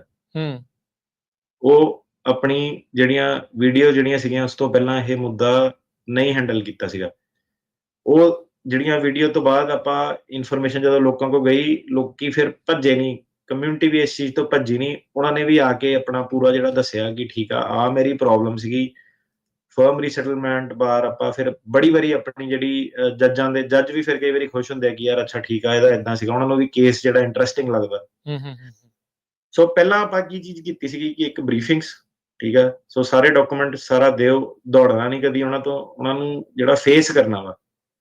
ਫਿਰ ਆਪਾਂ ਪਹਿਲਾ ਸਟੈਪ ਉਹੀ ਹੈ ਕਿ ਸਾਡੀ ਜ਼ਿੰਮੇਵਾਰੀ ਨਹੀਂ ਬਣਦੀ, ਸਰਕਾਰੀ ਵਕੀਲ ਦੀ ਜ਼ਿੰਮੇਵਾਰੀ ਬਣਦੀ ਹੈ ਕਿ ਆਪਾਂ ਪਟਾਰਾ ਤੁਹਾਡੇ ਸਾਹਮਣੇ ਰੱਖਤਾ, ਹੁਣ ਸਰਕਾਰੀ ਵਕੀਲ ਮਿਹਨਤ ਕਰੇ, ਉਹ ਦੱਸੇ ਕਿ ਪਹਿਲਾਂ ਫਰਮ ਰੀਸੈਟਲਮੈਂਟ ਬਾਰ ਅਪਲਾਈ ਹੁੰਦੀ ਆ। ਆਪਾਂ ਜਾਣ ਤੋਂ ਪਹਿਲਾਂ ਹੀ, ਕੇਸ ਦੇ ਵਿੱਚ ਜਾਣ ਤੋਂ ਪਹਿਲਾਂ ਹੀ ਆਇਡੈਂਟੀਫਾਈ ਕਰ ਲਿਆ ਕਿ ਇਹ ਮੁੱਦਾ ਪੈਣਾ ਵਾ, ਤੇ ਆਪਾਂ ਗਏ ਉਹਦੇ ਵਿੱਚ ਬਰੀਫਿੰਗ ਨਾਲ ਕਿ ਨਹੀਂ ਅਪਲਾਈ ਹੁੰਦੀ, ਆਪਾਂ ਨਹੀਂ ਹੋਣ ਵਾਲਾ ਜਿਹੜਾ ਦੂਜਾ ਵਾਲਾ ਸਟੈਪ ਸੀਗਾ ਉਹਨਾਂ ਨੂੰ ਪਹਿਲੇ ਵਾਲੇ ਸਟੈਪ ਤੇ ਦਿੱਤਾ। ਅਦਰਵਾਈਜ਼ ਕੀ ਹੁੰਦਾ ਕਿ ਜਿਹੜੇ ਬੰਦੇ ਨਹੀਂ ਬਰੀਫਿੰਗ ਕਰਦੇ ਆ, ਉਹ ਦੇਖਦੇ ਆ ਕਿ ਨਹੀਂ ਮੈਂ ਬਚ ਜਾਊਂਗਾ, ਹਨਾ, ਮਿਹਰ ਹੋਊਗੀ ਮੇਰੇ ਤੇ, ਮੈਂ ਬਚ ਜਾਊਂਗਾ, ਸਰਕਾਰੀ ਵਕੀਲ ਨਹੀਂ ਫੜੂਗਾ, ਸਰਕਾਰੀ ਵਕੀਲ ਫੜ ਲੈਂਦਾ, ਉਹ ਬਾਅਦ ਚ ਬਰੀਫਿੰਗ ਦਿੰਦੇ। ਸੋ ਆਪਾਂ ਪਹਿਲੇ ਹੀ ਬਰੀਫਿੰਗ ਦਿੱਤੀ। ਹੁਣ ਸਰਕਾਰੀ ਵਕੀਲ ਦੀ ਜ਼ਿੰਮੇਵਾਰੀ ਬਣਦੀ ਹੈ ਕੋਰਟ ਦੇ ਵਿੱਚ। ਹੁਣ ਕੋਰਟ ਦੇ ਵਿੱਚ ਜੇ ਟਾਈਮ ਘੱਟ ਆ, ਇੱਕੋ ਹੀਅਰਿੰਗ ਆ, ਤੇ ਸਰਕਾਰੀ ਵਕੀਲ ਕਈ ਵਾਰੀ ਨਹੀਂ ਸ਼ੋਅ ਕਰ ਸਕਦਾ ਕਿ ਇਹ ਫਰਮਲੀ ਰੀਸੈਟਲ ਸੀਗਾ, ਸੋ ਉਹਦੇ ਕਰਕੇ ਸਾਡੀ ਬੜੀ ਜਿੱਤ ਹੋਈ ਕਈ ਵਾਰੀ ਕੇਸਾਂ ਦੇ ਵਿੱਚ। ਫਿਰ ਆਪਾਂ ਸੀਗਾ ਕਿ ਸਰਕਾਰੀ ਵਕੀਲ ਜਿਹੜਾ ਇਨਡਾਇਰੈਕਟ ਐਵੀਡੈਂਸ ਜਿੱਦਾਂ ਦਿੰਦਾ, ਠੀਕ ਹੈ, ਜਿਹੜਾ ਕਿ ਰੈਗੂਲੇਸ਼ਨ ਨੂੰ ਲਾਅ ਕਰਦੀਆਂ, ਉਹਦੇ ਵਿੱਚ ਜੱਜ ਸਾਹਿਬ ਨਾਲ ਬੈਂਸ ਕਿ ਨਹੀਂ ਆਪਾਂ ਇਹ ਇਨਡਾਇਰੈਕਟ ਐਵੀਡੈਂਸ ਦੋਨੋਂ ਬੰਨੇ ਗੱਲ ਜਿਹੜੀ ਜਾ ਸਕਦੀ ਆ, ਤੇ ਡਾਇਰੈਕਟ ਐਵੀਡੈਂਸ ਥੋੜੀ ਜਿਹੀ ਹੋਰ ਜਿਹੜਾ ਕਰੋ। ਸਰਕਾਰ ਨੇ ਆਪਣਾ ਬਰਡਨ ਜਿਹੜਾ ਮੀਟ ਨਹੀਂ ਕੀਤਾ, ਜਿਹੜਾ ਆਰਕੇਕੇ ਵਾਲਾ ਜਦੋਂ ਤੁਸੀਂ ਬਰਡਨ ਕਹਿੰਦੇ ਸੀ, ਬਰਡਨ ਆਫ ਪ੍ਰੂਫ, ਤੇ ਆਪਾਂ ਉਹਦੀ ਜੰਗ ਹੀ ਜ਼ਿਆਦਾ ਛਿੜੀ ਕਿ ਨਹੀਂ ਇਹ ਬਰਡਨ ਮੀਟ ਨਹੀਂ ਹੁੰਦਾ। ਸੋ ਸਾਡਾ ਜਿਹੜਾ ਟੈਕਨੀਕਲ ਅਟੈਕ ਰਿਹਾ ਹਮੇਸ਼ਾ ਕਿ ਨਹੀਂ ਸਰਕਾਰ ਬਰਡਨ ਮੀਟ ਨਹੀਂ ਕਰ ਪਾਈ, ਤੇ ਰੀਜ਼ਨ ਆਪਣਾ ਦੇਣਾ, ਜਿਹੜੇ ਵੀ ਕੇਸ ਜਿਹੜੀ ਵੀ ਕੰਟਰੀ ਤੋਂ ਸੀਗਾ ਉਹਦਾ ਬੰਦੇ ਦਾ ਸਟੱਡੀ ਕਰਕੇ ਉੱਥੇ ਦਾ ਕਾਨੂੰਨ ਕੀ ਹੈ ਕਿਦਾਂ। ਕਈ ਕੇਸਾਂ ਦੇ ਵਿੱਚ ਏਦਾਂ ਵੀ ਹੋਇਆ ਕਿ ਸਾਨੂੰ ਜਿਹੜੇ ਲੋਕਲ ਉੱਥੇ ਦੇ ਲਾਇਰ ਸੀਗੇ ਇਟਲੀ ਦੇ, ਸਪੇਨ ਦੇ, ਉਹਨਾਂ ਨੂੰ ਹਾਇਰ ਕਰਨਾ ਪਿਆ, ਉਹਨਾਂ ਨਾਲ ਪਾਰਟਨਰਸ਼ਿਪ ਕਰਨੀ ਪਈ। ਉਹ ਆਪਣਾ ਚਲੋ ਜਿਹੜੇ ਬੰਦੇ ਆ ਉਹਨਾਂ ਦੇ ਜੇ ਅੱਗੋਂ ਸੱਜਣ ਮਿੱਤਰ ਰਹਿੰਦੇ ਆ, ਉਹ ਉਹਨਾਂ ਦੀ ਹੈਲਪ ਕਰਦੇ ਆ ਲਾਇਰ ਲੂਅਰ ਲੱਭਣ ਦੇ ਵਿੱਚ ਉਹ ਕੰਟਰੀਆਂ ਦੇ ਵਿੱਚ, ਤੇ ਉਹ ਲਾਇਰ ਦੇ ਨਾਲ ਜਿਹੜੀ ਕੋਲੈਬੋਰੇਸ਼ਨ ਹੁੰਦੀ ਆ, ਠੀਕ ਆ, ਤੇ ਉਹਦੇ ਵਿੱਚ ਫਿਰ ਜਿਹੜਾ ਓਬਵੀਅਸਲੀ ਖਰਚਾ ਜਿਹੜਾ ਵੱਧਦਾ ਬੰਦੇ ਦਾ ਕਿ ਬੰਦਾ ਉਹ ਕਰਨਾ ਚਾਹੁੰਦਾ ਕਿ ਨਹੀਂ ਕਰਨਾ ਚਾਹੁੰਦਾ। ਹੁਣ ਜੇ ਇਟਲੀ ਵਾਲਾ ਲਾਇਰ ਕਵੇ ਕਿ ਮੇਰੀ ਇੰਨੀ ਫੀਸ ਆ, ਸੋ ਆਫ ਕੋਰਸ ਉਹ ਸਿੱਧੀ ਗੱਲ ਉੱਥੇ ਆ ਜਾਂਦੀ ਹੈ ਕਿ ਇਹ ਬਰੀਫਿੰਗ ਕਰਾਣੇ ਆ ਕਿ ਨਹੀਂ ਕਰਾਣੇ। ਹੁਣ ਇਹਦੇ ਵਿੱਚ ਇਹ ਨਹੀਂ ਕਿ ਲੈ ਵੀ ਮੇਰੀ ਤਾਂ ਗੱਲ ਏਦਾਂ ਹੋਈ ਸੀ, ਮੇਰੀ ਤਾਂ ਗੱਲ ਉਦਾਂ ਹੋਈ ਸੀਗੀ। ਸੋ ਇਹ ਮੁੱਦੇ ਜਿਹੜੇ ਆ, ਕਈ ਵਾਰੀ ਕੇਸ ਆਪਾਂ ਏਦਾਂ ਵੀ ਵੇਖੇ ਕਿ ਇੱਕ ਹੀਅਰਿੰਗ ਚ ਨਹੀਂ, ਇਹ 5-5 6-6 ਹੀਅਰਿੰਗ ਸਿਰਫ ਫਰਮ ਰੀਸੈਟਲਮੈਂਟ ਬਾਰ ਤੇ ਚੱਲਦੀਆਂ ਰਹੀਆਂ ਕਿ ਜੱਜ ਕਹਿੰਦਾ ਮੈਂ ਕਨਵਿੰਸ ਨਹੀਂ ਹੋਇਆ। ਸੋ ਫਿਰ ਕੀ ਸੀਗਾ ਕਿ ਉਹਦਾ ਆਪਾਂ ਫਾਈਟ ਛੇੜ ਲਈ ਕਿ ਬਰਡਨ ਆਫ ਪ੍ਰੂਫ ਮੀਟ ਨਹੀਂ ਕੀਤਾ ਇਹਨਾਂ ਨੇ, ਸਰਕਾਰ ਨੇ, ਤੇ ਇਨਡਾਇਰੈਕਟ ਐਵੀਡੈਂਸ ਇਹ ਦੇ ਰਹੇ ਆ, ਡਾਇਰੈਕਟ ਐਵੀਡੈਂਸ ਜਿਹੜਾ ਨਹੀਂ ਦੇ ਰਹੇ। ਮੰਨ ਲਓ ਜੇ ਉਹ ਵੀ ਗੱਲ ਜਿਹੜੀ ਨਹੀਂ, ਜੇ ਜੱਜ ਸਾਹਿਬ ਸਾਡੀ ਮੰਨੀ, ਹੋਰ ਅੱਗੇ ਫਾਈਟ ਵੱਧ ਗਈ, ਤੇ ਆਪਾਂ ਫਿਰ ਇਹ ਆਰਗੂ ਕੀਤਾ ਕਿ ਠੀਕ ਹੈ ਇਹ ਹੋ ਸਕਦਾ ਸੀਗਾ, ਠੀਕ ਆ, ਜੋ ਸਰਕਾਰੀ ਵਕੀਲ ਕਹਿ ਰਿਹਾ ਹੋ ਸਕਦਾ ਸੀਗਾ, ਪਰ ਏਦਾਂ ਦੀ ਆਫਰ ਨਹੀਂ ਮਿਲੀ ਹੈਗੀ। ਸਰਕਾਰੀ ਵਕੀਲ ਸ਼ੋਅ ਕਰੇ ਕਿਹੜੀ ਲਿਸਟ ਆ, ਕਿੱਦਾਂ, ਕਿੱਥੇ ਪਬਲਿਸ਼ ਕੀਤਾ, ਕਿ ਆਫਰ ਅਜੇ ਮਿਲੀ ਨਹੀਂ ਹੈਗੀ, ਮਿਲ ਸਕਦੀ ਸੀਗੀ ਪਰ ਨਹੀਂ ਮਿਲੀ ਹੈਗੀ। ਇਹ ਚੀਜ਼ ਨੂੰ ਆਪਾਂ ਪ੍ਰੈਜ਼ੈਂਟ ਕਰੀਏ, ਉਹ ਵੀ ਚੀਜ਼ ਜੇ ਫੇਲ ਹੋ ਜਾਂਦੀ ਹੈ ਤੇ ਆਪਾਂ ਇਹ ਸ਼ੋਅ ਕਰ ਸਕਦੇ ਆ ਕਿ ਕੰਟਰੀ ਦੇ ਹਾਲਾਤ ਜਿਹੜੇ ਕਿੱਦਾਂ ਬਦਲੇ ਆ, ਠੀਕ ਹੈ। ਕੈਨੇਡਾ ਚ ਹੁਣ ਹਾਲਾਤ ਕਿੱਦਾਂ ਹੋ ਗਏ, ਇਹਦੇ ਵਿੱਚ ਹਾਲਾਤ ਕਿੱਦਾਂ ਹੋ ਗਏ, ਜੇ ਕਿਸੇ ਦਾ ਸਿੱਖ ਦਾ ਕੇਸ ਆ ਤਾਂ ਉਹਨਾਂ ਦਾ ਉੱਥੇ ਟ੍ਰੀਟਮੈਂਟ ਕਿੱਦਾਂ ਹੈਗੀ ਆ, ਉੱਥੇ ਦੀਆਂ ਸਰਕਾਰਾਂ ਕਿੱਦਾਂ ਵੇਖ ਰਹੀਆਂ, ਜਿਹੜੀ ਤੁਹਾਡੀ ਕੰਟਰੀ ਆ ਇਹਨਾਂ ਦੀ ਉੱਥੇ ਇੰਟਰਫੇਰੈਂਸ ਹੈਗੀ ਕਿ ਨਹੀਂ ਹੈਗੀ, ਠੀਕ ਆ। ਜੇ ਮੰਨ ਲਓ ਕਿਸੇ ਦਾ LGBTQ ਦਾ ਕੇਸ ਆ ਕਿ ਉਹ ਆਪਣਾ ਦੇਸ਼ ਤਾਂ ਛੱਡ ਕੇ ਆਇਆ, ਪਰ ਜਿਹੜੇ ਦੂਜੇ ਦੇਸ਼ ਆ ਉਹਦੇ ਵਿੱਚ ਕੀ ਹਾਲਾਤ ਹੈਗੇ ਆ, ਉਹਦੇ ਵਿੱਚ ਧੱਕਾ ਹੁੰਦਾ ਨਾ, ਠੀਕ ਆ, ਕਿ ਆਪਾਂ ਉਹਨਾਂ ਨੂੰ ਇਹ ਦੱਸਣਾ ਕਿ ਉੱਥੇ ਦੀ ਸਿਚੁਏਸ਼ਨ ਇਹਦੀ ਕੀ ਸੀਗੀ, ਕਿਉਂ ਇਹ ਛੱਡ ਕੇ ਆਇਆ। ਤੇ ਇਹਦੇ ਵਿੱਚ ਆਬਵੀਅਸਲੀ ਕਈ ਚੀਜ਼ਾਂ ਤੁਸੀਂ ਅਵੋਇਡ ਕਰਨੀਆਂ ਹੁੰਦੀਆਂ, ਤੇ ਇੱਕ ਜਿਹੜੀ ਮੇਨ ਚੀਜ਼ ਇਹਦੇ ਵਿੱਚ ਆ ਕਿ ਬੰਦਾ ਕਹਿੰਦਾ ਲੈ ਵੀ ਮੈਂ ਤਾਂ ਨਾ ਦੂਜੀ ਕੰਟਰੀ ਦੇ ਵਿੱਚ ਝੂਠ ਬੋਲ ਕੇ ਅਸਾਈਲਮ ਲਿਆ ਸੀ, ਮੇਰਾ ਅਸਲੀ ਨਹੀਂ ਸੀਗਾ। ਜਿਹੜਾ ਅਮਰੀਕਾ ਦਾ ਕਾਨੂੰਨ ਆ ਉਹ ਕਹਿੰਦਾ ਕਿ ਭਾਵੇਂ ਤੁਸੀਂ ਸੱਚਾ ਲਿਆ, ਭਾਵੇਂ ਉੱਥੇ ਝੂਠਾ ਲਿਆ, ਉਹ ਜੇ ਤੁਸੀਂ ਇੱਕ ਵਾਰੀ ਪੱਕੇ ਕਿਤੇ ਹੋ ਸਕਦੇ ਆ ਤੇ ਤੁਸੀਂ ਪੱਕੇ ਉੱਥੇ ਹੋ ਗਏ ਸਾਡੇ ਪਰਸਪੈਕਟਿਵ ਨਾਲ, ਇਹ ਮੈਟਰ ਨਹੀਂ ਕਰਦਾ ਤੁਸੀਂ ਝੂਠ ਬੋਲ ਕੇ ਲਿਆ, ਸੱਚ ਬੋਲ ਕੇ ਲਿਆ। ਜੇ ਤੁਸੀਂ ਰਹਿ ਸਕਦੇ ਸੀਗੇ ਤੇ ਉੱਥੇ ਜਿਹੜਾ ਫਰਮ ਰੀਸੈਟਲਮੈਂਟ ਬਾਰ ਤੁਹਾਡੇ ਤੇ ਅਪਲਾਈ ਜਿਹੜੀ ਹੋ ਜਾਂਦੀ ਆ। ਤੇ ਇਹਦੇ ਵਿੱਚ ਇੱਕ ਚੀਜ਼ ਹੋਰ ਆ ਕਿ ਜੇ ਪੇਰੈਂਟਸ ਪੱਕੇ ਹੋ ਸਕਦੇ ਸੀ, ਜਵਾਕ ਉਹਨਾਂ ਦਾ ਛੋਟਾ, ਤੇ ਉਹ ਵੀ ਮਾਈਨਰ ਨਹੀਂ ਇਹ ਕਹਿ ਸਕਦਾ ਕਿ ਲੈ ਉਹ ਤਾਂ ਮੇਰੇ ਘਰ ਦੇ ਪੱਕੇ ਹੋ ਸਕਦੇ ਸੀ, ਮੈਂ ਨਹੀਂ ਪੱਕਾ ਸੀਗਾ, ਉਹਨਾਂ ਤੇ ਵੀ ਉਹ ਲਾਗੂ ਹੋ ਜਾਂਦੀ ਹੈ। ਜੇ ਪੇਰੈਂਟ ਪੱਕਾ ਸੀਗਾ ਤੇ ਉਹਨੂੰ ਵੀ ਉਹ ਮੰਨ ਕੇ ਜਿਹੜਾ ਚੱਲਦੇ ਆ ਕਿ ਮਾਈਨਰ ਜਿਹੜਾ ਪੱਕਾ ਉੱਥੇ ਹੋ ਸਕਦਾ ਸੀਗਾ, ਤੇ ਮਾਈਨਰ ਨੂੰ ਫਿਰ ਹੋਰ ਦਿੱਕਤਾਂ ਉਹਦੀਆਂ ਵੱਧ ਗਈਆਂ, ਨੂੰ ਹੋਰ ਜ਼ਿਆਦਾ ਆਪਣਾ ਪ੍ਰੂਫ ਦੱਸਣਾ ਪੈਣਾ ਕੀ ਉਹਦਾ ਪੰਗਾ ਪੈ ਗਿਆ ਸੀਗਾ, ਕਿਉਂ ਨਹੀਂ ਉਹ ਪੱਕਾ ਉੱਥੇ ਹੋ ਸਕਦਾ ਸੀਗਾ, ਏਦਾਂ ਦੀਆਂ ਚੀਜ਼ਾਂ। ਤੇ ਇਹ ਸਾਰਾ ਕੁਝ ਕੁੱਲ ਮਿਲਾ ਕੇ ਜਿਹੜਾ ਫਰਮ ਰੀਸੈਟਲਮੈਂਟ ਬਾਰ ਆ, ਜਿਹੜੇ ਵੀ ਯੂਰਪ ਤੋਂ ਆ ਰਹੇ ਆ ਲੋਕੀ, ਇਹ ਸਾਰੀਆਂ ਚੀਜ਼ਾਂ ਜਿਹੜੀਆਂ ਟੈਕਨੀਕਲ ਡਿਟੇਲ ਜਿਹੜੀਆਂ ਇਹਦੇ ਵਿੱਚ ਲਾਗੂ ਜਿਹੜੀਆਂ ਹੁੰਦੀਆਂ, ਠੀਕ ਆ। ਇਹਦੇ ਵਿੱਚ ਤੁਹਾਡੇ ਬਿਆਨ ਜਿਹੜੇ, ਤੁਹਾਡੀ ਸਾਰੀ ਇਹ ਬਰੀਫਿੰਗਸ, ਸੋ ਇੱਕ ਜਿਹੜਾ ਨਾਰਮਲ ਕੇਸ ਹੁੰਦਾ ਉਹ ਤੁਸੀਂ ਕਰਨਾ ਹੀ ਹੁੰਦਾ, ਇਹ ਤੋਂ ਹਟ ਕੇ ਜਿਹੜਾ ਡਬਲ ਟ੍ਰਿਪਲ ਜਿਹੜਾ ਕੰਮ ਵੱਧ ਜਾਂਦਾ। ਇਹ ਚੀਜ਼ ਨੂੰ ਜੇ ਤੁਸੀਂ ਨਹੀਂ ਕਰਦੇ ਆ ਤੇ ਤੁਸੀਂ ਇਹ ਪ੍ਰੋਗਰਾਮ ਨੂੰ ਦੁਬਾਰਾ ਇੱਕ ਵਾਰੀ ਸੁਣੋ, ਠੀਕ ਹੈ, ਤੁਹਾਨੂੰ ਸੁਣ ਕੇ ਆਪ ਹੀ ਪਤਾ ਲੱਗ ਜਾਊਗਾ ਕਿ ਕਿੱਥੇ ਕੁ ਤੁਸੀਂ ਜਿਹੜਾ ਸਟੈਂਡ ਕਰਦੇ ਕਰਦੇ ਆ ਹੈ। ਇਨ ਠੀਕ। ਟਰਮਸ ਆਫ ਉਹ, ਠੀਕ ਆ, ਕਿ ਹੂੰ, ਤੁਹਾਡਾ ਜਿਹੜਾ ਵਕੀਲ ਆ ਉਹ ਗੱਲਾਂ ਮਾਰਨ ਵਾਲਾ ਹੀ ਵਕੀਲ ਆ, ਕਿ ਉਹਨੂੰ ਟੈਕਨੀਕਲ ਨੌਲੇਜ ਆ ਕਿ ਉਹ ਇਹਨੂੰ ਨੈਵੀਗੇਟ ਕਰ ਸਕਦਾ ਵਾ, ਠੀਕ ਆ। ਫਿਰ ਉਹਨੂੰ ਹੂੰ, ਪੁੱਛੋ ਕਿ ਤੂੰ ਫਰਮ ਰੀਸੈਟਲਮੈਂਟ ਬਾਰ ਵਾਲੇ ਕਿੰਨੇ ਕੇਸ ਜਿਹੜੇ ਕੀਤੇ ਆ। ਹੂੰ, ਹੂੰ, ਹੂੰ, ਹੂੰ, ਹੂੰ। ਸੋ ਇਹ ਹੁਣ ਗੱਲਾਂ ਮੈਨੂੰ ਕਿਉਂ ਕਰਨੀਆਂ ਪੈਂਦੀਆਂ ਕਈ ਵਾਰੀ, ਕਿ ਦੋ ਚੀਜ਼ਾਂ ਸੀਗੀਆਂ। ਇੱਕ ਤਾਂ ਮੈਂ ਸਾਰਿਆਂ ਨੂੰ ਰਿਮਾਈਂਡ ਕਰਾਉਣਾ ਚਾਹੁੰਦਾ, ਜਿਹੜਾ ਆਪਣਾ ਸ਼ੋਅ ਸੀਗਾ ਇਹਦਾ ਬੇਸ ਸੀਗਾ ਜਿਹੜਾ ਟੈਕਨੀਕਲ, ਕਿ ਟੈਕਨੀਕਲ ਨੌਲੇਜ ਜਿਹੜੀ ਹੈਗੀ ਆ ਫ੍ਰੀ ਆਫ ਕਾਸਟ ਲੋਕਾਂ ਨੂੰ ਜਿਹੜੀ ਦੇਣੀ ਆ। ਹੂੰ, ਦੂਸਰੀ ਚੀਜ਼ ਜਿਹੜੀ ਹੈਗੀ ਆ ਕਿ ਅਵੇਅਰਨੈਸ, ਠੀਕ ਆ। ਸਾਨੂੰ ਕਈ ਜਣਿਆਂ ਨੇ ਕਿਹਾ ਕਿ ਭਾਜੀ ਤੁਹਾਡੇ ਸ਼ੋਅ ਤੋਂ ਬਾਅਦ ਬੜਾ ਮਾਹੌਲ ਜਿਹੜਾ ਚੇਂਜ ਹੋ ਗਿਆ, ਲੋਕੀ ਸਵਾਲ ਕਰਨ ਲੱਗ ਪਏ ਆਪਣੇ ਵਕੀਲਾਂ ਨੂੰ, ਜੀ, ਜੀ। ਕਿ ਮੈਂ ਤਾਂ ਇਹ ਸੁਣ ਕੇ ਆਇਆ ਵਾਂ, ਟੇਰਕੀਆਣਾ ਤਾਂ ਇਹ ਗੱਲ ਕਰ ਰਿਹਾ ਪੰਜਾਬੀ ਰੇਡੀਓ ਤੇ, ਤੂੰ ਸਮਝਾ ਮੈਨੂੰ ਕਿ ਫਰਮ ਰੀਸੈਟਲਮੈਂਟ ਬਾਰ ਕੀ ਹੁੰਦੀ ਆ। ਹੂੰ, ਹੂੰ, ਹੂੰ, ਹੂੰ, ਹੂੰ। ਹਾਂ, ਉਹ ਵਕੀਲ ਕਈ ਏਦਾਂ ਦੇ ਸੀਗੇ, ਉਹ ਪੜ੍ਹੀ ਨਹੀਂ ਉਹਨਾਂ ਨੇ, ਉਹਨਾਂ ਨੂੰ ਹੱਥਾਂ ਪੈਰਾਂ ਦੀ ਪੈ ਗਈ, ਉਦੋਂ ਖੜੇ ਪੈਰ ਉਹ ਦੱਸ ਨਹੀਂ ਸਕਦੇ। ਜਿਹੜਾ ਕਲਾਇੰਟ ਆ ਸੁਣ ਕੇ ਗਿਆ ਉਹ ਜ਼ਿਆਦਾ ਦੱਸ ਸਕਦਾ, ਉਹ ਕਹਿੰਦਾ ਲੈ ਯਾਰ ਆਹ ਚੀਜ਼ ਆ, ਇਹਦੀ ਐਕਸੈਪਸ਼ਨ ਆ, ਤੂੰ ਮੇਰਾ ਕੇਸ ਕਿੱਦਾਂ ਆਰਗੂ ਕਰੂੰਗਾ, ਤੈਨੂੰ ਤਾਂ ਆਪ ਹੀ ਨਹੀਂ ਪਤੰਦਰਾ ਪਤਾ ਕਿ ਕਰਨਾ ਕੀ ਆ। ਹੂੰ, ਸੋ ਇਹ ਚੀਜ਼ ਸੀਗੀ ਕਿ ਵਿੱਚ ਜ਼ਰੂਰ ਆਪਾਂ ਕੰਮ ਦੇ ਵਿੱਚ ਬਿਜ਼ੀ ਹੋ ਗਏ। ਪਿਛਲਾ ਸਾਲ ਬੜਾ ਬਿਜ਼ੀ ਰਿਹਾ, ਉਹ ਸਾਲ ਬੜਾ ਬਿਜ਼ੀ ਚੱਲਿਆ। ਪਰ ਜਦੋਂ-ਜਦੋਂ ਕੋਈ ਵੀ ਚੇਂਜ ਜਿਹੜੀ ਹੋਈ, ਮੁੱਦੇ ਆਏ, ਆਰਕੇਕੇ ਵਾਲੇ ਆਏ, ਕਮਿਊਨਿਟੀ ਨੂੰ ਵਿਪਤਾ ਜਦੋਂ ਪਈ, ਤੇ ਪੰਜਾਬੀ ਰੇਡੀਓ ਜਿਹੜਾ ਸੀਗਾ, ਇੱਕ ਉਹਨੇ ਪਹਿਲਾਂ ਤੁਹਾਨੂੰ ਵਾਰਨ ਕੀਤਾ ਉਹਦੇ, ਫਿਰ ਉਹਨੇ ਪੰਜਾਬੀ ਰੇਡੀਓ ਨੇ ਤੁਹਾਨੂੰ ਦੱਸਿਆ ਕਿ ਕਿੱਦਾਂ ਉਹਨਾਂ ਡੀਲ ਕਰਨਾ ਵਾ, ਤੇ ਤੀਜਾ ਫਿਰ ਉਹਦੀਆਂ ਜੜ੍ਹਾਂ ਜਿਹੜੀਆਂ ਕਿੰਨੀਆਂ ਕਿੱਦਾਂ ਵੱਢਣੀਆਂ ਵਾ ਆਰਕੇਕੇ ਦੀਆਂ, ਉਹ ਵੀ ਪੰਜਾਬੀ ਰੇਡੀਓ ਦੇ ਥਰੂ ਹੀ ਜਿਹੜਾ ਤੁਸੀਂ ਕਹਿ ਲਓ ਕਿ ਜ਼ਰੀਆ ਜਿਹੜਾ ਬਣਿਆ ਵਾ। ਸੋ ਹੂੰ। ਇਹ ਜਿਹੜਾ ਹੈਗਾ ਰਾਜਕਰਨ ਭਾਜੀ ਦੀ, ਹਰਜੋਤ ਭਾਜੀ ਦੀ, ਪੰਜਾਬੀ ਰੇਡੀਓ ਦੀ ਸਾਰੀ ਟੀਮ ਦੀ ਇੱਕ ਬੇਸਿਕਲੀ ਜਿਹੜਾ ਮੰਚ ਇਹਨਾਂ ਨੇ ਸੈੱਟ ਕੀਤਾ ਵਾ, ਇਹਦਾ ਤੁਸੀਂ ਜਿੱਦਾਂ ਦੱਸਿਆ ਕਿ ਐਂਡ ਆਫ ਦਾ ਈਅਰ ਪ੍ਰੋਗਰਾਮ ਆ, ਸੋ ਆਬਵੀਅਸਲੀ ਮੈਂ ਪਰਸਨਲ ਲੈਵਲ ਤੇ ਬੜਾ ਧੰਨਵਾਦੀ ਆ, ਤੇ ਆਮ ਸ਼ੋਰ ਜਿਹੜੀ ਆਡੀਅנס ਜਿਹੜੀ ਸੁਣਦੀ ਵੀ ਹੈ ਕਿ ਬਿਲਕੁਲ, ਸਾਰੀਆਂ ਧਿਰਾਂ ਨੇ ਜਿਹੜਾ ਇਹਦੇ ਵਿੱਚੋਂ ਦੀ ਭਰਪੂਰ ਜਿਹੜਾ ਫਾਇਦਾ ਹੁੰਦਾ। ਬਿਲਕੁਲ। ਇਹ ਕਾਲਸ ਵੱਲ ਨੂੰ ਆਪਾਂ ਵਧਾਂਗੇ, ਕਾਲਸ ਵੀ ਆਪਾਂ ਅੱਜ ਲੈਣੀਆਂ। ਨੰਬਰ ਸਰੋਤਿਓ ਕਾਲ ਕਰਨ ਦੇ ਲਈ ਹੈ 408-272-5200 4082725200। ਇੱਕ ਸਵਾਲ ਜਾਂਦੇ ਜਾਂਦੇ ਇਸ ਟੌਪਿਕ ਨੂੰ ਖਤਮ ਕਰਨ ਤੋਂ ਪਹਿਲਾਂ, ਹੁਣ ਫਰਮ ਰੀਸੈਟਲਮੈਂਟ ਬਾਰ ਦਾ ਤੁਸੀਂ ਸਾਰਾ ਕੁਝ ਦੱਸਤਾ, ਟਰੰਪ ਹੁਣਾਂ ਦਾ ਤੁਸੀਂ ਸ਼ੁਰੂਆਤ 'ਚ ਦੱਸਿਆ ਵੀ ਉਹ ਕੇਸ ਇੱਛਾ ਦੇ ਨਾਲ ਜਿਹੜੇ ਉਹ ਆ ਰਹੇ ਆ। ਤੁਸੀਂ ਕੀ ਸੋਚਦੇ ਆ ਵੀ ਇਹ ਜਿਹੜਾ ਇੱਕ ਮੁੱਦਾ ਆ, ਇਸ ਨੂੰ ਹੁਣ ਕੇਸਾਂ ਦੇ ਵਿੱਚ ਜਿਹੜੇ ਸਰਕਾਰੀ ਵਕੀਲ ਆ ਜਾਂ ਜਿਹੜੇ ਇਮੀਗ੍ਰੇਸ਼ਨ ਜੱਜ ਆ, ਉਹ ਜ਼ਿਆਦਾ ਵਰਤਣਗੇ? ਤੁਹਾਨੂੰ ਲੱਗਦਾ ਵੀ ਇਹ ਮੁੱਦਾ ਹੋਰ ਜ਼ਿਆਦਾ ਹੁਣ ਉੱਭਰੂਗਾ ਆ ਰਹੀ 20 ਜਨਵਰੀ ਤੋਂ ਬਾਅਦ ਨਵੇਂ ਪ੍ਰਸ਼ਾਸਨ ਦੇ ਅੰਡਰ? ਸੋ ਇਹਦੇ ਵਿੱਚ ਕੀ ਹੋਣਾ ਕਿ ਜਿਹੜੇ ਸਰਕਾਰੀ ਵਕੀਲ ਆ ਨਾ, ਉਹ ਬਹੁਤ ਐਕਟੀਵੇਟ ਹੋ ਜਾਂਦੇ ਆ, ਕਿ ਹੁਣ ਉਹਨਾਂ ਨੂੰ ਡੰਡਾ ਦੇ ਦਿੱਤਾ ਇਹਨਾਂ ਨੇ ਕਿ ਮਾਰੋ, ਠੀਕ ਆ। ਪਹਿਲਾਂ ਉਹਨਾਂ ਦੇ ਹੱਥ ਬੰਨ ਲਏ ਸੀਗੇ ਬਾਈਡਨ ਸਰਕਾਰ ਨੇ, ਉਹਨਾਂ ਦਾ ਅਟਰਨੀ ਜਨਰਲ, ਉਹਨਾਂ ਨੇ ਚੈਲੰਜ ਨਹੀਂ ਕਰਨਾ, ਉਹਨਾਂ ਨੇ ਸਹੀ ਤਰੀਕੇ ਨਾਲ ਆਰਗੂਮੈਂਟ ਨਹੀਂ ਆਪਣੀਆਂ ਪੇਸ਼ ਕਰਨੀਆਂ। ਜਿਹੜਾ ਆਪਣਾ ਸੀਗੇ ਕਾਨੂੰਨ ਸੀਐਲਪੀ ਵਗੈਰਾ ਦੇ ਵੀ ਹੋਰ ਜਿਹੜੇ ਸੀਗੇ, ਤੁਸੀਂ ਦੇਖਿਆ ਹੋਣਾ ਕਿ ਰੌਲਾ ਰੱਪਾ ਪਾ ਕੇ 9th ਸਰਕਟ ਤੇ ਜਾ ਕੇ ਫਾਈਟ ਨਹੀਂ ਕਈ ਵਾਰੀ ਸਰਕਾਰ ਜਿਹੜੀ ਕਰਦੀ ਸੀ, ਸੁਪਰੀਮ ਕੋਰਟ ਤੇ ਵੀ ਆਪ ਹੀ ਮੰਨ ਜਾਂਦੀ ਸੀਗੀ ਇਮੀਗ੍ਰੈਂਟਾਂ ਦੇ ਨਾਲ। ਹੁਣ ਇਹਦੇ ਵਿੱਚ ਕੀ ਹੈਗਾ ਕਿ ਇਹਨਾਂ ਨੇ ਫੁੱਲ ਜਿਹੜੀ ਆਪੋਜੀਸ਼ਨ ਜਿਹੜੀ ਦੇਣੀ ਹੈ। ਸਭ ਤੋਂ ਵੱਡਾ ਤੁਹਾਡਾ ਜਿਹੜਾ ਦੁਸ਼ਮਣ ਆ, ਉਦਾਂ ਦੁਸ਼ਮਣ ਹੁੰਦਾ ਨਹੀਂ, ਪਰ ਉਹ ਸਰਕਾਰੀ ਵਕੀਲ ਬਣੂਗਾ। ਉਹ ਸਰਕਾਰੀ ਵਕੀਲ ਨੇ ਜਿਹੜੇ ਹੈਗੇ ਆ, ਉਹਨਾਂ ਨੇ ਉਹ ਆਲਰੇਡੀ ਜਿਹੜਾ ਨਾ, ਇਹ ਸਰਪੰਚ ਸਾਹਿਬ ਦਾ ਜਿਹੜਾ ਤੁਸੀਂ ਕਹ ਲਓ ਪ੍ਰਭਾਵ ਹੀ ਏਦਾਂ ਜੇ ਆਫਿਸ 'ਚ ਆਏ ਨਹੀਂ, ਤੇ ਪਹਿਲਾਂ ਹੀ ਜਿਹੜੇ ਤੁਸੀਂ ਦੇਖੋਗੇ ਕਿ ਹੋਰਾਂ ਖੇਤਰਾਂ ਦੇ ਵਿੱਚ ਵੀ ਮਸਲੇ ਪਹਿਲਾਂ ਹੀ ਹੱਲ ਹੋਣੇ ਸ਼ੁਰੂ ਹੋ ਗਏ, ਡੀਲਾਂ ਪਹਿਲਾਂ ਹੀ ਬਣਨ ਲੱਗ ਪਈਆਂ।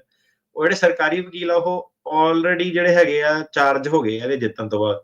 ਉਹ ਆਲਰੇਡੀ ਜਿਹੜਾ ਰਵੱਈਆ ਜਿਹੜਾ ਚੇਂਜ ਸੀਗਾ ਨਵੰਬਰ ਦਸੰਬਰ ਦੇ ਵਿੱਚ ਆਪਾਂ ਨੂੰ ਵੇਖਣ ਨੂੰ ਜਿਹੜਾ ਮਿਲਿਆ, ਤੇ ਉਹ ਬੇਸਿਕਲੀ ਸ਼ੁਕਰ ਹੀ ਮਨਾ ਰਹੇ ਆ ਕਿ ਇਹ ਬੰਦਾ ਆਇਆ ਤੇ ਸਾਡੀ ਹੋਰ ਪਾਵਰ ਜਿਹੜੀ ਵਧੂਗੀ। ਜੀ, ਬਿਲਕੁਲ। ਸੋ ਆਪਾਂ ਇੱਥੇ ਇੱਕ ਬ੍ਰੇਕ ਲੈ ਲੈਂਦੇ ਹਾਂ ਹੁਣ, ਅਟਾਰਨੀ ਟਿਰਕੀਆਣਾ ਜੀ, ਤੇ ਇਸ ਤੋਂ ਜੀ ਬਾਅਦ ਦੇ ਵਿੱਚ ਫਿਰ ਆਪਾਂ ਕਾਲਸ ਲਵਾਂਗੇ ਬ੍ਰੇਕ ਤੋਂ ਬਾਅਦ। ਸੋ ਤੇ ਕਾਲ ਕਰਨ ਦੇ ਲਈ ਮੈਂ ਨੰਬਰ ਇੱਕ ਵਾਰੀ ਫਿਰ ਦੱਸ ਦਿੰਦਾ, 408-272-5200 4082725200। ਮਿਲਦੇ ਹਾਂ ਸਾਰਿਆਂ ਨੂੰ ਇੱਕ ਬ੍ਰੇਕ ਤੋਂ ਬਾਅਦ 'ਚ।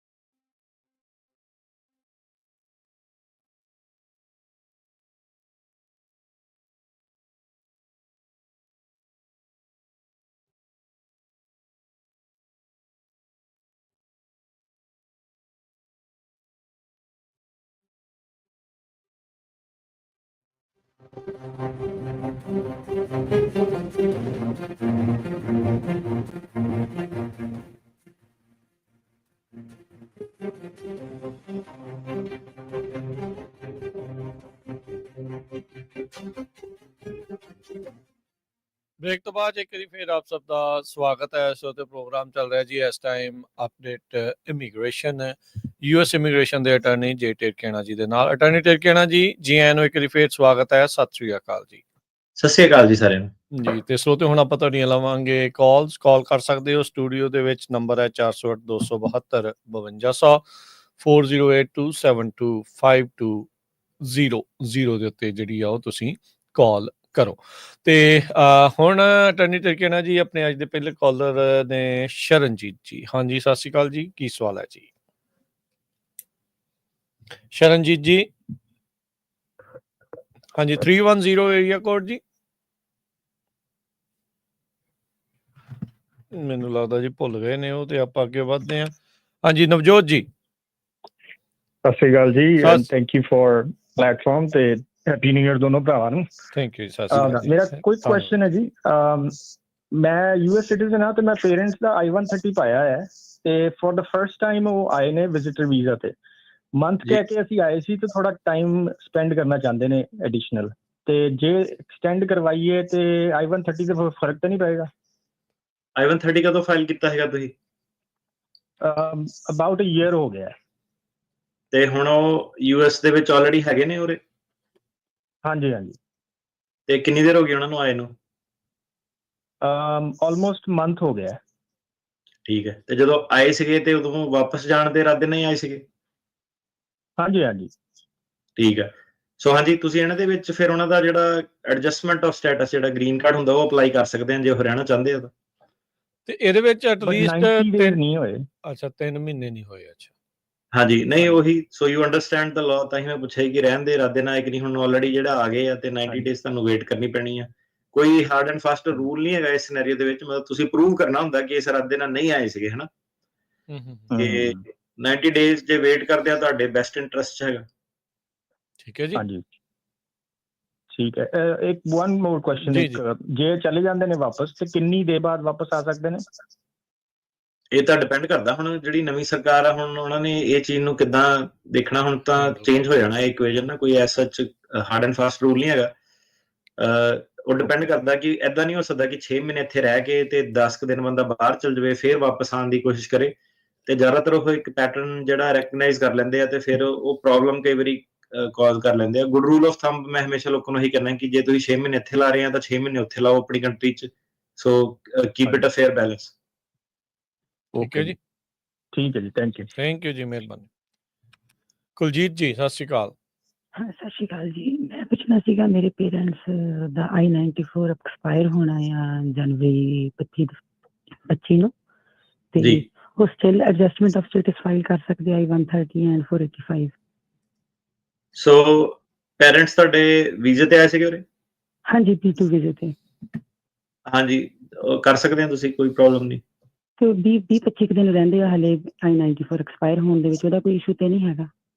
ਨਹੀਂ, ਜੇ I-94 ਐਕਸਪਾਇਰ ਵੀ ਹੋ ਗਿਆ ਹੁੰਦਾ ਤਾਂ ਵੀ ਤੁਸੀਂ ਕਰ ਸਕਦੇ ਸੀਗੇ। ਓਕੇ, ਬਸ ਇਹੀ ਕੁਐਸਚਨ ਸੀ। ਤੇ ਹੁਣ ਅਸੀਂ I-130 ਆਨਲਾਈਨ ਕਰੀਏ ਜਾਂ ਸਾਰਾ ਇਕੱਠਾ ਪੈਕੇਜ ਭੇਜੀਏ?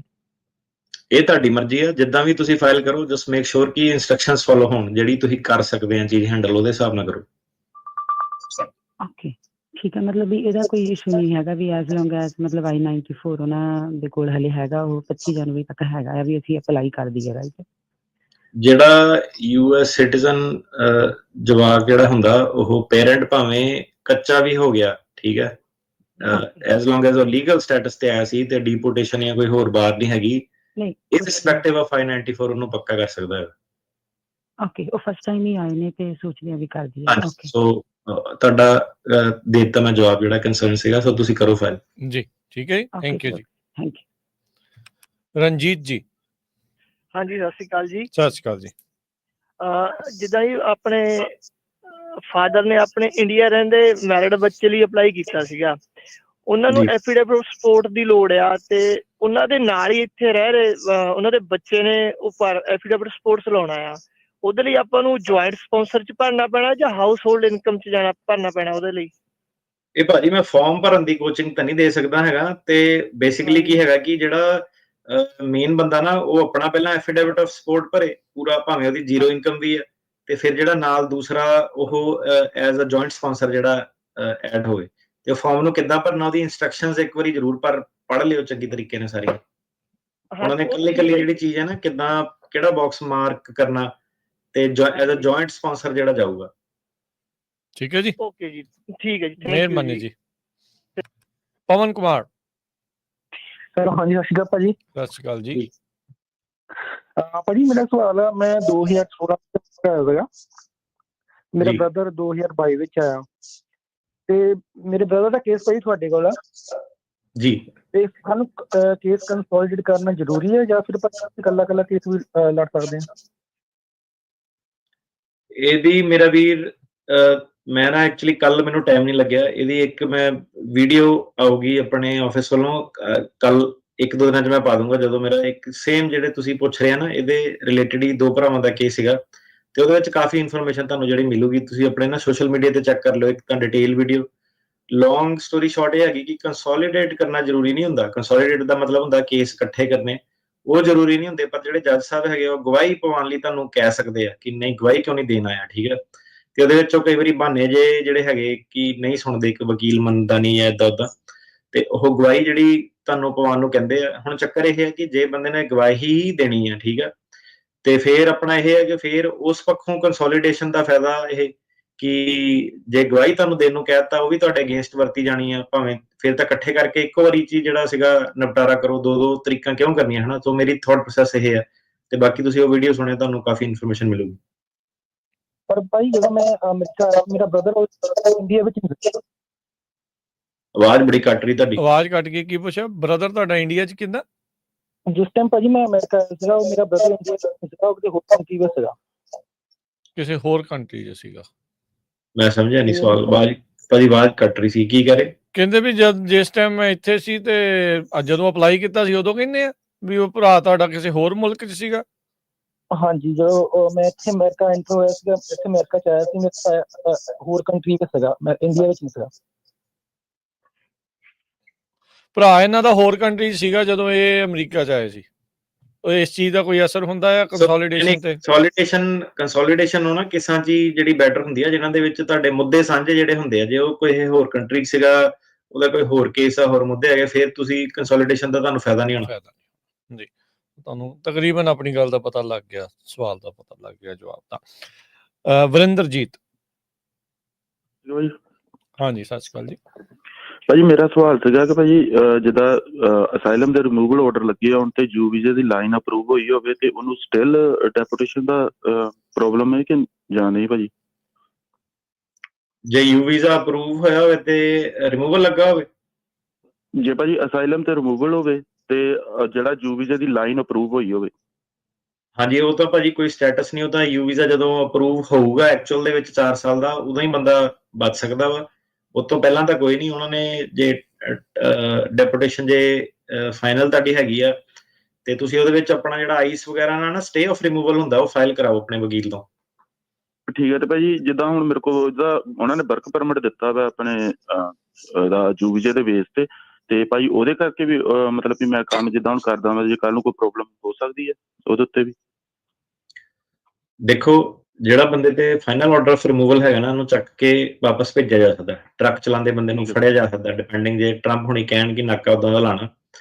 ਤੇ ਜਿਹੜੇ ਫੜਨ ਵਾਲੇ ਹੁੰਦੇ ਆ ਉਹ ਆਈਸ ਵਾਲੇ ਹੁੰਦੇ ਆ, ਠੀਕ ਆ। ਆਈਸ ਦੇ ਵਿੱਚ ਕਈ ਵਾਰੀ ਚੰਗੇ ਅਫਸਰ ਵੀ ਹੁੰਦੇ ਆ, ਮਾੜੇ ਵੀ ਹੁੰਦੇ ਆ।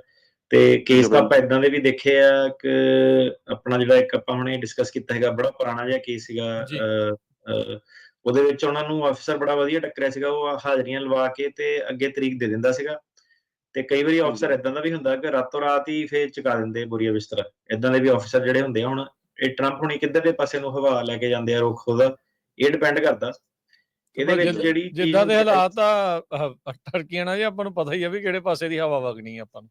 ਇਹਦੇ ਵਿੱਚ ਏਦਾਂ ਹੁੰਦਾ ਕਿ ਤੁਸੀਂ ਸਟੇ ਆਫ ਰਿਮੂਵਲ ਆਈਸ ਦੇ ਨਾਲ ਫਾਈਲ ਕਰ ਸਕਦੇ ਆ। ਹੁਣ ਗੱਲ ਇਹ ਆ ਗਈ ਕਿ ਉਹਨੂੰ ਪਹਿਲਾਂ ਫਾਈਲ ਕਰੀਏ ਕਿ ਜਦੋਂ ਪੰਗਾ ਪਵੇ ਉਦੋਂ ਫਾਈਲ ਕਰੀਏ। ਹੁਣ ਜੇ ਅਸੀਂ ਪਹਿਲਾਂ ਫਾਈਲ ਕਰਦੇ ਆ, ਉਹਦਾ ਮਤਲਬ ਇਹ ਆ ਕਿ ਤੁਸੀਂ ਉਹਨੂੰ ਦੱਸ ਰਹੇ ਆ ਕਿ ਮੈਂ ਕੱਚਾ ਮੈਂ ਇੱਥੇ ਆ ਤੇ ਬਾਅਦ 'ਚ ਜੇ ਤੁਸੀਂ ਫਾਈਲ ਕਰਦੇ ਆ ਤੇ ਫਿਰ ਕਈ ਵਾਰੀ ਮੌਕਾ ਨਹੀਂ ਮਿਲਦਾ ਬੰਦੇ ਨੂੰ ਫਾਈਲ ਕਰਨ ਦਾ, ਟਾਈਮ ਬੜਾ ਥੋੜਾ ਹੁੰਦਾ। ਸੋ ਇਹ ਤੁਹਾਨੂੰ ਹੁਣ ਜੇ ਤੁਹਾਡਾ ਉਹਨਾਂ ਨੇ ਬੋਨਾਫਾਈਡ ਅਪਰੂਵਲ ਕਰਤਾ ਕਿ ਯੂ ਵੀਜ਼ਾ ਤੁਹਾਨੂੰ ਗ੍ਰਾਂਟ ਕਰ ਦੇਣਾ, ਤੇ ਤੁਹਾਡੀ ਹੁਣ ਵੇਟਿੰਗ ਏਮ ਰਹਿ ਗਈ ਕਿ ਉਹ ਰੱਸੀ ਪਹਿਲਾਂ ਕੱਸਦੇ ਆ ਕਿ ਤੁਹਾਡਾ ਜਿਹੜਾ ਯੂ ਵੀਜ਼ਾ ਪਹਿਲਾਂ ਅਪਰੂਵਲ ਆਉਂਦਾ। ਇਹ ਹੁਣ ਅਗਲੇ 6 ਮਹੀਨੇ 'ਚ ਪਤਾ ਲੱਗੂਗਾ ਕਿੱਧਰ ਨੂੰ ਟਰੰਪ ਸਰਕਾਰ ਜਾ ਰਹੀ ਹੈ। ਠੀਕ ਹੈ ਭਾਈ। ਠੀਕ ਹੈ ਜੀ, ਮਿਹਰਬਾਨੀ ਜੀ। ਠੀਕ ਹੈ ਭਾਈ, ਓਕੇ ਭਾਈ, ਥੈਂਕ ਯੂ ਭਾਈ। ਬਾਕੀ ਇਹ ਹੈ ਕਿ ਆਪਣਾ ਨਾ ਜਿਹੜੇ ਮੈਨੂੰ ਹੁਣ ਬਾਹਲੀ ਕੋਈ ਟਰੱਕਿੰਗ ਦੀ ਨੌਲੇਜ ਤਾਂ ਨਹੀਂ ਹੈਗੀ, ਜਿਹੜੇ ਆ ਚੈੱਕ ਪੁਆਇੰਟ ਪੁਆਇੰਟ ਵਾਲੇ ਇਲਾਕੇ ਜਿਹੜੇ ਹੁੰਦੇ ਆ, ਠੀਕ ਆ, ਸਪੈਸ਼ਲੀ ਜਿਹੜਾ ਕਾਨੂੰਨ ਇਹ ਹੈ ਕਿ 100 ਮਾਈਲ ਤੱਕ ਜਿਹੜਾ ਅਮਰੀਕਾ ਦੀ ਕਿਸੇ ਵੀ ਬਾਰਡਰ ਤੋਂ ਉਹ ਚੱਕ ਸਕਦੇ ਆ ਬੰਦੇ ਨੂੰ। ਜਿਹੜੇ ਆਪਣੇ ਪੇਪਰ ਪੂਪਰ ਜਿਹੜੇ ਆਪਣੇ ਹੈਗੇ ਆ, ਉਹ ਇਹ ਨਹੀਂ ਕਿ ਬਸ ਮੈਂ ਟਰੱਕ ਹੀ ਚਲਾ ਸਕਦਾ ਤੇ ਹੋਰ ਕੋਈ ਕਾਰੋਬਾਰ ਇੱਥੇ ਐਗਜ਼ਿਸਟ ਨਹੀਂ ਕਰਦਾ ਅਮਰੀਕਾ 'ਚ, ਤੇ ਉਹਦੇ ਵਿੱਚ ਫਾਲਤੂ ਦਾ ਪੰਗਾ ਨਾ ਲਿਓ ਵਰਕ ਪਰਮਿਟਾਂ ਦੇ ਕਰਕੇ। ਜੇ ਪਿੱਛੇ ਰਿਮੂਵਲ ਆਰਡਰ ਲੱਗੀ ਹੋਈ ਹੈ ਤੇ ਬੰਦੇ ਨੂੰ ਚੱਕਿਆ ਜਾ ਸਕਦਾ ਤੇ ਡਿਪੋਰਟ ਕੀਤਾ ਜਾ ਸਕਦਾ, ਸਿੱਧਾ ਹਿਸਾਬ ਕਿਤਾਬ ਹੈ ਜੀ। ਜੀ ਹਰੀ, ਹਾਂਜੀ ਹਰੀ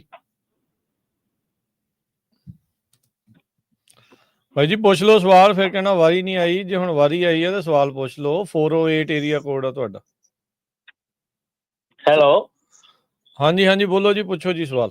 ਜੀ ਸਤਿ ਸ਼੍ਰੀ ਅਕਾਲ ਜੀ। ਜੀ ਸਤਿ ਸ਼੍ਰੀ ਅਕਾਲ। ਹਾਂਜੀ ਹਾਂਜੀ, ਸਭ ਤੋਂ ਪਹਿਲਾਂ ਤਾਂ ਬਹੁਤ ਧੰਨਵਾਦ ਜਿਹੜਾ ਤੁਸੀਂ ਫ੍ਰੀ ਐਜੂਕੇਟ ਕਰਦੇ ਆ ਲੋਕਾਂ ਨੂੰ, ਤੇ ਸਾਡੇ ਵਰਗਿਆਂ ਨੂੰ ਵੀ ਜਿਹਨਾਂ ਨੂੰ ਨਹੀਂ ਕਿਸ ਚੀਜ਼ ਦੀ ਨੌਲੇਜ ਹੈਗੀ ਤੇ ਅਸੀਂ ਫਿਰ ਉਹ ਵਕੀਲ ਦੇ ਨਾਲ ਜਾ ਕੇ ਡਿਸਕਸ ਕਰ ਸਕਦੇ ਹਾਂ। Thank you so much.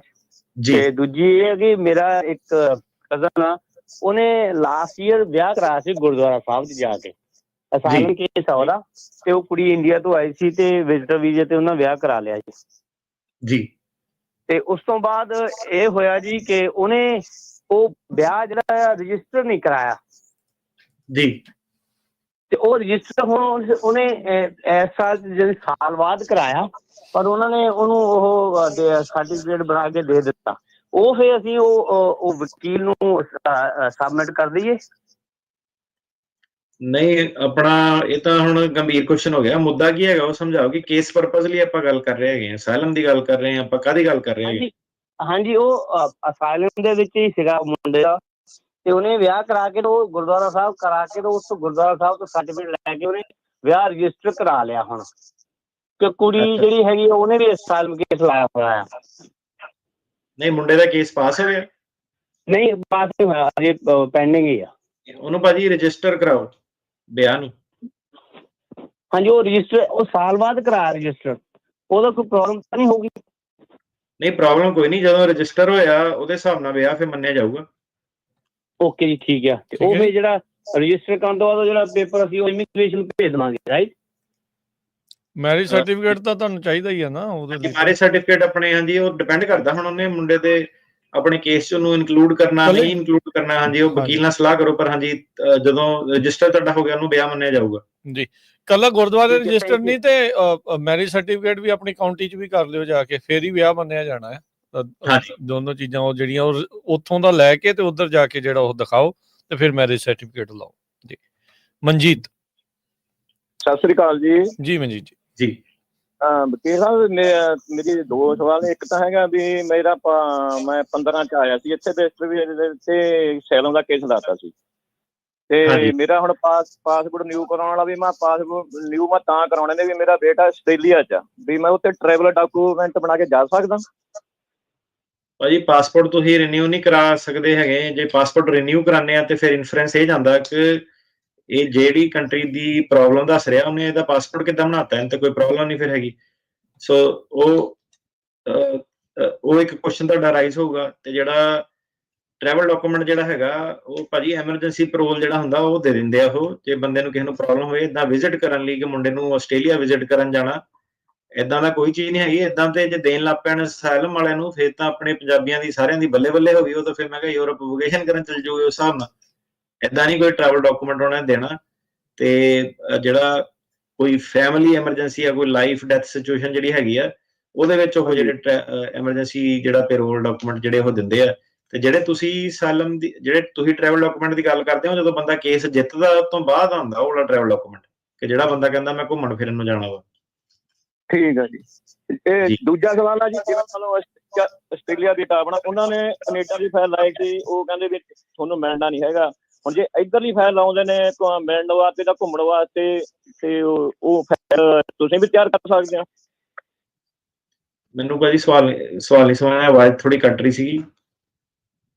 ਸਵਾਲ ਇਹ ਹੈਗਾ ਨਾ ਜੀ, ਉਹਨੇ ਪਹਿਲਾਂ ਕੈਨੇਡਾ ਦਾ ਲਾਇਆ ਸੀਗਾ, ਆਸਟ੍ਰੇਲੀਆ ਤੋਂ ਜੀ, ਤੇ ਹੁਣ ਉਹਨਾਂ ਦਾ ਮਿਲਿਆ ਨਹੀਂ ਹੈਗਾ, ਕਹਿੰਦੇ ਵੀ ਤੁਸੀਂ ਆਉਣਾ ਨਹੀਂ ਵਾਪਸ, ਤੁਸੀਂ ਪੜ੍ਹਾਈ ਵੇਚਦੇ ਹੋ ਜਿਵੇਂ। ਚਲੋ ਦੂਜਾ ਫਿਰ ਉਹ ਇੱਕ ਹੋਰ ਵਕੀਲ ਕੋਲ ਗੱਲ ਕੀਤੀ, ਉਹ ਕਹਿੰਦੇ ਵੀ ਜੇ ਤੁਸੀਂ ਅਮਰੀਕਾ ਦਾ ਲਾਉਣਾ ਪਹਿਲਾਂ ਇੰਗਲੈਂਡ ਦਾ ਲਾਓ, ਫਿਰ ਅਮਰੀਕਾ ਦਾ ਲੱਗੂਗਾ। ਤਾਂ ਕਰਕੇ ਮੈਂ ਕਹਿੰਦਾ ਵੀ ਇਹ ਫਾਈਲ ਤੁਸੀਂ ਵੀ ਤਿਆਰ ਕਰ ਸਕਦੇ ਹੋ, ਜੋ ਉਧਰ ਉਹਨਾਂ ਬੇਟਾ ਤੁਹਾਨੂੰ ਡਾਕੂਮੈਂਟ ਭੇਜੇ। ਸੋ ਭਾਜੀ ਉਹ ਜਿਹੜਾ ਪਹਿਲੀ ਗੱਲ ਤੇ ਜਿਹੜਾ ਇਹ ਕਿ ਪਹਿਲਾਂ ਇੰਗਲੈਂਡ ਦਾ ਲਾਓ ਪਹਿਲਾਂ ਉੱਦਾਂ ਦਾ, ਸੋ ਚਲੋ ਤੁਸੀਂ ਸਵਾਲ ਪੁੱਛ ਲਿਆ, ਮੈਂ ਦੱਸ ਦਿੰਦਾ। ਜਿਹੜੇ ਟੂਰਿਸਟ ਵੀਜ਼ੇ ਲਗਾਉਂਦੇ ਨਾ, ਇਹ ਉਹਦੇ ਤੀਰ ਤੁੱਕੇ ਜਿਹੇ ਲਗਾਉਂਦੇ ਹੁੰਦੇ ਆ ਕਿ ਪਹਿਲਾਂ ਇੱਧਰ ਦਾ ਕਰਕੇ ਦੇਖ ਲਓ, ਫਿਰ ਉੱਧਰ ਦਾ ਕਰਕੇ ਦੇਖ ਲਓ, ਤੁਹਾਡੇ ਚਾਂਸ ਵੱਧ ਜਾਊਗੇ, ਏਦਾਂ ਹੋ ਜਾਊਗਾ, ਏਦਾਂ ਹੋ ਜਾਊਗਾ। ਇਹ ਕੋਈ ਸਾਇੰਸ ਨਹੀਂ ਹੈਗੀ, ਬਰੋ ਸਾਇੰਸ ਆਪਣੀ ਯੂਜ਼ ਕਰਕੇ ਨਾ ਪਹਿਲਾਂ ਮਲੇਸ਼ੀਆ ਘੁਮਾ ਦਿਓ, ਥਾਈਲੈਂਡ ਘੁਮਾ ਦਿਓ। ਸਿਰਫ ਜਿਹੜੀ ਸੱਚਾਈ ਇਹਦੇ ਵਿੱਚ ਇਹ ਹੁੰਦੀ ਆ ਕਿ ਜਿਹੜਾ ਅਮਰੀਕਾ ਜਦੋਂ ਤੁਸੀਂ ਵੀਜ਼ਾ ਅਪਲਾਈ ਕਰੋਗੇ, ਤੁਹਾਨੂੰ ਉਹਦੇ ਵਿੱਚ ਸਵਾਲ ਪੁੱਛਿਆ ਜਾਂਦਾ ਕਿ ਤੁਹਾਨੂੰ ਕਦੀ ਕਿਸੇ ਕੰਟਰੀ ਨੇ ਵੀਜ਼ਾ ਰਿਜੈਕਟ ਤਾਂ ਨਹੀਂ ਕੀਤਾ, ਤੁਹਾਨੂੰ ਕੈਨੇਡਾ ਦਾ ਦੱਸਣਾ ਪੈਣਾ, ਠੀਕ ਹੈ। ਸੋ ਉਹਨਾਂ ਨੂੰ ਆਲਰੇਡੀ ਉਹ ਪਤਾ ਲੱਗ ਜਾਊਗਾ ਕਿ ਪਹਿਲਾਂ ਇਹਨੇ ਸਾਡੇ ਗੁਆਂਢੀ ਮੁਲਕ 'ਚ ਟਰਾਈ ਕੀਤਾ ਤੇ ਇਹਨੂੰ ਨਹੀਂ ਮਿਲਿਆ। ਦੂਸਰੀ ਚੀਜ਼ ਇਹ ਹੈ ਕਿ ਫਾਦਰ ਨੇ ਅਮਰੀਕਾ ਦੇ ਵਿੱਚ ਅਸਾਈਲਮ ਫਾਈਲ ਕੀਤਾ ਹੋਇਆ, ਤੁਹਾਡਾ ਰਿਲੇਟਿਵ ਤਾਂ ਨਹੀਂ ਕੋਈ ਹੈਗਾ, ਉਹ ਵੀ ਤੁਹਾਨੂੰ ਦੱਸਣਾ ਪੈਣਾ। ਤੇ ਤੁਸੀਂ ਝੂਠ ਨਹੀਂ ਬੋਲ ਸਕਦੇ। ਗੱਲ ਇਹ ਹੈ ਕਿ ਜਦੋਂ ਉਹਨਾਂ ਨੂੰ ਪਤਾ ਹੀ ਲੱਗ ਗਿਆ ਕਿ ਇਹਦੇ ਫਾਦਰ ਨੇ ਅਸਾਈਲਮ ਫਾਈਲ ਕੀਤਾ ਵਾ, ਵਾਪਸ ਨਹੀਂ ਮੁੜਿਆ ਹੈਗਾ, ਉਸ ਗੱਲ ਤੋਂ ਹੀ ਉਹਨਾਂ ਨੇ ਜਿਹੜਾ ਵੀਜ਼ਾ ਰਿਜੈਕਟ ਉਹ ਜਿਹੜਾ ਕਰ ਸਕਦੇ ਆ। ਹੁਣ ਜੇ ਉਹ ਆਸਟ੍ਰੇਲੀਅਨ ਸਿਟੀਜ਼ਨ ਆ ਜਾਂ ਪਰਮਾਨੈਂਟ ਰੈਜ਼ੀਡੈਂਟ ਹੈਗਾ, ਫਿਰ ਥੋੜੀ ਜਿਹੀ ਇਕੁਏਸ਼ਨ ਬੈਟਰ ਆ, ਤੇ ਇਹਦੇ ਵਿੱਚ ਸਾਡਾ ਆਫਿਸ ਹੈਲਪ ਕਰ ਵੀ ਸਕਦਾ, ਪਰ ਕੋਈ ਇਹਦੇ ਵਿੱਚ ਤੁਹਾਨੂੰ ਫਾਇਦਾ ਨਹੀਂ ਹੋਣਾ ਕੋਈ, ਕਿਉਂਕਿ ਇਹ 'ਚ ਲਾਇਰ ਵਾਲਾ ਕੋਈ ਕੰਮ ਨਹੀਂ ਹੈਗਾ। ਇਹਦੇ ਵਿੱਚ ਫਾਰਮ ਇੱਕ ਸਿੰਪਲ DS 160 ਭਰਨਾ ਹੁੰਦਾ ਅਮਰੀਕਾ ਦਾ, ਤੇ ਉਹਦੇ ਵਿੱਚ ਤੁਸੀਂ ਆਪਣਾ ਰੀਜ਼ਨ ਦੱਸਣਾ ਹੁੰਦਾ ਕਿਉਂ ਮੈਂ ਆਊਂਗਾ, ਤੇ ਉਹਨਾਂ ਨੂੰ ਕਨਵਿੰਸ ਕਰਨਾ ਹੁੰਦਾ ਕਿ ਵਾਪਸ ਜਾਊਗਾ ਕਿ ਨਹੀਂ ਜਾਊਗਾ। ਤੇ ਜਿਹਦਾ ਹੁਣ ਫਾਦਰ ਹੀ ਇੱਥੇ ਆ, ਜਿਹਦੇ ਟਾਈਜ਼ ਹੀ ਅਮਰੀਕਾ ਦੇ ਵਿੱਚ ਹੈਗੇ ਆ, ਹਨਾ, ਹੁਣ ਪੇਰੈਂਟ ਤੋਂ ਵੱਡਾ ਕੀ ਚੀਜ਼ ਹੁੰਦੀ ਆ, ਉਹ ਬੰਦੇ ਲਈ ਇਹ ਚੀਜ਼ ਔਖੀ ਹੋ ਜਾਂਦੀ ਆ। ਤੇ ਤੁਸੀਂ ਉਹਨੂੰ ਨਾ ਜਿਹੜਾ ਆਸਟ੍ਰੇਲੀਆ ਦੇ ਵਿੱਚ ਹੀ ਪੱਕਾ ਹੋਣ ਦਾ ਜਿਹੜਾ ਉਧਰ ਕਰੋ, ਸਿਟੀਜ਼ਨ ਬਣ ਕੇ ਸਹੀ ਤਰੀਕੇ ਨਾਲ E2 ਵੀਜ਼ੇ ਵਗੈਰਾ ਦੇ ਰਾਹੀਂ ਆਵੇ, ਤੇ ਅਮਰੀਕਾ ਕੈਨੇਡਾ ਇਹ 2 ਨੰਬਰ ਵਾਲੇ ਚੱਕਰ 'ਚ ਨਾ ਪਿਓ ਜੀ। ਥੈਂਕ ਯੂ ਜੀ। ਅਗਲੇ ਕਾਲਰ ਨੇ ਸ਼ਮਸ਼ੇਰ। ਹਾਂਜੀ ਸ਼ਮਸ਼ੇਰ ਜੀ। ਹਾਂਜੀ ਸਤਿ ਸ਼੍ਰੀ ਅਕਾਲ ਜੀ। ਸਤਿ ਸ਼੍ਰੀ ਅਕਾਲ ਜੀ। ਭਾਈ ਮੈਂ ਪੁੱਛਣਾ ਸੀ ਕਿ ਮੈਂ ਇੱਥੇ ਅਸਾਈਲਮ ਬੇਸ ਤੇ ਆਇਆ ਵਾਂ, ਤੇ ਮੈਂ ਇੱਥੇ ਸਿਟੀਜ਼ਨ ਨਾਲ ਵਿਆਹ ਕਰਵਾਇਆ ਆ, ਤੇ ਇਸ ਵੇਸ ਮੈਂ ਪੱਕਾ ਹੋ ਸਕਦਾ ਸਹੀ? 2 ਨੰਬਰ 'ਚ ਆਏ ਸੀਗੇ, 1 ਨੰਬਰ 'ਚ ਆਏ ਸੀਗੇ? ਭਾਈ 2 ਨੰਬਰ 'ਚ ਆਇਆ ਸੀ। ਹਾਂਜੀ ਸਿਟੀਜ਼ਨ ਨਾ ਭਾਜੀ, ਤੇ ਅਸਾਈਲਮ ਪੈਂਡਿੰਗ ਆ ਤੁਹਾਡਾ ਕਿ ਕਿਦਾਂ, ਡੀਪੋਰਟੇਸ਼ਨ ਲੱਗ ਗਈ ਸੀ? ਨਹੀਂ ਭਾਈ ਮੇਰੀ ਪੈਂਡਿੰਗ ਆ, 2027 'ਚ ਆ ਡੇਟ।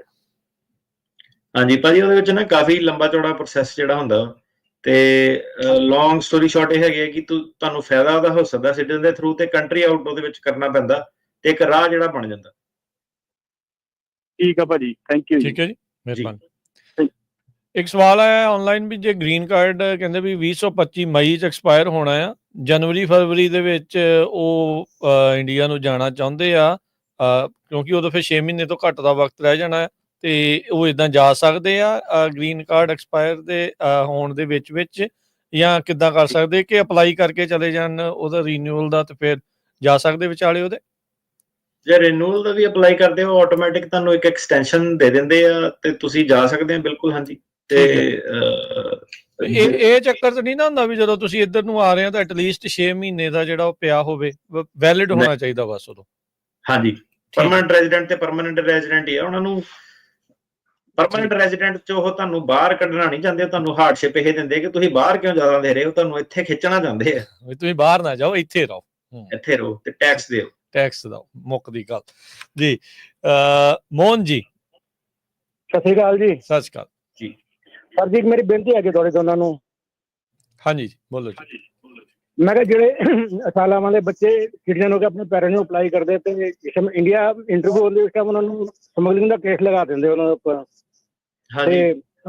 ਤੇ ਤੁਹਾਡੀ ਕੋਈ ਐਸੀ ਆਰਗੇਨਾਈਜੇਸ਼ਨ ਨਹੀਂ ਹੈ ਕਿ ਜਿਹੜੀ ਇਸ ਬਾਤ ਦੇ ਖਿਲਾਫ ਆਵਾਜ਼ ਉਠਾ ਸਕੇ? ਆਰਗੇਨਾਈਜੇਸ਼ਨ ਤੇ ਭਾਈ ਤੁਹਾਨੂੰ ਮੈਨੂੰ ਫਿਰ ਪ੍ਰੈਜ਼ੀਡੈਂਟ ਹੀ ਬਣਾਉਣਾ ਪੈਣਾ ਕੰਟਰੀ ਦਾ। ਉਹਨੇ ਬਣਾ ਦੇਾਂਗੇ। ਨਹੀਂ ਭਾਜੀ ਆਰਗੇਨਾਈਜੇਸ਼ਨ ਤਾਂ ਕੀ ਉਹ ਭਾਜੀ, ਹੁਣ ਗੱਲ ਤੇ ਉਹਨਾਂ ਦੀ ਵੀ ਸਹੀ ਹੈ ਨਾ ਕਿ ਜਿਹੜਾ ਹੁਣ ਏਲੀਅਨ ਸਮਗਲਿੰਗ ਦੀ ਧਾਰਾ ਵਾ, ਤੇ ਘਰ ਦੇ ਉੱਥੇ ਜਾ ਕੇ ਜੇ ਕਹਿ ਰਹੇ ਆ ਕਿ ਮੈਂ 2 ਨੰਬਰ 'ਚ ਹੈਲਪ ਕੀਤੀ ਆ ਤੇ ਬੰਦੇ ਨੂੰ ਮੁੰਡੇ ਨੂੰ ਬਾਹਰ ਕੱਢਿਆ, ਉਹਨਾਂ ਨੇ ਚੈੱਕ ਐਂਡ ਬੈਲੈਂਸ ਬਣਾਏ ਆ ਜੀ ਆਪਣੇ ਵੱਲੋਂ। ਤਾਂ देखो हर पेरेंट्स अपने बच्चे की फ्यूचर बारे सोच जाएगा, कोई एजेंट करके देता, कोई एजेंट खुद करते बच्चे, लेकिन फिर भी उन्होंने स्मगलिंग का चार्ज लगा देंगे। ਮੋਹਨ ਜੀ ਪਤਾ ਕੀ ਹੈ, ਗੱਲ ਤੁਹਾਡੀ ਬਿਲਕੁਲ ਦਰੁਸਤ ਆ, ਪਰ ਇਹ ਮੁਲਕ ਨੇ ਰੂਲ ਬਣਾਇਆ, ਕਾਨੂੰਨ ਬਣਾਇਆ, ਹੁਣ ਇਹਦੇ ਵਿੱਚ ਤਾਂ ਜਿਹੜਾ ਕਾਂਗਰਸ ਆ ਜਾਂ ਉਹਨੇ ਹੀ ਇਸ ਨੂੰ ਚੇਂਜ ਕਰਨਾ ਆ। ਇਹਦੇ ਵਿੱਚ ਤੁਸੀਂ ਰੌਲਾ ਪਾ ਸਕਦੇ, ਗੱਲ ਕਰ ਸਕਦੇ ਆ।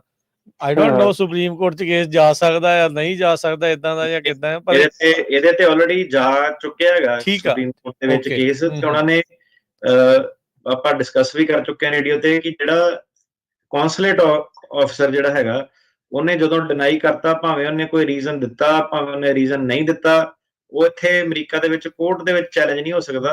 ਨਹੀਂ ਤੇ ਵਕੀਲਾਂ ਨੇ ਤੇ ਹਰੇਕ ਵੀਜ਼ੇ ਡਿਨਾਇਲ ਨੂੰ ਉਹਨਾਂ ਨੇ ਕੁਐਸਚਨ ਕਰ ਲੈਣਾ ਸੀ, ਉਹ ਫੁੱਲ ਉਹਨਾਂ ਨੂੰ ਅਥਾਰਟੀ ਦਿੱਤੀ ਹੋਈ ਹੈ। ਉਹਨਾਂ ਨੇ ਤਾਂ ਗੱਲ ਪੂਰੀ ਲੀਕ ਖਿੱਚੀ ਹੋਈ ਹੈ ਜੀ, ਬਸ ਮੁੱਕਦੀ ਗੱਲ ਇਹ ਆ। ਹਾਂਜੀ ਜੀ, ਉਹਨਾਂ ਨੇ ਆਪਣੇ ਆਪ ਨੂੰ ਭਾਜੀ, ਉਹਨਾਂ ਨੇ ਆਪਣੇ ਹਿੱਤ ਸੇਫ ਕੀਤੇ ਆ, ਤੇ ਉਹਨਾਂ ਦਾ ਬਣਦਾ ਆ, ਉਹ ਕਰ ਸਕਦੇ ਆ। ਨਾਲੇ ਹੁਣ ਕੀ ਆ ਕਿ ਦੇਖੋ, ਸਿੱਧੀ ਜੀ ਗੱਲ ਆ, ਮੈਂ ਕਈ ਵਾਰੀ ਕਹਿੰਦਾ ਹੁੰਦਾ ਕਿ ਗਾਣੇ ਸ਼ਾਣੇ ਜਿੱਦਾਂ ਮਰਜ਼ੀ ਆ ਜਾਣ, ਕਿ ਬੱਜੇ ਪੱਕਾ ਅਮਰੀਕਾ ਵਾਲਾ ਨਹੀਂ, ਬੱਜੇ ਪੱਕਾ ਕੈਨੇਡਾ ਵਾਲਾ ਨਹੀਂ। ਇਹ ਗੱਲ ਹੁਣ ਉੱਥੇ ਆ ਗਈ ਆ ਕਿ ਇਹਨਾਂ ਨੇ ਕਿੰਨਾ ਇਮੀਗ੍ਰੈਂਟਸ ਨੂੰ ਟੋਲਰੇਟ ਕਰਨਾ ਤੇ ਕਿੰਨਾ ਨਹੀਂ ਕਰਨਾ। ਤੇ ਜਿਹੜੇ ਹੁਣ ਇਮੀਗ੍ਰੈਂਟਸ ਪਹਿਲੇ ਆਏ ਹੋਏ ਆ ਨਾ, ਖੁਦ ਹੀ ਜਿਹੜੇ ਆਏ ਹੋਏ ਆ, ਤੇ ਜਿਹੜੇ ਈਵਨ ਜਿਹੜੇ ਬੰਦੇ ਕੱਚੇ ਵੀ ਆ, ਉਹ ਜਿਹੜੇ ਹੁਣ ਰੌਲੇ ਰੱਪੇ ਵਾਲਿਆਂ ਤੋਂ, ਉਹ ਖੁਦ ਬੜੇ ਦੁਖੀ ਆਏ ਹੋਏ ਆ। ਠੀਕ ਹੈ, ਤੇ ਹੁਣ ਪਿਛਲੇ ਆਪਣਾ ਜਿਹੜਾ ਸ਼ੋਅ ਸੀਗਾ, ਉਹ ਕਹਿੰਦੇ ਯਾਰ ਨੈਗੇਟਿਵ ਚੀਜ਼ ਕਹਿ ਦਿੰਦੇ ਆ ਕਮਿਊਨਿਟੀ ਬਾਰੇ, ਤੇ ਨੈਗੇਟਿਵ ਚੀਜ਼ ਨਹੀਂ ਕਮਿਊਨਿਟੀ ਬਾਰੇ ਕਹਿ ਰਹੇ। ਕਮਿਊਨਿਟੀ ਨੂੰ ਜਿਹੜਾ ਹੈਗਾ ਪ੍ਰੋਬਲਮ ਜਿਹੜੀਆਂ ਆ ਰਹੀਆਂ ਨਾ, ਕਿ ਜਿਹੜੇ ਕਿ ਆਪਾਂ ਆਪਣੇ ਆਪ ਨੂੰ ਉਹ ਵਾਲੇ ਪਾਸੇ ਨਾ ਕਿਤੇ ਲੈ ਕੇ ਜਾਈਏ ਕਿ ਜਿਹੜਾ ਏਦਾਂ ਦੀ ਹਵਾ ਜਿਹੜੀ ਚੱਲ ਪਵੇ ਕਿ ਉਹ ਕਵੇ ਕਿ ਨਹੀਂ, ਇਹਨਾਂ ਦੇ ਪੈਰ ਲੱਗਣ ਹੀ ਨਹੀਂ ਦੇਣੇ ਕਿਸੇ ਦੇ। ਠੀਕ ਹੈ, ਤੁਹਾਨੂੰ ਸਾਰਿਆਂ ਨੂੰ ਪਤਾ ਮੈਂ ਕੀ ਚੀਜ਼ ਜਿਹੜੀ ਕਹਿ ਰਿਹਾ, ਕਿ ਇੱਕ ਜਿਹੜਾ ਅਸਿਮੀਲੇਸ਼ਨ ਇੱਕ ਚੀਜ਼ ਹੁੰਦੀ ਆ, ਇੱਕ ਜਿਹੜਾ ਬੰਦੇ ਦਾ ਬਿਹੇਵੀਅਰ, ਐਟੀਟਿਊਡ, ਉਹ ਸਾਰੀਆਂ ਚੀਜ਼ਾਂ ਜਿਹੜੀਆਂ ਮੈਟਰ ਕਰਦੀਆਂ। ਹੁਣ ਕੈਨੇਡਾ ਨੇ ਤੁਸੀਂ ਦੇਖ ਲਓ ਕਿ ਇੰਨਾ ਉੱਥੇ ਰੌਲਾ ਰੱਪਾ ਜਿਹੜਾ ਸੀਗਾ, ਉਸ ਤੋਂ ਬਾਅਦ ਉਹਨਾਂ ਦਾ ਜਿਹੜਾ ਮਾਹੌਲ ਏਦਾਂ ਦਾ ਜਿਹੜਾ ਕਰਤਾ ਕਿ ਜਿਹੜੇ ਪੰਜਾਬੀ ਆ ਉਹ ਵੀ ਦੁਖੀ ਆ। ਸੋਸ਼ਲ ਮੀਡੀਆ ਤੇ ਵੀ ਉਹ ਕਹਿੰਦੇ ਹਟ ਜਾਓ ਨਾ ਕਰੋ। ਠੀਕ ਆ, ਇਹ ਗਿੱਧੇ ਕਿੱਕਲੀਆਂ ਹੁਣ ਜਿਹੜਾ ਸਾਰਾ ਉਹਨਾਂ ਨੇ, ਮੈਂ ਕਿਹਾ ਸ਼ਟਰ ਜਿਹੜੇ ਬੰਦ ਕਰਤੇ ਪੂਰੇ। ਸੋ ਆਪਾਂ ਇਹ ਨਹੀਂ ਚਾਹੁੰਦੇ ਕਿ ਜਿਹੜਾ ਹੁਣ ਅਮਰੀਕਾ ਦਾ ਜਿਹੜਾ ਹੈਗਾ, ਉਹ ਵੀ ਏਦਾਂ ਦਾ ਮਾਹੌਲ ਜਿਹੜਾ ਖਰਾਬ ਹੋਵੇ। ਠੀਕ ਹੈ, ਸਿੱਧੀ ਜੀ ਜਿਹੜੀ ਗੱਲ ਆ। ਤੇ ਇੱਕ ਆਪਣਾ ਮੈਂ ਤੁਹਾਨੂੰ ਰੀਅਲ ਐਗਜ਼ਾਮਪਲ ਜਿਹੜੀ ਮੈਂ ਤੁਹਾਨੂੰ ਦਿੰਦਾ, ਇੱਥੇ ਹੁਣ ਸਾਡੇ ਏਰੀਆ ਸੈਂਟੈਨਾ ਰੋ, ਹੁਣ ਆਪਣੇ ਨਵੇਂ ਜਿਹੜੇ ਇੱਥੇ ਕਾਫੀ ਮੰਡੀਰ ਜਿਹੜੀ ਆਣੀ ਸ਼ੁਰੂ ਹੋਈ ਹੈ। ਚਲੋ ਆਪਾਂ ਵੀ ਬੜੀ ਅਵੇਅਰਨੈਸ ਕੀਤੀ, ਸਾਡਾ ਆਫਿਸ ਲੱਗੇ ਆ, ਕਾਫੀ ਲੋਕ ਜਿਹੜੇ ਆਉਂਦੇ ਆ। ਉਦਣ ਭਾਜੀ ਮੈਂ ਤੁਰਿਆ ਤੇ ਆਪਣਾ ਨਾ ਕ੍ਰਿਸਮਸ ਦਾ ਮਾਹੌਲ ਆ, ਤੇ ਸਰਦਾਰ ਜੀ ਆਪਣੇ ਇੱਕ ਆਏ, ਉਹਨਾਂ ਨੇ ਉਹ ਬੂਮ ਬਾਕਸ ਜਿਹੜਾ ਹੁੰਦਾ ਨਾ ਮਿਊਜ਼ਿਕ ਵਾਲਾ, ਉਹ ਮੋਢਿਆਂ ਤੇ ਚੱਕਿਆ ਹੋਇਆ, ਤੇ ਬੈਕਵਰਡਸ ਉਹ ਚੱਲਦਾ ਪਿਆ। ਕਰਨ ਔਜਲਾ ਦਾ ਗਾਣਾ ਲਾਇਆ ਉਹਨੇ ਮੁੰਡੇ ਨੇ, ਜਿਹੜਾ ਮਿਲ ਕੇ ਦੱਸੋ ਕਿਹੜਾ, ਤੇ ਉਹ ਬੀਟ ਬੂਟ ਜੀ ਚੱਲਦੀ, ਤੇ ਉਹ ਨਾਲ ਨਾ ਨੱਚਦਾ ਜੇ ਜਾ ਰਿਹਾ। ਤੁਸੀਂ ਇਹਨੂੰ ਹੁਣ ਇਹ ਚੀਜ਼ ਤੇ ਨਾਲ ਉਹਦੇ ਸਾਹਮਣੇ ਜਿੱਦਾਂ 2-3 ਕੁੜੀਆਂ ਤੁਰੀਆਂ, ਉਹ ਵੀ ਜਿੱਦਾਂ ਯੰਗ ਜੇ ਕਾਲਜ ਕੋਲ ਜਾਣੇ, ਉਹ ਵੀ ਨਾਲ ਨੱਚ ਨੁੱਚ ਕੇ। ਪਰ ਹੁਣ ਇਹਨੂੰ ਤੁਸੀਂ 2 ਤਰੀਕੇ ਆ ਦੇਖਣ ਦੇ। ਇੱਕ ਤੁਸੀਂ ਕਹੋਗੇ ਕਿ ਬੱਚੇ ਆਪਣਾ ਚਿੱਲ ਕਰਦੇ ਆ, ਠੀਕ ਆ, ਪਰ ਜਿਹੜਾ ਯਾਰ ਦੂਜਾ ਤਰੀਕਾ ਇਹ ਆ ਕਿ ਆਪਾਂ ਹੁਣ ਏਦਾਂ ਮਗਰ ਤੁਰੇ ਨਾ, ਰਿਐਕਸ਼ਨ ਦੇਖ ਰਹੇ ਕਿ ਲੋਕੀ ਕੋਈ ਖਾਣੇ ਖੂਣੇ ਖਾ ਰਿਹਾ, ਆਪਣਾ ਜਿਹੜਾ ਕੁਆਇਟ ਟਾਈਮ ਕਰਨ ਆ ਰਿਹਾ। ਉਹ ਯਾਰ ਆਲਰੇਡੀ ਉੱਥੇ ਕਲੱਬ ਵੀ ਆ, ਬਾਰਸ ਵੀ, ਉਹਨਾਂ ਨੇ ਆਪਣਾ ਮਾਹੌਲ ਬਣਾਤਾ। ਉਹ ਬੇਸਿਕਲੀ ਲੋਕੀ ਕੀ ਕਹਿ ਰਹੇ ਆ, ਉਹ ਕਹਿੰਦੇ ਆਪਾਂ ਯਾਰ ਇਹ ਸੁਣਨਾ ਨਹੀਂ ਚਾਹੁੰਦੇ, ਤੁਸੀਂ ਕਿਉਂ ਸੁਣਾ ਰਹੇ ਆ ਧੱਕੇ ਨਾਲ ਮੈਨੂੰ। ਕਿ ਮਾਹੌਲ ਜਿਹੜਾ ਉਹ ਆ ਕਿ ਇਹਦੇ 2 ਪਹਿਲੂ ਜਿਹੜੇ ਇੱਕ ਆ ਜਾਂਦੇ ਆ। ਇੱਕ ਇਹਦਾ ਪਹਿਲੂ ਆ ਜਾਂਦਾ ਕਿ ਚੱਲ ਠੀਕ ਹੈ, ਤੁਸੀਂ ਆਪਣਾ ਚਿੱਲ ਕਰਦੇ ਆ, ਠੀਕ ਆ, ਫ੍ਰੀਡਮ ਫ੍ਰੀ ਕੰਟਰੀ ਹੈ, ਕਰੋ, ਪਰ ਹਰੇਕ ਚੀਜ਼ ਦਾ ਟਾਈਮ, ਮਾਹੌਲ, ਮੌਕਾ ਜਿਹੜਾ ਵੇਖ ਕੇ, ਹਨਾ।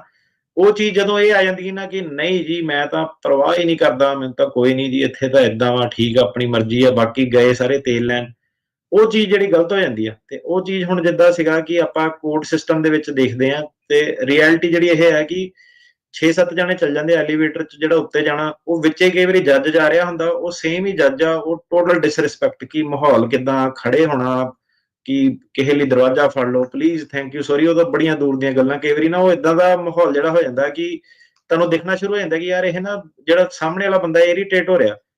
ਹੁਣ ਇਹ ਚੀਜ਼ ਆ ਕਿ ਬੈਲੈਂਸ ਆਫ ਪਾਵਰ ਨੂੰ ਸਮਝੋ, ਕਿ ਜਦ ਤੱਕ ਤੁਸੀਂ ਸਿਟੀਜ਼ਨ ਨਹੀਂ ਬਣਦੇ, ਤੁਸੀਂ ਗੈਸਟ ਆ ਕੰਟਰੀ ਦੇ ਵਿੱਚ, ਤੁਸੀਂ ਗੈਸਟ ਆ, ਤੇ ਉਹ ਤੁਸੀਂ ਉਹਨੂੰ ਜੇ ਹੰਬਲਨੈਸ ਨਾਲ, ਸਮਾਰਟਨੈਸ ਨਾਲ, ਆਪਣੀ ਥੈਂਕਫੁਲਨੈਸ ਨਾਲ, ਠੀਕ ਆ, ਏਦਾਂ ਦੀਆਂ ਚੀਜ਼ਾਂ ਕਿ ਯਾਰ ਅਸੀਂ ਐਪਰੀਸ਼ੀਏਟ ਕਰਦੇ ਹਾਂ ਕਿ ਤੁਸੀਂ ਆਪਣੇ ਦੇਸ਼ 'ਚ ਸਾਨੂੰ ਆਉਣ ਦਿੱਤਾ, ਮੌਕਾ ਦਿੱਤਾ, ਤੇ ਆਪਾਂ ਕਿੱਦਾਂ ਕੰਟਰੀਬਿਊਟ ਕਰਨਾ। ਜੇ ਉਹ ਵਾਲੀ ਆਪਣੀ ਅਪਰੋਚ ਰਵੇ ਜਿਹੜੀ ਕਿ ਪੰਜਾਬੀਆਂ ਦੀ ਬਹੁਤ ਲੰਮੇ ਸਮੇਂ ਤੋਂ ਜਿਹੜੀ ਸੀਗੀ, ਠੀਕ ਆ, ਤਾਂ ਹੀ ਪੰਜਾਬੀਆਂ ਨੇ ਮੱਲਾਂ ਵੀ ਮਾਰੀਆਂ। ਦੇਖ ਲਓ ਸਰਕਾਰੀ ਦਰਬਾਰੇ ਵੀ ਪੂਰੀ ਜਿਹੜੀ ਝੜਪ ਜਿਹੜੀ ਹੋਈ ਆ। ਤੇ ਜਿਹੜੀ ਨਵੀਂ ਜਨਰੇਸ਼ਨ ਜਿਹੜੀ ਹੈਗੀ ਆ ਉਹਨੂੰ ਵੀ ਇਹ ਚੀਜ਼ ਨੂੰ ਮੇਨਟੇਨ ਕਰਕੇ ਰੱਖੋ, ਠੀਕ ਆ, ਜਿਹੜੀ ਇੱਕ ਦੂਜੇ ਦੀ ਲੱਤਾਂ ਖਿੱਚਣ ਦੀ ਬਜਾਏ ਇੱਕ ਦੂਜੇ ਦੀ ਹੈਲਪ ਕਰੋ, ਠੀਕ ਆ। ਰੌਲਾ ਰੱਪਾ ਜਿਹੜਾ ਇਹ ਬਿਨਾਂ ਦਾ ਜਿਹੜਾ ਹੈਗਾ ਉਹਨੂੰ ਦੂਜੇ ਦਾ ਵੀ ਪੁਆਇੰਟ ਸਮਝੋ ਕਿ ਯਾਰ ਇਹ ਤੁਹਾਨੂੰ ਨਿੰਦਿਆ ਨਹੀਂ ਤੁਹਾਡੀ ਕਰ ਰਹੇ, ਤੁਹਾਨੂੰ ਦੱਸ ਰਹੇ ਆ ਕਿ ਯਾਰ ਤੂੰ ਜੇ ਇਹਨੂੰ ਇਸ ਹਿਸਾਬ ਨਾਲ ਵੀ ਸੋਚ ਸਕਦਾ ਵਾ।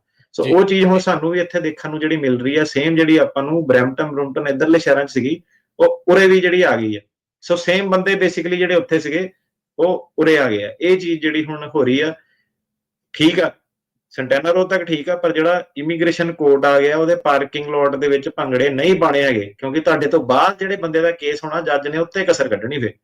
ਜੀ ਬਿਲਕੁਲ। ਆਪਣੇ ਅਗਲੇ ਕਾਲਰ ਨੇ ਗੁਰਪ੍ਰੀਤ। ਵੀਰ ਜੀ ਸਤਿ ਸ਼੍ਰੀ ਅਕਾਲ ਜੀ। ਸਤਿ ਸ਼੍ਰੀ ਅਕਾਲ ਜੀ। ਜੀ ਵੀਰ ਜੀ ਮੈਂ ਪੁੱਛਣਾ ਸੀਗਾ ਕਿ 2 ਵੀਕ ਪਹਿਲੋਂ ਮੇਰਾ ਕੇਸ ਸੀਗਾ ਜੱਜ ਹਾਵਰਡ ਡੇਵਿਸ ਜੀ ਕੋਲ, ਤੇ ਉਹ ਜੱਜ ਸਾਹਿਬ ਨੇ ਮੈਨੂੰ ਇੱਕ ਸਟਾਰਟਿੰਗ ਦੇ ਵਿੱਚ ਪੁਆਇੰਟ ਰੱਖਿਆ ਸੀਗਾ ਕਿ ਗਵਰਨਮੈਂਟ ਵੱਲੋਂ ਤੁਹਾਡੇ ਲਈ ਜਿਹੜਾ ਹੈ ਇੱਕ ਮੋਸ਼ਨ ਪਿਆ ਵਾ ਕੇਸ ਡਿਸਮਿਸ ਕਰਨ ਲਈ। ਹਾਂਜੀ। ਤੇ ਜੱਜ ਸਾਹਿਬ ਨੇ ਫਿਰ ਮੈਨੂੰ ਕਿਹਾ ਸੀਗਾ ਕਿ ਤੁਹਾਡੇ ਕੋਲ ਆਪਸ਼ਨ ਹੈਗੀ ਆ ਕਿ ਤੁਸੀਂ ਜਿਹੜਾ ਵਾ ਅਸਾਈਲਮ ਆਫਿਸਰ ਕੋਲ ਜਾ ਕੇ ਜਿਹੜਾ ਵਾ ਡਾਇਰੈਕਟ ਆਪਣੀ ਜਿਹੜੀ ਆ ਕੇਸ ਦੀ ਜਿਹੜੀ ਆ ਸੁਣਵਾਈ ਕਰਵਾ ਸਕਦੇ ਹੋ, ਜੇ ਪੈਸੇ ਫਾਰਵਰਡ ਕਰ ਸਕਦਾ ਹੈ, ਤੇ ਜਾਂ ਤੁਸੀਂ ਜਿਹੜੀ ਆ PD ਲੈ ਸਕਦੇ ਹੋ ਕਿ ਮੈਂ ਤੁਹਾਨੂੰ ਵਰਕ ਪਰਮਿਟ ਦੇਈ ਜਾਵਾਂਗਾ ਤੇ ਤੁਸੀਂ ਰੈਗੂਲਰ ਇੱਥੇ ਰਹਿ ਸਕਦੇ ਹੋ। ਤੇ ਤੁਸੀਂ ਆਪਣਾ ਮੈਨੂੰ ਫਾਈਨਲ ਦੱਸ ਦਿਓ ਤੁਸੀਂ ਕੀ ਕਰਨਾ ਚਾਹੁੰਦੇ ਹੋ।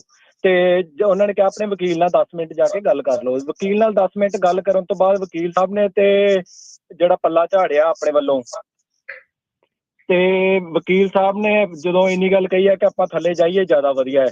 ਫਿਰ ਜਦੋਂ ਕੋਰਟ ਦੇ ਵਿੱਚ ਗਏ ਆ ਤੇ ਇੰਟਰਪ੍ਰੇਟਰ ਨੇ ਜਦੋਂ ਪੁੱਛਿਆ ਤੇ ਮੈਂ ਉਹਨਾਂ ਨੂੰ ਜਵਾਬ ਦੇ ਦਿੱਤਾ ਸੀਗਾ ਕਿ ਮੈਂ ਆਪਣੀ ਜਿਹੜੀ ਗੱਲ ਹੈ ਇੱਕ ਵਾਰੀ ਜੱਜ ਸਾਹਿਬ ਦੇ ਸਾਹਮਣੇ ਰੱਖਣੀ ਚਾਹੁੰਦਾ ਹੈ।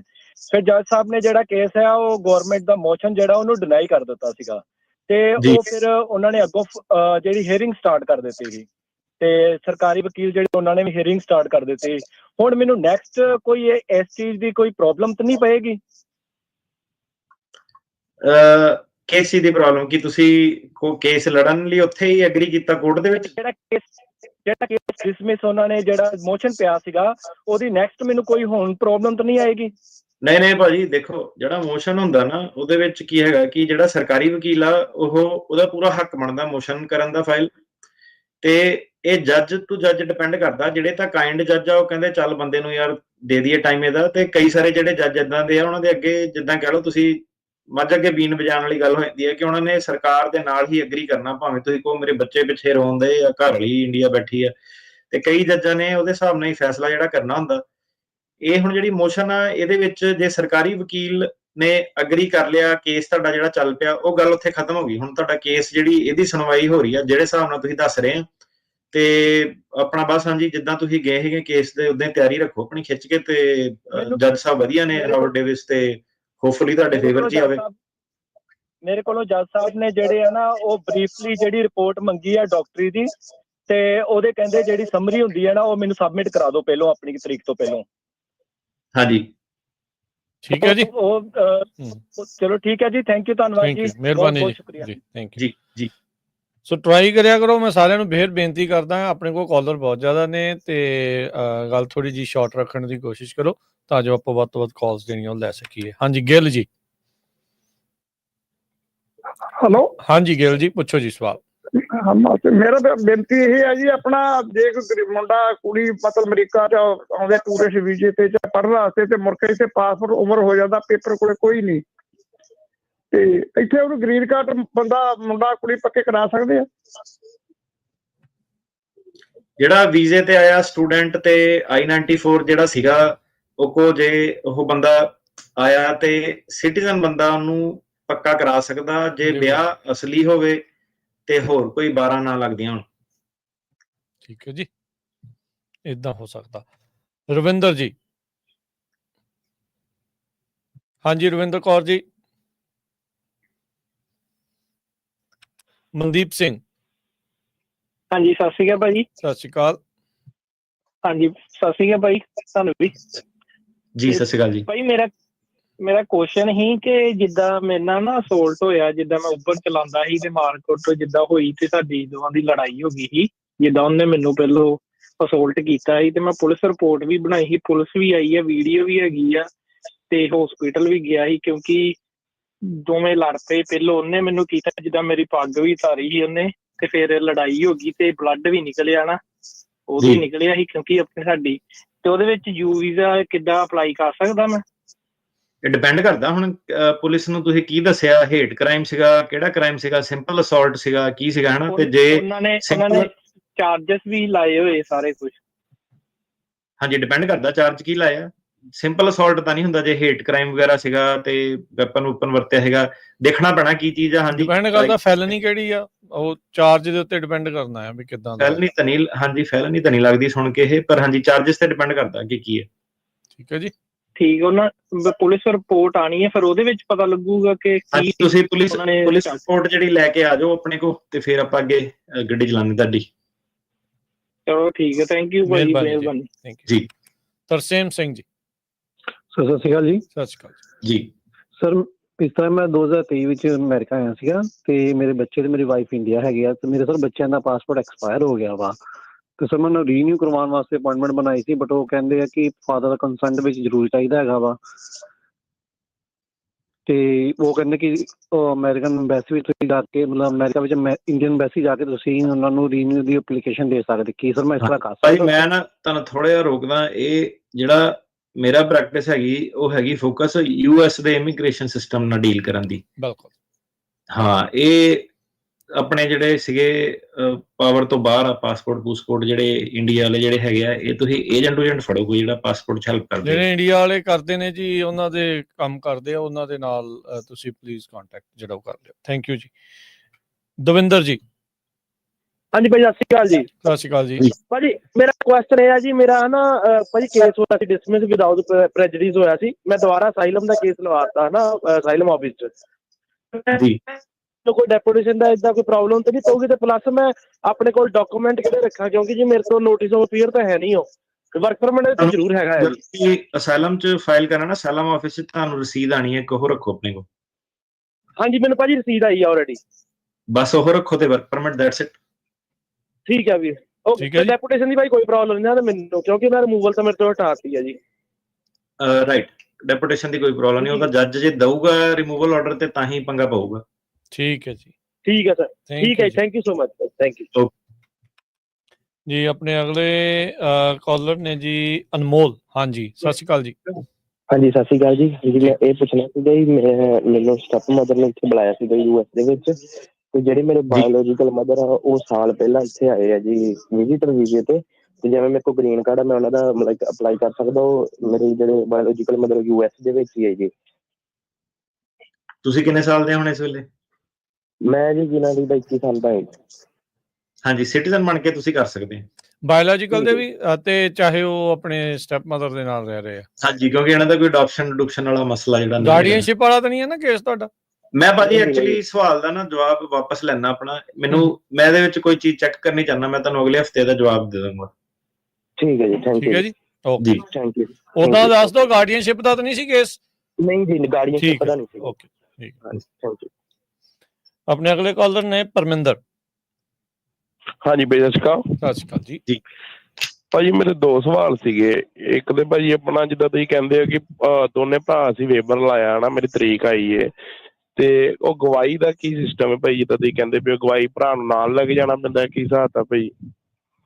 ਹਾਂਜੀ ਭਾਜੀ, ਜੱਜ ਸਾਹਿਬ ਪੁੱਛਦੇ ਨੇ ਕਿ ਗਵਾਹੀ ਕਿਉਂ ਨਹੀਂ ਦੇਣਾ ਆ ਭਰਾ।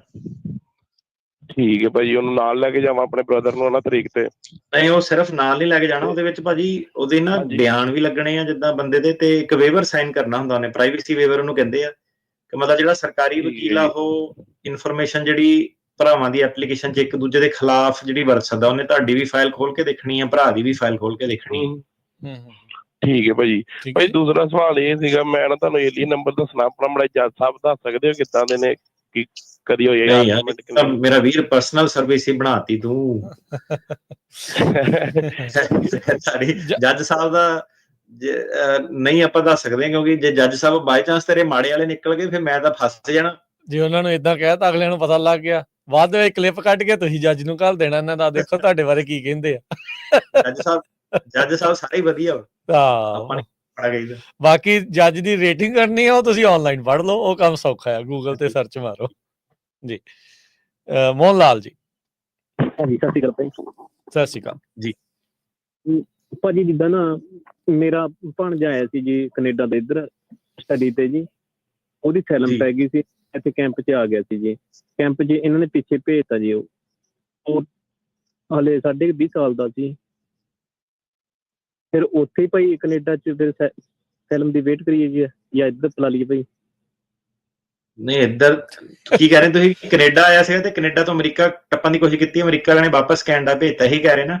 ਹਾਂਜੀ ਹਾਂਜੀ, ਕੈਂਪ 'ਚ ਪਿੱਛੇ ਮੋੜਤਾ। ਹਾਂਜੀ ਤੇ ਭਾਜੀ ਇਹਦਾ ਤੁਹਾਨੂੰ ਜਵਾਬ ਪਤਾ ਹੀ ਹੈ ਇਹਦੇ ਵਿੱਚ। ਮੈਨੂੰ ਹੁਣ ਵਕੀਲ ਨੂੰ ਕਿਉਂ ਤੁਸੀਂ ਵਿੱਚ ਫਸਾਣਾ ਵਾ? ਉਹਨਾਂ ਨੇ ਪਹਿਲਾਂ ਹੀ ਉਹਨੂੰ ਮਨਾ ਕਰਤਾ, ਤਾਂ ਮੈਂ ਹੁਣ ਮੈਂ ਕਿਉਂ ਤੁਹਾਨੂੰ ਕਹੂੰਗਾ ਕਿ ਉਹਨੂੰ ਇੱਥੇ ਬੁਲਾਓ? ਕਦੇ ਵੀ ਨਹੀਂ ਕਹੂੰਗਾ ਮੈਂ। ਨਾਲੇ ਇਹ ਸਵਾਲ ਤਾਂ ਪੁੱਛਣ ਵਾਲਾ ਹੀ ਨਹੀਂ ਜੀ, ਵੀ ਕਿਸੇ ਨੂੰ ਗੈਰ ਕਾਨੂੰਨੀ ਢੰਗ ਦੇ ਨਾਲ ਇੱਥੇ ਬੁਲਾਉਣ ਵਾਲੀ ਗੱਲ ਆ, ਇਹ ਤਾਂ ਟੋਟਲੀ ਗਲਤ ਆ। ਇਹ ਕੋਈ ਵੀ ਨਹੀਂ ਕਹਿ ਸਕਦਾ ਤੁਹਾਨੂੰ ਵੀ ਸਹੀ ਹੈ ਚੀਜ਼ ਜੀ। ਹਾਂਜੀ, ਜੇ ਵਾਪਸ ਉਹਨੂੰ ਭੇਜਿਆ ਵਾ ਤਾਂ ਰਿਮੂਵਲ ਲਾਇਆ ਹੋਣਾ 5 ਸਾਲ ਜਾਂ 10 ਸਾਲ ਦਾ, ਤੇ ਉਹਦੇ ਵਿੱਚ ਜੇ ਹੁਣ ਵਾਪਸ ਉਹ ਐਂਟਰ ਕਰਨ ਦੀ ਕੋਸ਼ਿਸ਼ ਕਰਦਾ, ਪਰਮਾਨੈਂਟ ਬਾਰ ਵੀ ਲੱਗੂਗੀ, STCA ਵੀ ਲੱਗੂਗੀ। ਅੱਜ ਆਪਣਾ ਸਾਰਾ ਸ਼ੋਅ ਹੀ ਐਕਚੁਅਲੀ ਉਹਦੇ ਬਾਰੇ ਸੀਗਾ ਕਿ ਕੈਨੇਡਾ ਦੇ ਵਿੱਚ STCA ਵਗੈਰਾ। ਤੇ ਜੇ ਉਹਨੂੰ ਕੋਈ ਪ੍ਰੋਬਲਮ ਆ ਤਾਂ ਪਹਿਲਾਂ ਕੈਨੇਡਾ ਕਰੇ ਅਪਲਾਈ। ਉਹੀ ਤਾਂ ਉਹ ਕਹਿ ਰਹੇ ਆ ਕਿ ਜੇ ਪ੍ਰੋਬਲਮ ਆ ਤਾਂ ਕਿਉਂ ਨਹੀਂ ਅਪਲਾਈ ਕਰਦੇ ਉੱਥੇ ਜੀ। ਬਿਲਕੁਲ। ਰਿੱਕੀ। ਸਤਿ ਸ਼੍ਰੀ ਅਕਾਲ ਭਾਜੀ। ਸਤਿ ਸ਼੍ਰੀ ਅਕਾਲ ਜੀ।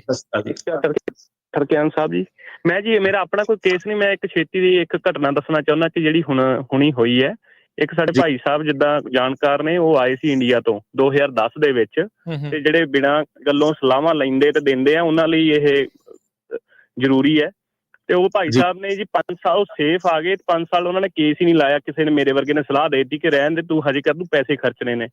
5-6 ਸਾਲ ਬਾਅਦ ਜੀ ਕੇਸ ਲਾਇਆ, ਤੇ ਹੁਣ ਉਹਨਾਂ ਦੀ ਫਾਈਨਲ ਤਰੀਕ ਆਈ ਸੀ।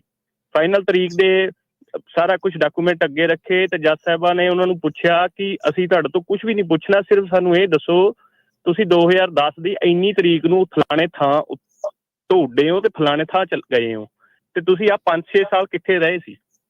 ਸਾਨੂੰ ਇਹ ਚੀਜ਼ ਦਾ ਆਨਸਰ ਚਾਹੀਦਾ। ਤੇ ਉਹ ਉਸ ਚੀਜ਼ ਦਾ ਕੋਈ ਵੀ ਆਨਸਰ ਹੈ ਨਹੀਂ, ਕਿਉਂਕਿ ਉਹਨਾਂ ਨੇ ਲਿਖਿਆ ਹੋਇਆ ਸੀ ਕੇਸ ਦੇ ਵਿੱਚ ਕਿ ਅਸੀਂ ਜਦੋਂ ਉਹਨਾਂ ਨੇ ਕੇਸ ਲਾਇਆ 5-6 ਸਾਲ ਬਾਅਦ, ਉਦੋਂ ਦੀ ਤਰੀਕ ਲਿਖਾਈ ਸੀ, ਮੈਂ ਉਦੋਂ ਆਇਆ। ਤੇ ਉਹਨਾਂ ਨੂੰ ਫਿਰ ਉਹਨਾਂ ਨੇ PD ਦੇ ਦਿੱਤੀ ਹੈ ਜੀ। ਇਸ ਕਰਕੇ ਕਿਸੇ ਵੀ ਬੇਲੋੜੀਆਂ ਸਲਾਹਾਂ ਤੋਂ ਬਚੋ, ਤੇ ਵਕੀਲ ਸਾਹਿਬ ਜਿਹੜੇ ਵੀ ਤੁਹਾਡੇ ਹੈਗੇ ਉਹਨਾਂ ਕੋਲ ਜਾਓ ਤੇ ਸਹੀ ਸਲਾਹ ਲਓ। ਧੰਨਵਾਦ ਜੀ। ਥੈਂਕ ਯੂ ਰਿੱਕੀ ਜੀ। PD ਵੀ ਜਿਹੜੀ ਦਿੱਤੀ ਨਾ, ਉਹ ਆਸਾਨ ਹੀ ਕੀਤਾ ਬੰਦੇ ਦੇ ਉੱਤੇ। ਸਹੀ ਗੱਲ ਹੈ। ਵੈਸੇ ਗੱਲ ਜਿਹੜੀ ਬਣਦੀ ਹੈਗੀ ਫ੍ਰਿਵਲਸ ਅਸਾਈਲਮ ਬਣਦਾ ਕਿ ਕੋਈ ਚੀਜ਼ ਨਹੀਂ ਦੇਣੀ ਚਾਹੀਦੀ, ਠੀਕ ਆ। ਤੇ ਨਾਲ ਜਿਹੜੀ ਦੂਜੀ ਗੱਲ ਆ ਨਾ, ਜਿਹੜੇ ਬੰਦੇ ਇਦਾਂ ਦੇ ਹੁਣ ਕੰਮ ਕਰਦੇ ਆ, ਉਹ ਸਾਰੀ ਕਮਿਊਨਿਟੀ ਨੂੰ ਥੱਲੇ ਜਿਹੜੇ ਲੈ ਕੇ ਆ ਜਾਂਦੇ ਆ, ਇਦਾਂ ਦੇ ਕਰਦੇ ਆ। ਇੰਪ੍ਰੈਸ਼ਨ ਜਿਹੜਾ ਜੱਜਾਂ ਦੇ ਮਨ ਦੇ ਉੱਤੇ ਹਨਾ, ਉਹ ਬੱਚੋ ਜਿਹੜਾ ਇਹ ਇਦਾਂ ਦੀਆਂ ਪੁੱਠੀਆਂ ਸਿੱਧੀਆਂ ਸਲਾਹਾਂ ਕਰਕੇ ਦਿੰਦੇ ਆ। ਪਰ ਜਿਹੜੀ ਰਾਜ ਕਰਨ ਦੀ ਰਿਐਲਿਟੀ ਕਈ ਵਾਰੀ ਇਹ ਹੈ ਕਿ ਆਪਾਂ ਸਾਡੇ ਨਾਲ ਜਿੱਦਦੇ ਆ ਬੰਦੇ, ਆਪਾਂ ਕਹਾਂ ਨਹੀਂ ਤੂੰ ਰਾਈਟ ਥਿੰਕ ਕਰਨਾ ਹੀ ਨਹੀਂ, ਮੈਂ ਨਹੀਂ ਕਰਨੀ, ਰਾਈਟ ਥਿੰਕ ਕਰਨਾ ਹੀ ਨਹੀਂ, ਮੈਂ ਨਹੀਂ ਕਰਨੀ। ਉਹ ਪਿੱਛੇ ਸੱਜਣ ਮਿੱਤਰ ਨੇ ਪੰਪ ਦਿੰਦਾ ਹੁੰਦਾ ਕਿ ਵਕੀਲ ਤੇ ਕਿਤੇ ਉਦਾਂ ਹੀ ਆ ਕਿ ਤੂੰ ਰਿਮੋਟ ਦੱਬਣਾ ਤੇ ਇਹਨੇ ਤੇਰੀ ਗੱਲ ਮੰਨ ਲੈਣੀ ਹੈ, ਹਨਾ। ਸੋ ਏਦਾਂ ਨਹੀਂ ਹੁੰਦਾ, ਕਾਨੂੰਨ ਦੇ ਹਿਸਾਬ ਨਾਲ ਚੱਲੋ ਸਾਰੇ ਜਾਣੇ, ਉਦਾਂ ਹੀ ਚੱਲਣਾ ਜਿਹੜਾ ਪੈਂਦਾ ਵਾ।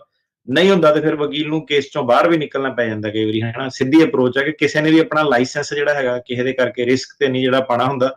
ਤੇ ਇਸ ਕੇਸ ਦੇ ਵਿੱਚ ਜਿਹੜੇ ਬਾਈ ਨੂੰ PD ਮਿਲੀ ਆ, ਤੇ ਜੱਜ ਸਾਹਿਬ ਨੇ ਫੇਵਰ ਹੀ ਕੀਤਾ ਉਹਨਾਂ ਨੂੰ ਇੱਕ ਤਰ੍ਹਾਂ ਦਾ। ਨਹੀਂ ਤਾਂ ਅਗਲਾ ਬੰਦਾ ਕਹਿੰਦਾ ਵੀ ਚਲੋ ਚੱਕੋ ਬੋਰੀਆ ਬਿਸਤਰਾ ਤੇ ਛੱਡ ਕੇ ਆਓ ਇਹਨਾਂ ਨੂੰ ਵਾਪਸ। ਮਨਜੀਤ ਜੀ। ਸਤਿ ਸ਼੍ਰੀ ਅਕਾਲ ਸਰ। ਸਤਿ ਸ਼੍ਰੀ ਅਕਾਲ। ਸਰ ਮੇਰਾ ਸਵਾਲ ਹੈ ਕਿ ਮੈਂ B1 B2 ਤੇ ਆਇਆ ਸੀ ਜੀ 2021 ਚ ਵਿਦ ਫੈਮਿਲੀ। ਮੈਂ ਕੇਸ ਲਾ ਸੀ ਭਾਜੀ ਨਿਊ ਜਰਸੀ ਦੇ ਵਿੱਚ, ਤੇ ਮੈਂ ਰੀਸੈਂਟਲੀ ਮੂਵ ਹੋ ਗਿਆ ਜੀ ਮਨਟੀਕੇ ਕੈਲੀਫੋਰਨੀਆ। ਤਾਂ ਮੇਰਾ ਕੁਐਸਚਨ ਸੀਗਾ ਕਿ ਇਹਦਾ ਮੇਰੀ ਡੇਟ ਦੇ ਚਾਂਸਸ ਹੈਗੇ ਜੇ ਛੇਤੀ ਆਉਣ ਦੇ ਜੀ? ਇਹ ਤਾਂ ਭਾਜੀ ਡਿਪੈਂਡ ਕਰਦਾ ਕਈ ਸਾਰੇ ਫੈਕਟਰ ਤੇ, ਪ੍ਰੈਡਿਕਟ ਨਹੀਂ ਕੀਤਾ ਜਾ ਸਕਦਾ। ਪਰ ਇੱਕ ਚੀਜ਼ ਆ ਵੀ ਤੁਸੀਂ ਹੁਣ ਮੂਵ ਹੋ ਗਏ ਤੇ ਆਪਣਾ ਚੇਂਜ ਕਰ ਲਿਆ ਐਡਰੈਸ ਵਗੈਰਾ? ਹਾਂਜੀ, ਉਹ ਸਟੇਟਸ ਅਪਡੇਟ ਮੇਰੇ ਲਾਇਰ ਨੇ ਕਰਤਾ ਸੀਗਾ, ਮੈਨੂੰ ਭੇਜ ਦਿੱਤੀ ਸੀ ਸਕਰੀਨਸ਼ਾਟ ਉਹਦਾ ਜੀ। ਠੀਕ ਹੈ ਜੀ। ਆਪਾਂ ਐਡਰੈਸ ਅਪਡੇਟ ਕਰਤਾ ਹੈਗਾ। ਐਡਰੈਸ ਦਾ ਇਸ ਵਾਰ ਬਹੁਤ ਕੜਿੱਕੀ ਫਸਣੀ ਹੈ ਗਾਂ ਜਦੋਂ ਤਰੀਕਾਂ ਆਉਣੀਆਂ ਅਗਲੇ ਪ੍ਰਸ਼ਾਸਨ। ਸੋ ਐਡਰੈਸ ਦਾ ਮਾੜਾ ਮੋਟਾ ਵੀ ਜਿਹੜਾ ਉਹ ਕਰਿਓ ਨਾ। ਹੁਣੇ ਦੱਸ ਕੇ ਗਏ ਇੱਕ ਉਦਾਹਰਨ, ਅਗਲੇ ਨੇ ਇਹੀ ਪੁੱਛਿਆ ਬਾਈ ਕਿੱਥੇ ਰਿਹਾ। ਹਾਂਜੀ ਹਾਂਜੀ, ਮੈਂ ਸੀਗਾ ਉਹ ਗੱਲ। ਤੇ ਯਾਨੀ ਕਿ ਇਹਦੇ ਨਾਲ ਫਿਰ ਕੋਈ ਚਾਂਸਸ ਹੈ ਜਾਂ ਨਹੀਂ ਹੈਗੇ? ਨਹੀਂ, ਉਹੀ ਦੱਸ ਕੇ ਹਟੇ ਜੀ। ਚਾਂਸਸ ਤਰੀਕ ਜੇ ਆਉਂਦੇ ਨਹੀਂ, ਮੇਰਾ 20 ਤਰੀਕ ਦੇ ਕਿੱਥੇ, ਤਾਂ ਮਿਲੀਅਨਾਂ ਚ ਲੋਕੀ ਫਸੇ ਹੋਏ ਆ। ਇਹ ਕਿਹੜਾ ਕੋਈ ਕਸਟਮਰ ਸਰਵਿਸ ਉਹਨਾਂ ਨੇ ਦੇਣੀ ਆ? ਉਹ ਤਾਂ ਜਦੋਂ ਜੱਜ ਸਾਹਿਬ ਦਾ ਸਕੈਜੂਲ ਆ ਉਹਦੇ ਹਿਸਾਬ ਨਾਲ ਤਰੀਕ ਆਣੀ ਆ। ਤੇ ਜਿੱਦਣ ਜਿਹੜਾ ਸਕੈਜੂਲ ਹੈਗਾ ਉਦਣ ਵੀ ਕੋਈ ਗਰੰਟੀ ਨਹੀਂ ਕਿ ਉਹਨਾਂ ਨੇ ਤਰੀਕ ਸੁਣਨੀ ਆ। ਉਹ ਚੱਕ ਕੇ 3 ਸਾਲ ਅੱਗੇ ਵੀ ਪਾ ਸਕਦੇ ਆ ਜੀ। ਬਿਲਕੁਲ ਸਾਡੀ ਤੇ ਜਿਹੜੀ ਹੁਣ ਮੈਂ ਕਿਹਾ ਸੋਮਵਾਰ ਨੂੰ ਤਰੀਕ ਆ, ਉਹਦਾ ਨਹੀਂ ਪਤਾ ਕਿ ਜੱਜ ਸਾਹਿਬ ਨੇ ਆਣਾ ਕਿ ਨਵੇਂ ਸਾਲ ਦੀ ਛੁੱਟੀ ਲੈ ਲੈਣੀ ਆ, ਜਿਹੜੇ ਆ 2 ਦਿਨ ਬਾਅਦ ਤਰੀਕ ਆਣੀ ਆ, ਸਹੀ ਗੱਲ ਉਹਦੀ ਕੋਈ ਗਾਰੰਟੀ ਨਹੀਂ ਹੈਗੀ। ਤੇ ਲੋਕਾਂ ਨੂੰ ਪਤਾ ਹੀ ਆਪਾਂ ਕੋਰਟ ਚ ਜਾਈਦਾ ਅਕਸਰ, ਕਈ ਵਾਰੀ ਤਾਂ ਇਨ ਪਰਸਨ ਵੀ ਬੁਲਾ ਲੈਂਦੇ ਸੈਂਟੈਨਾ ਵਰਗੇ ਕੋਰਟਾਂ ਦੇ ਵਿੱਚ, ਤੇ ਜਾ ਕੇ ਉੱਥੇ ਕਹਿੰਦੇ ਕਿ ਲੈ ਜੀ ਅੱਜ ਇੰਟਰਪ੍ਰੇਟਰ ਨਹੀਂ ਆਇਆ, ਅੱਜ ਸਾਡਾ ਸਿਸਟਮ ਡਾਊਨ ਆ, ਜਾ ਹੋ ਗਿਆ ਉਹ ਹੋ ਗਿਆ, ਕਈ ਸਾਰੇ ਰੌਲੇ ਰੱਪੇ ਚੱਲਦੇ ਰਹਿੰਦੇ ਆ। ਇੱਕ ਚ ਤਾਂ ਉਹ ਸੀਗਾ ਕਹਿੰਦੇ ਮੀਂਹ ਦੇ ਕਰਕੇ ਕੋਰਟ ਚ ਪਾਣੀ ਆ ਗਿਆ ਹੈ ਕਿਸੇ ਦੇ, ਉਹਦੇ ਕਰਕੇ ਉਹਨਾਂ ਨੂੰ ਤਰੀਕਾਂ ਜਿਹੜੀਆਂ ਬੰਦ ਕਰਨੀਆਂ ਪਈਆਂ। ਇਹ ਕਚਹਿਰੀਆਂ ਨੂੰ ਮੈਨੂੰ ਲੱਗਦਾ ਤੁਸੀਂ ਦਸੂਹੇ ਵਾਲੀਆਂ ਦੱਸਦੀਆਂ, ਇਹ ਅਮਰੀਕਾ ਵਾਲੀ ਤਾਂ ਨਹੀਂ ਲੱਗਦੀ ਜਿਹ ਚ ਪਾਣੀ ਆ ਗਿਆ। ਤੇ ਇੱਕ ਸਵਾਲ ਪੁੱਛਦੇ ਨੇ, ਗ੍ਰੀਨ ਕਾਰਡ ਗ੍ਰਾਂਟ ਹੋਣ ਤੋਂ ਬਾਅਦ ਚ ਅਸਾਈਲਮ ਕੇਸ ਗ੍ਰਾਂਟ ਹੋਣ ਤੋਂ ਬਾਅਦ ਚ ਗ੍ਰੀਨ ਕਾਰਡ ਕਦੋਂ ਅਪਲਾਈ ਕੀਤਾ ਜਾ ਸਕਦਾ? ਰਾਈਟ ਵੇ ਕਰ ਸਕਦੇ ਹੈਗੇ ਆ, ਪਰ ਜਿਹੜੀ ਬਾਈਡਨ ਸਰਕਾਰ ਸੀਗੀ ਉਹਦੇ ਵਿੱਚ USCIS ਨੇ ਇੰਟਰਪ੍ਰੀਟੇਸ਼ਨ ਦਿੱਤੀ ਸੀ ਕਿ ਰਾਈਟ ਵੇ ਕਰ ਸਕਦੇ ਆ, ਤੇ ਆਪਾਂ ਪਰ ਗ੍ਰੀਨ ਕਾਰਡ ਦੇਣਾ ਸਾਲ ਬਾਅਦ। ਹੁਣ ਜਿਹੜੇ ਟਰੰਪ ਸਾਹਿਬ ਹੋਣੀ ਉਹ ਆ ਕੇ ਜੇ ਇਹ ਚੀਜ਼ ਨੂੰ ਅਟੈਕ ਕਰਦੇ ਆ ਤੇ ਜਿਹੜਾ ਰਾਈਟ ਵੇ ਕਰਨ ਵਾਲਾ ਹੋ ਸਕਦਾ ਸਿਸਟਮ ਉਹ ਬੰਦ ਕਰ ਦੇਣ। ਜੀ ਹੀਰਾ ਸਿੰਘ। ਹਾਂਜੀ ਸਤਿ ਸ਼੍ਰੀ ਅਕਾਲ ਭਾਜੀ। ਸਤਿ ਸ਼੍ਰੀ ਅਕਾਲ ਜੀ।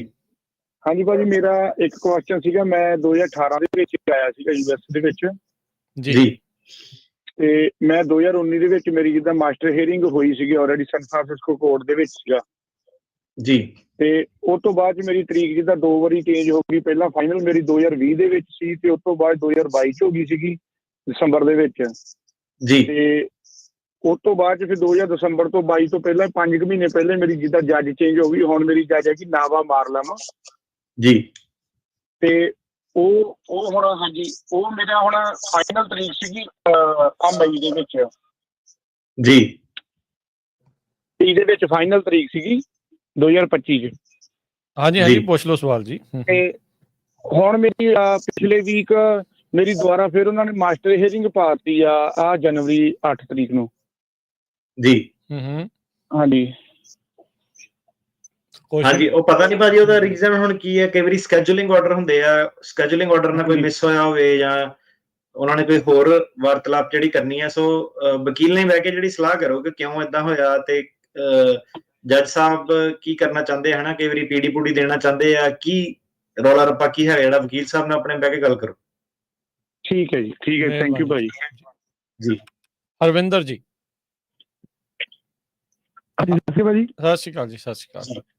ਹਾਂਜੀ ਭਾਈ ਥੈਂਕ ਯੂ ਸੋ ਮਚ। ਮੈਂ ਤੁਹਾਨੂੰ ਭਾਈ ਥੈਂਕ ਯੂ ਕਹਿਣਾ ਚਾਹੁੰਦਾ ਸੀਗਾ। ਮੈਂ ਐਕਚੁਅਲੀ 2 ਸਾਲ ਪਹਿਲਾਂ ਤੁਹਾਡੇ ਸ਼ੋਅ ਤੇ ਕਾਲ ਲਾਈ ਸੀਗੀ। ਮੈਂ I-130 ਦੇ ਉੱਪਰ ਅਪਲਾਈ ਕੀਤਾ ਸੀ ਆਪਣੀ ਵਾਈਫ ਦਾ ਤੇ ਬੇਟੀ ਦਾ, ਤੇ ਜਿਹਨਾਂ ਕੋਲੋਂ ਮੈਂ ਅਪਲਾਈ ਕਰਾ ਰਿਹਾ ਸੀਗਾ ਉਹ ਮੈਨੂੰ ਜ਼ੋਰ ਪਾ ਰਿਹਾ ਸੀਗਾ ਕਿ ਜੁਆਇੰਟ ਕੇਸ ਲੱਗਣਾ ਵਾ, ਈਵਨ ਤੋਂ ਬਾਅਦ ਸਿਟੀਜ਼ਨ ਵੀ ਹੋ ਜਾਣਾ, ਨੋ ਮੈਟਰ। ਪਰ ਮੈਨੂੰ ਤੁਹਾਡੇ ਸ਼ੋਅ 'ਚੋਂ ਇਹ ਨੌਲੇਜ ਮਿਲੀ ਸੀ ਕਿ ਨਹੀਂ, ਮੈਨੂੰ ਵਕੀਲ ਸਾਹਿਬ ਨੇ ਦੱਸਿਆ ਸੀ ਕਿ ਜਦੋਂ ਤੂੰ ਸਿਟੀਜ਼ਨ ਹੋ ਗਿਆ ਤੇਰੇ ਬੱਚੇ ਦਾ ਕੇਸ ਬਣਿਆ ਆਊਟ ਕਰ ਦੇਣਾ। ਤੇ ਮੈਂ ਉਹਨੂੰ ਬਹੁਤ ਜ਼ੋਰ ਪਾ ਕੇ ਫਿਰ ਇਹਦਾ ਸੈਪਰੇਟ ਫਾਈਲਾਂ ਲਵਾਈਆਂ ਸੀ। ਈਵਨ ਉਹ ਮੇਰਾ ਮਜ਼ਾਕ ਉਡਾਉਂਦੇ ਸੀ, ਮੈਨੂੰ ਕਹਿੰਦੇ ਸੀ ਕਹਿੰਦੇ ਯਾਰ ਪੈਸੇ ਵੱਧ ਆਏ ਹੋ ਯਾਰ, ਤੂੰ 2 ਫਾਈਲਾਂ ਦੇ ਪੈਸੇ ਖਰਚਣੇ ਆ। ਮੈਂ ਕਿਹਾ ਵੀ ਨਹੀਂ, ਮੈਂ 2 ਹੀ ਲਾਉਣੀਆਂ ਵਾ। ਤੇ ਉਹ ਚੀਜ਼ ਜਦੋਂ ਮੈਂ ਇਦਾਂ ਕੀਤੀ, ਉਹ ਬਹੁਤ ਉਹ ਕਹਿੰਦੇ ਉਹ 20 ਸਾਲ ਤੋਂ ਸਰਵਿਸ ਦੇ ਰਿਹਾ ਕੈਲੀਫੋਰਨੀਆ ਦੇ, ਬਹੁਤ ਨਾਮਵਰ ਬੰਦੇ ਆਪਣੀ ਕਮਿਊਨਿਟੀ ਦੇ। ਉਹ ਕਹਿੰਦੇ ਵੀ ਲਾਈਕ ਅਸੀਂ ਕਦੇ ਨਹੀਂ ਇੱਦਾਂ ਸੁਣਿਆ, ਪਰ ਉਹ ਕਹਿੰਦੇ ਇਹ ਵੀ ਨਹੀਂ ਸੁਣਿਆ ਵੀ ਸੱਚੀ ਵੀ ਵਾਕਈ ਦਾ ਅਸੀਂ ਨਹੀਂ ਕਦੇ ਫਿਗਰ ਆਊਟ ਹੀ ਨਹੀਂ ਕੀਤਾ ਵੀ ਹਰ ਵਾਰੀ ਬੱਚੇ ਨੂੰ ਬਾਊਟ ਕਿਉਂ ਕਰ ਦਿੰਦੇ ਆ। ਤੇ ਮੇਰੀ ਹੁਣ ਮੇਰਾ ਭਾਈ 2 ਮਹੀਨੇ ਪਹਿਲਾਂ I-130 ਪ੍ਰੂਵ ਹੋਇਆ, ਵਾਕਈ ਮੇਰੇ ਸੀਰੀਅਲ ਵਾਈਜ਼ ਕੇਸ ਲੱਗਾ ਹੋਇਆ ਸੀ। ਇੱਕ ਦਿਨ ਪਹਿਲਾਂ ਮੈਨੂੰ ਵਾਈਫ ਵਾਲੀ ਈਮੇਲ ਆਈ, ਦੂਏ ਦਿਨ ਬੱਚੇ ਵਾਲੀ ਆਈ, ਸੋ ਐ ਕੰਟੀਨਿਊਸਲੀ ਕੇਸ ਚੱਲ ਰਹੇ ਆ। ਉਸ ਤੋਂ ਬਾਅਦ ਮੈਂ ਆਪਣੀ ਲਾਈਫ 'ਚ 5-6 ਲੋਨਸ ਨੂੰ ਜਾਣ ਰਿਹਾ ਜਿਨ੍ਹਾਂ ਨਾਲ ਹਰੇਕ ਨਾਲ ਹੀ ਏਦਾਂ ਹੋਈ। ਈਵਨ ਇੱਕ ਮੈਂ ਕੁੜੀ ਨੂੰ ਜਾਣਦਾ, ਮੇਰੀ ਫਰੈਂਡ ਆ, ਉਹ ਬੰਬੇ ਇੰਟਰਵਿਊ ਤੇ ਗਈ ਤੇ ਉਹ ਬੜੇ ਚਾਅ ਨਾਲ ਕਹਿੰਦੀ ਮੈਂ ਗਈ, ਕਹਿੰਦੀ ਜਦੋਂ ਉੱਥੇ ਗਈ ਉਹਨੇ ਮੇਰੀ ਬੱਚੇ ਦੀ ਫਾਈਲ ਛੱਡ ਕੇ ਬਾਹਰ ਰੱਖਤੀ, ਕਹਿੰਦੀ ਮੈਂ ਉੱਥੇ ਬਹੁਤ ਰੋਈ ਵੀ ਮੈਂ ਬੱਚੇ ਤੋਂ ਬਿਨਾਂ ਬਾਹਰ ਜਾ ਸਕਦੀ। ਉਹ ਕਹਿੰਦੇ ਨਹੀਂ ਜਾ ਸਕਦੀ, ਉਹ ਚੀਜ਼ ਨਹੀਂ, ਪਰ ਲਾਅ ਦੇ ਹਿਸਾਬ ਨਾਲ ਮੇਰਾ ਹਸਬੈਂਡ ਇਹਦਾ ਸਿਟੀਜ਼ਨ ਹੋ ਗਿਆ ਵਾ, ਉਹ ਜੁਆਇੰਟ ਕੇਸ ਲੱਗ ਨਹੀਂ ਸਕਦਾ। ਤੇ ਉਹਨੂੰ ਮੈਂ ਕਿਹਾ ਮੈਂ ਪਹਿਲਾਂ ਹੀ ਇੱਦਾਂ ਲਾਈ ਆ ਵੀ ਪਹਿਲਾਂ ਮੈਂ ਗ੍ਰੀਨ ਕਾਰਡ ਸੀ, ਹੁਣ ਉਦਾਂ ਮੈਂ ਸਿਟੀਜ਼ਨ ਹੋ ਗਿਆ। ਮੈਨੂੰ ਵੀ ਤੈਨੂੰ ਕਿੱਦਾਂ ਪਤਾ ਸੀਗਾ? ਮੈਂ ਉਹ ਦੱਸਣਾ ਚਾਹੁੰਦਾ ਤੁਹਾਡਾ ਥੈਂਕ ਯੂ ਸੋ ਮਚ, ਤੁਹਾਡੀ ਨੌਲੇਜ ਤੋਂ ਬੜਾ ਕੁਛ ਆਪ ਨੂੰ ਵੀ ਪਤਾ ਲੱਗਾ। ਈਵਨ ਮੈਂ ਭਾਈ ਸਿਟੀਜ਼ਨ ਹਾਂ, ਇਹਦੇ ਵਿੱਚ ਸੈਲਮ ਦੇ ਕੇਸ 'ਚੋਂ ਮੈਂ ਕਦੇ ਸਾਰੇ ਉਹਨਾਂ ਕੋਲ ਲੀਗਲ ਸਰਵਿਸ ਨਹੀਂ ਲਈ ਹੋਈ, ਪਰ ਰੇਡੀਓ ਤੋਂ ਇੰਨੀ ਕੁ ਨੌਲੇਜ ਲੈ ਕੇ ਅੱਗੇ ਆਪਦੇ ਕਜ਼ਨ ਬ੍ਰਦਰ ਪਿੰਡ ਦੇ ਬਹੁਤ ਸਰਕਲ ਆ ਲੰਮਾ ਚੌੜਾ ਜਿਹਨਾਂ ਦੀ ਹੈਲਪ ਕਰੀ ਦੀ ਆ। ਪਰ ਉਹ ਇਹ ਸੋਚਦੇ ਰਹਿੰਦੇ ਵੀ ਮੈਨੂੰ ਬੜੀ ਨੌਲੇਜ ਆ, ਪਰ ਮੈਨੂੰ ਸਾਰਾ ਕੁਝ ਤੁਹਾਡੇ ਸ਼ੋਅ ਤੋਂ ਪਤਾ ਲੱਗਾ ਹੁੰਦਾ।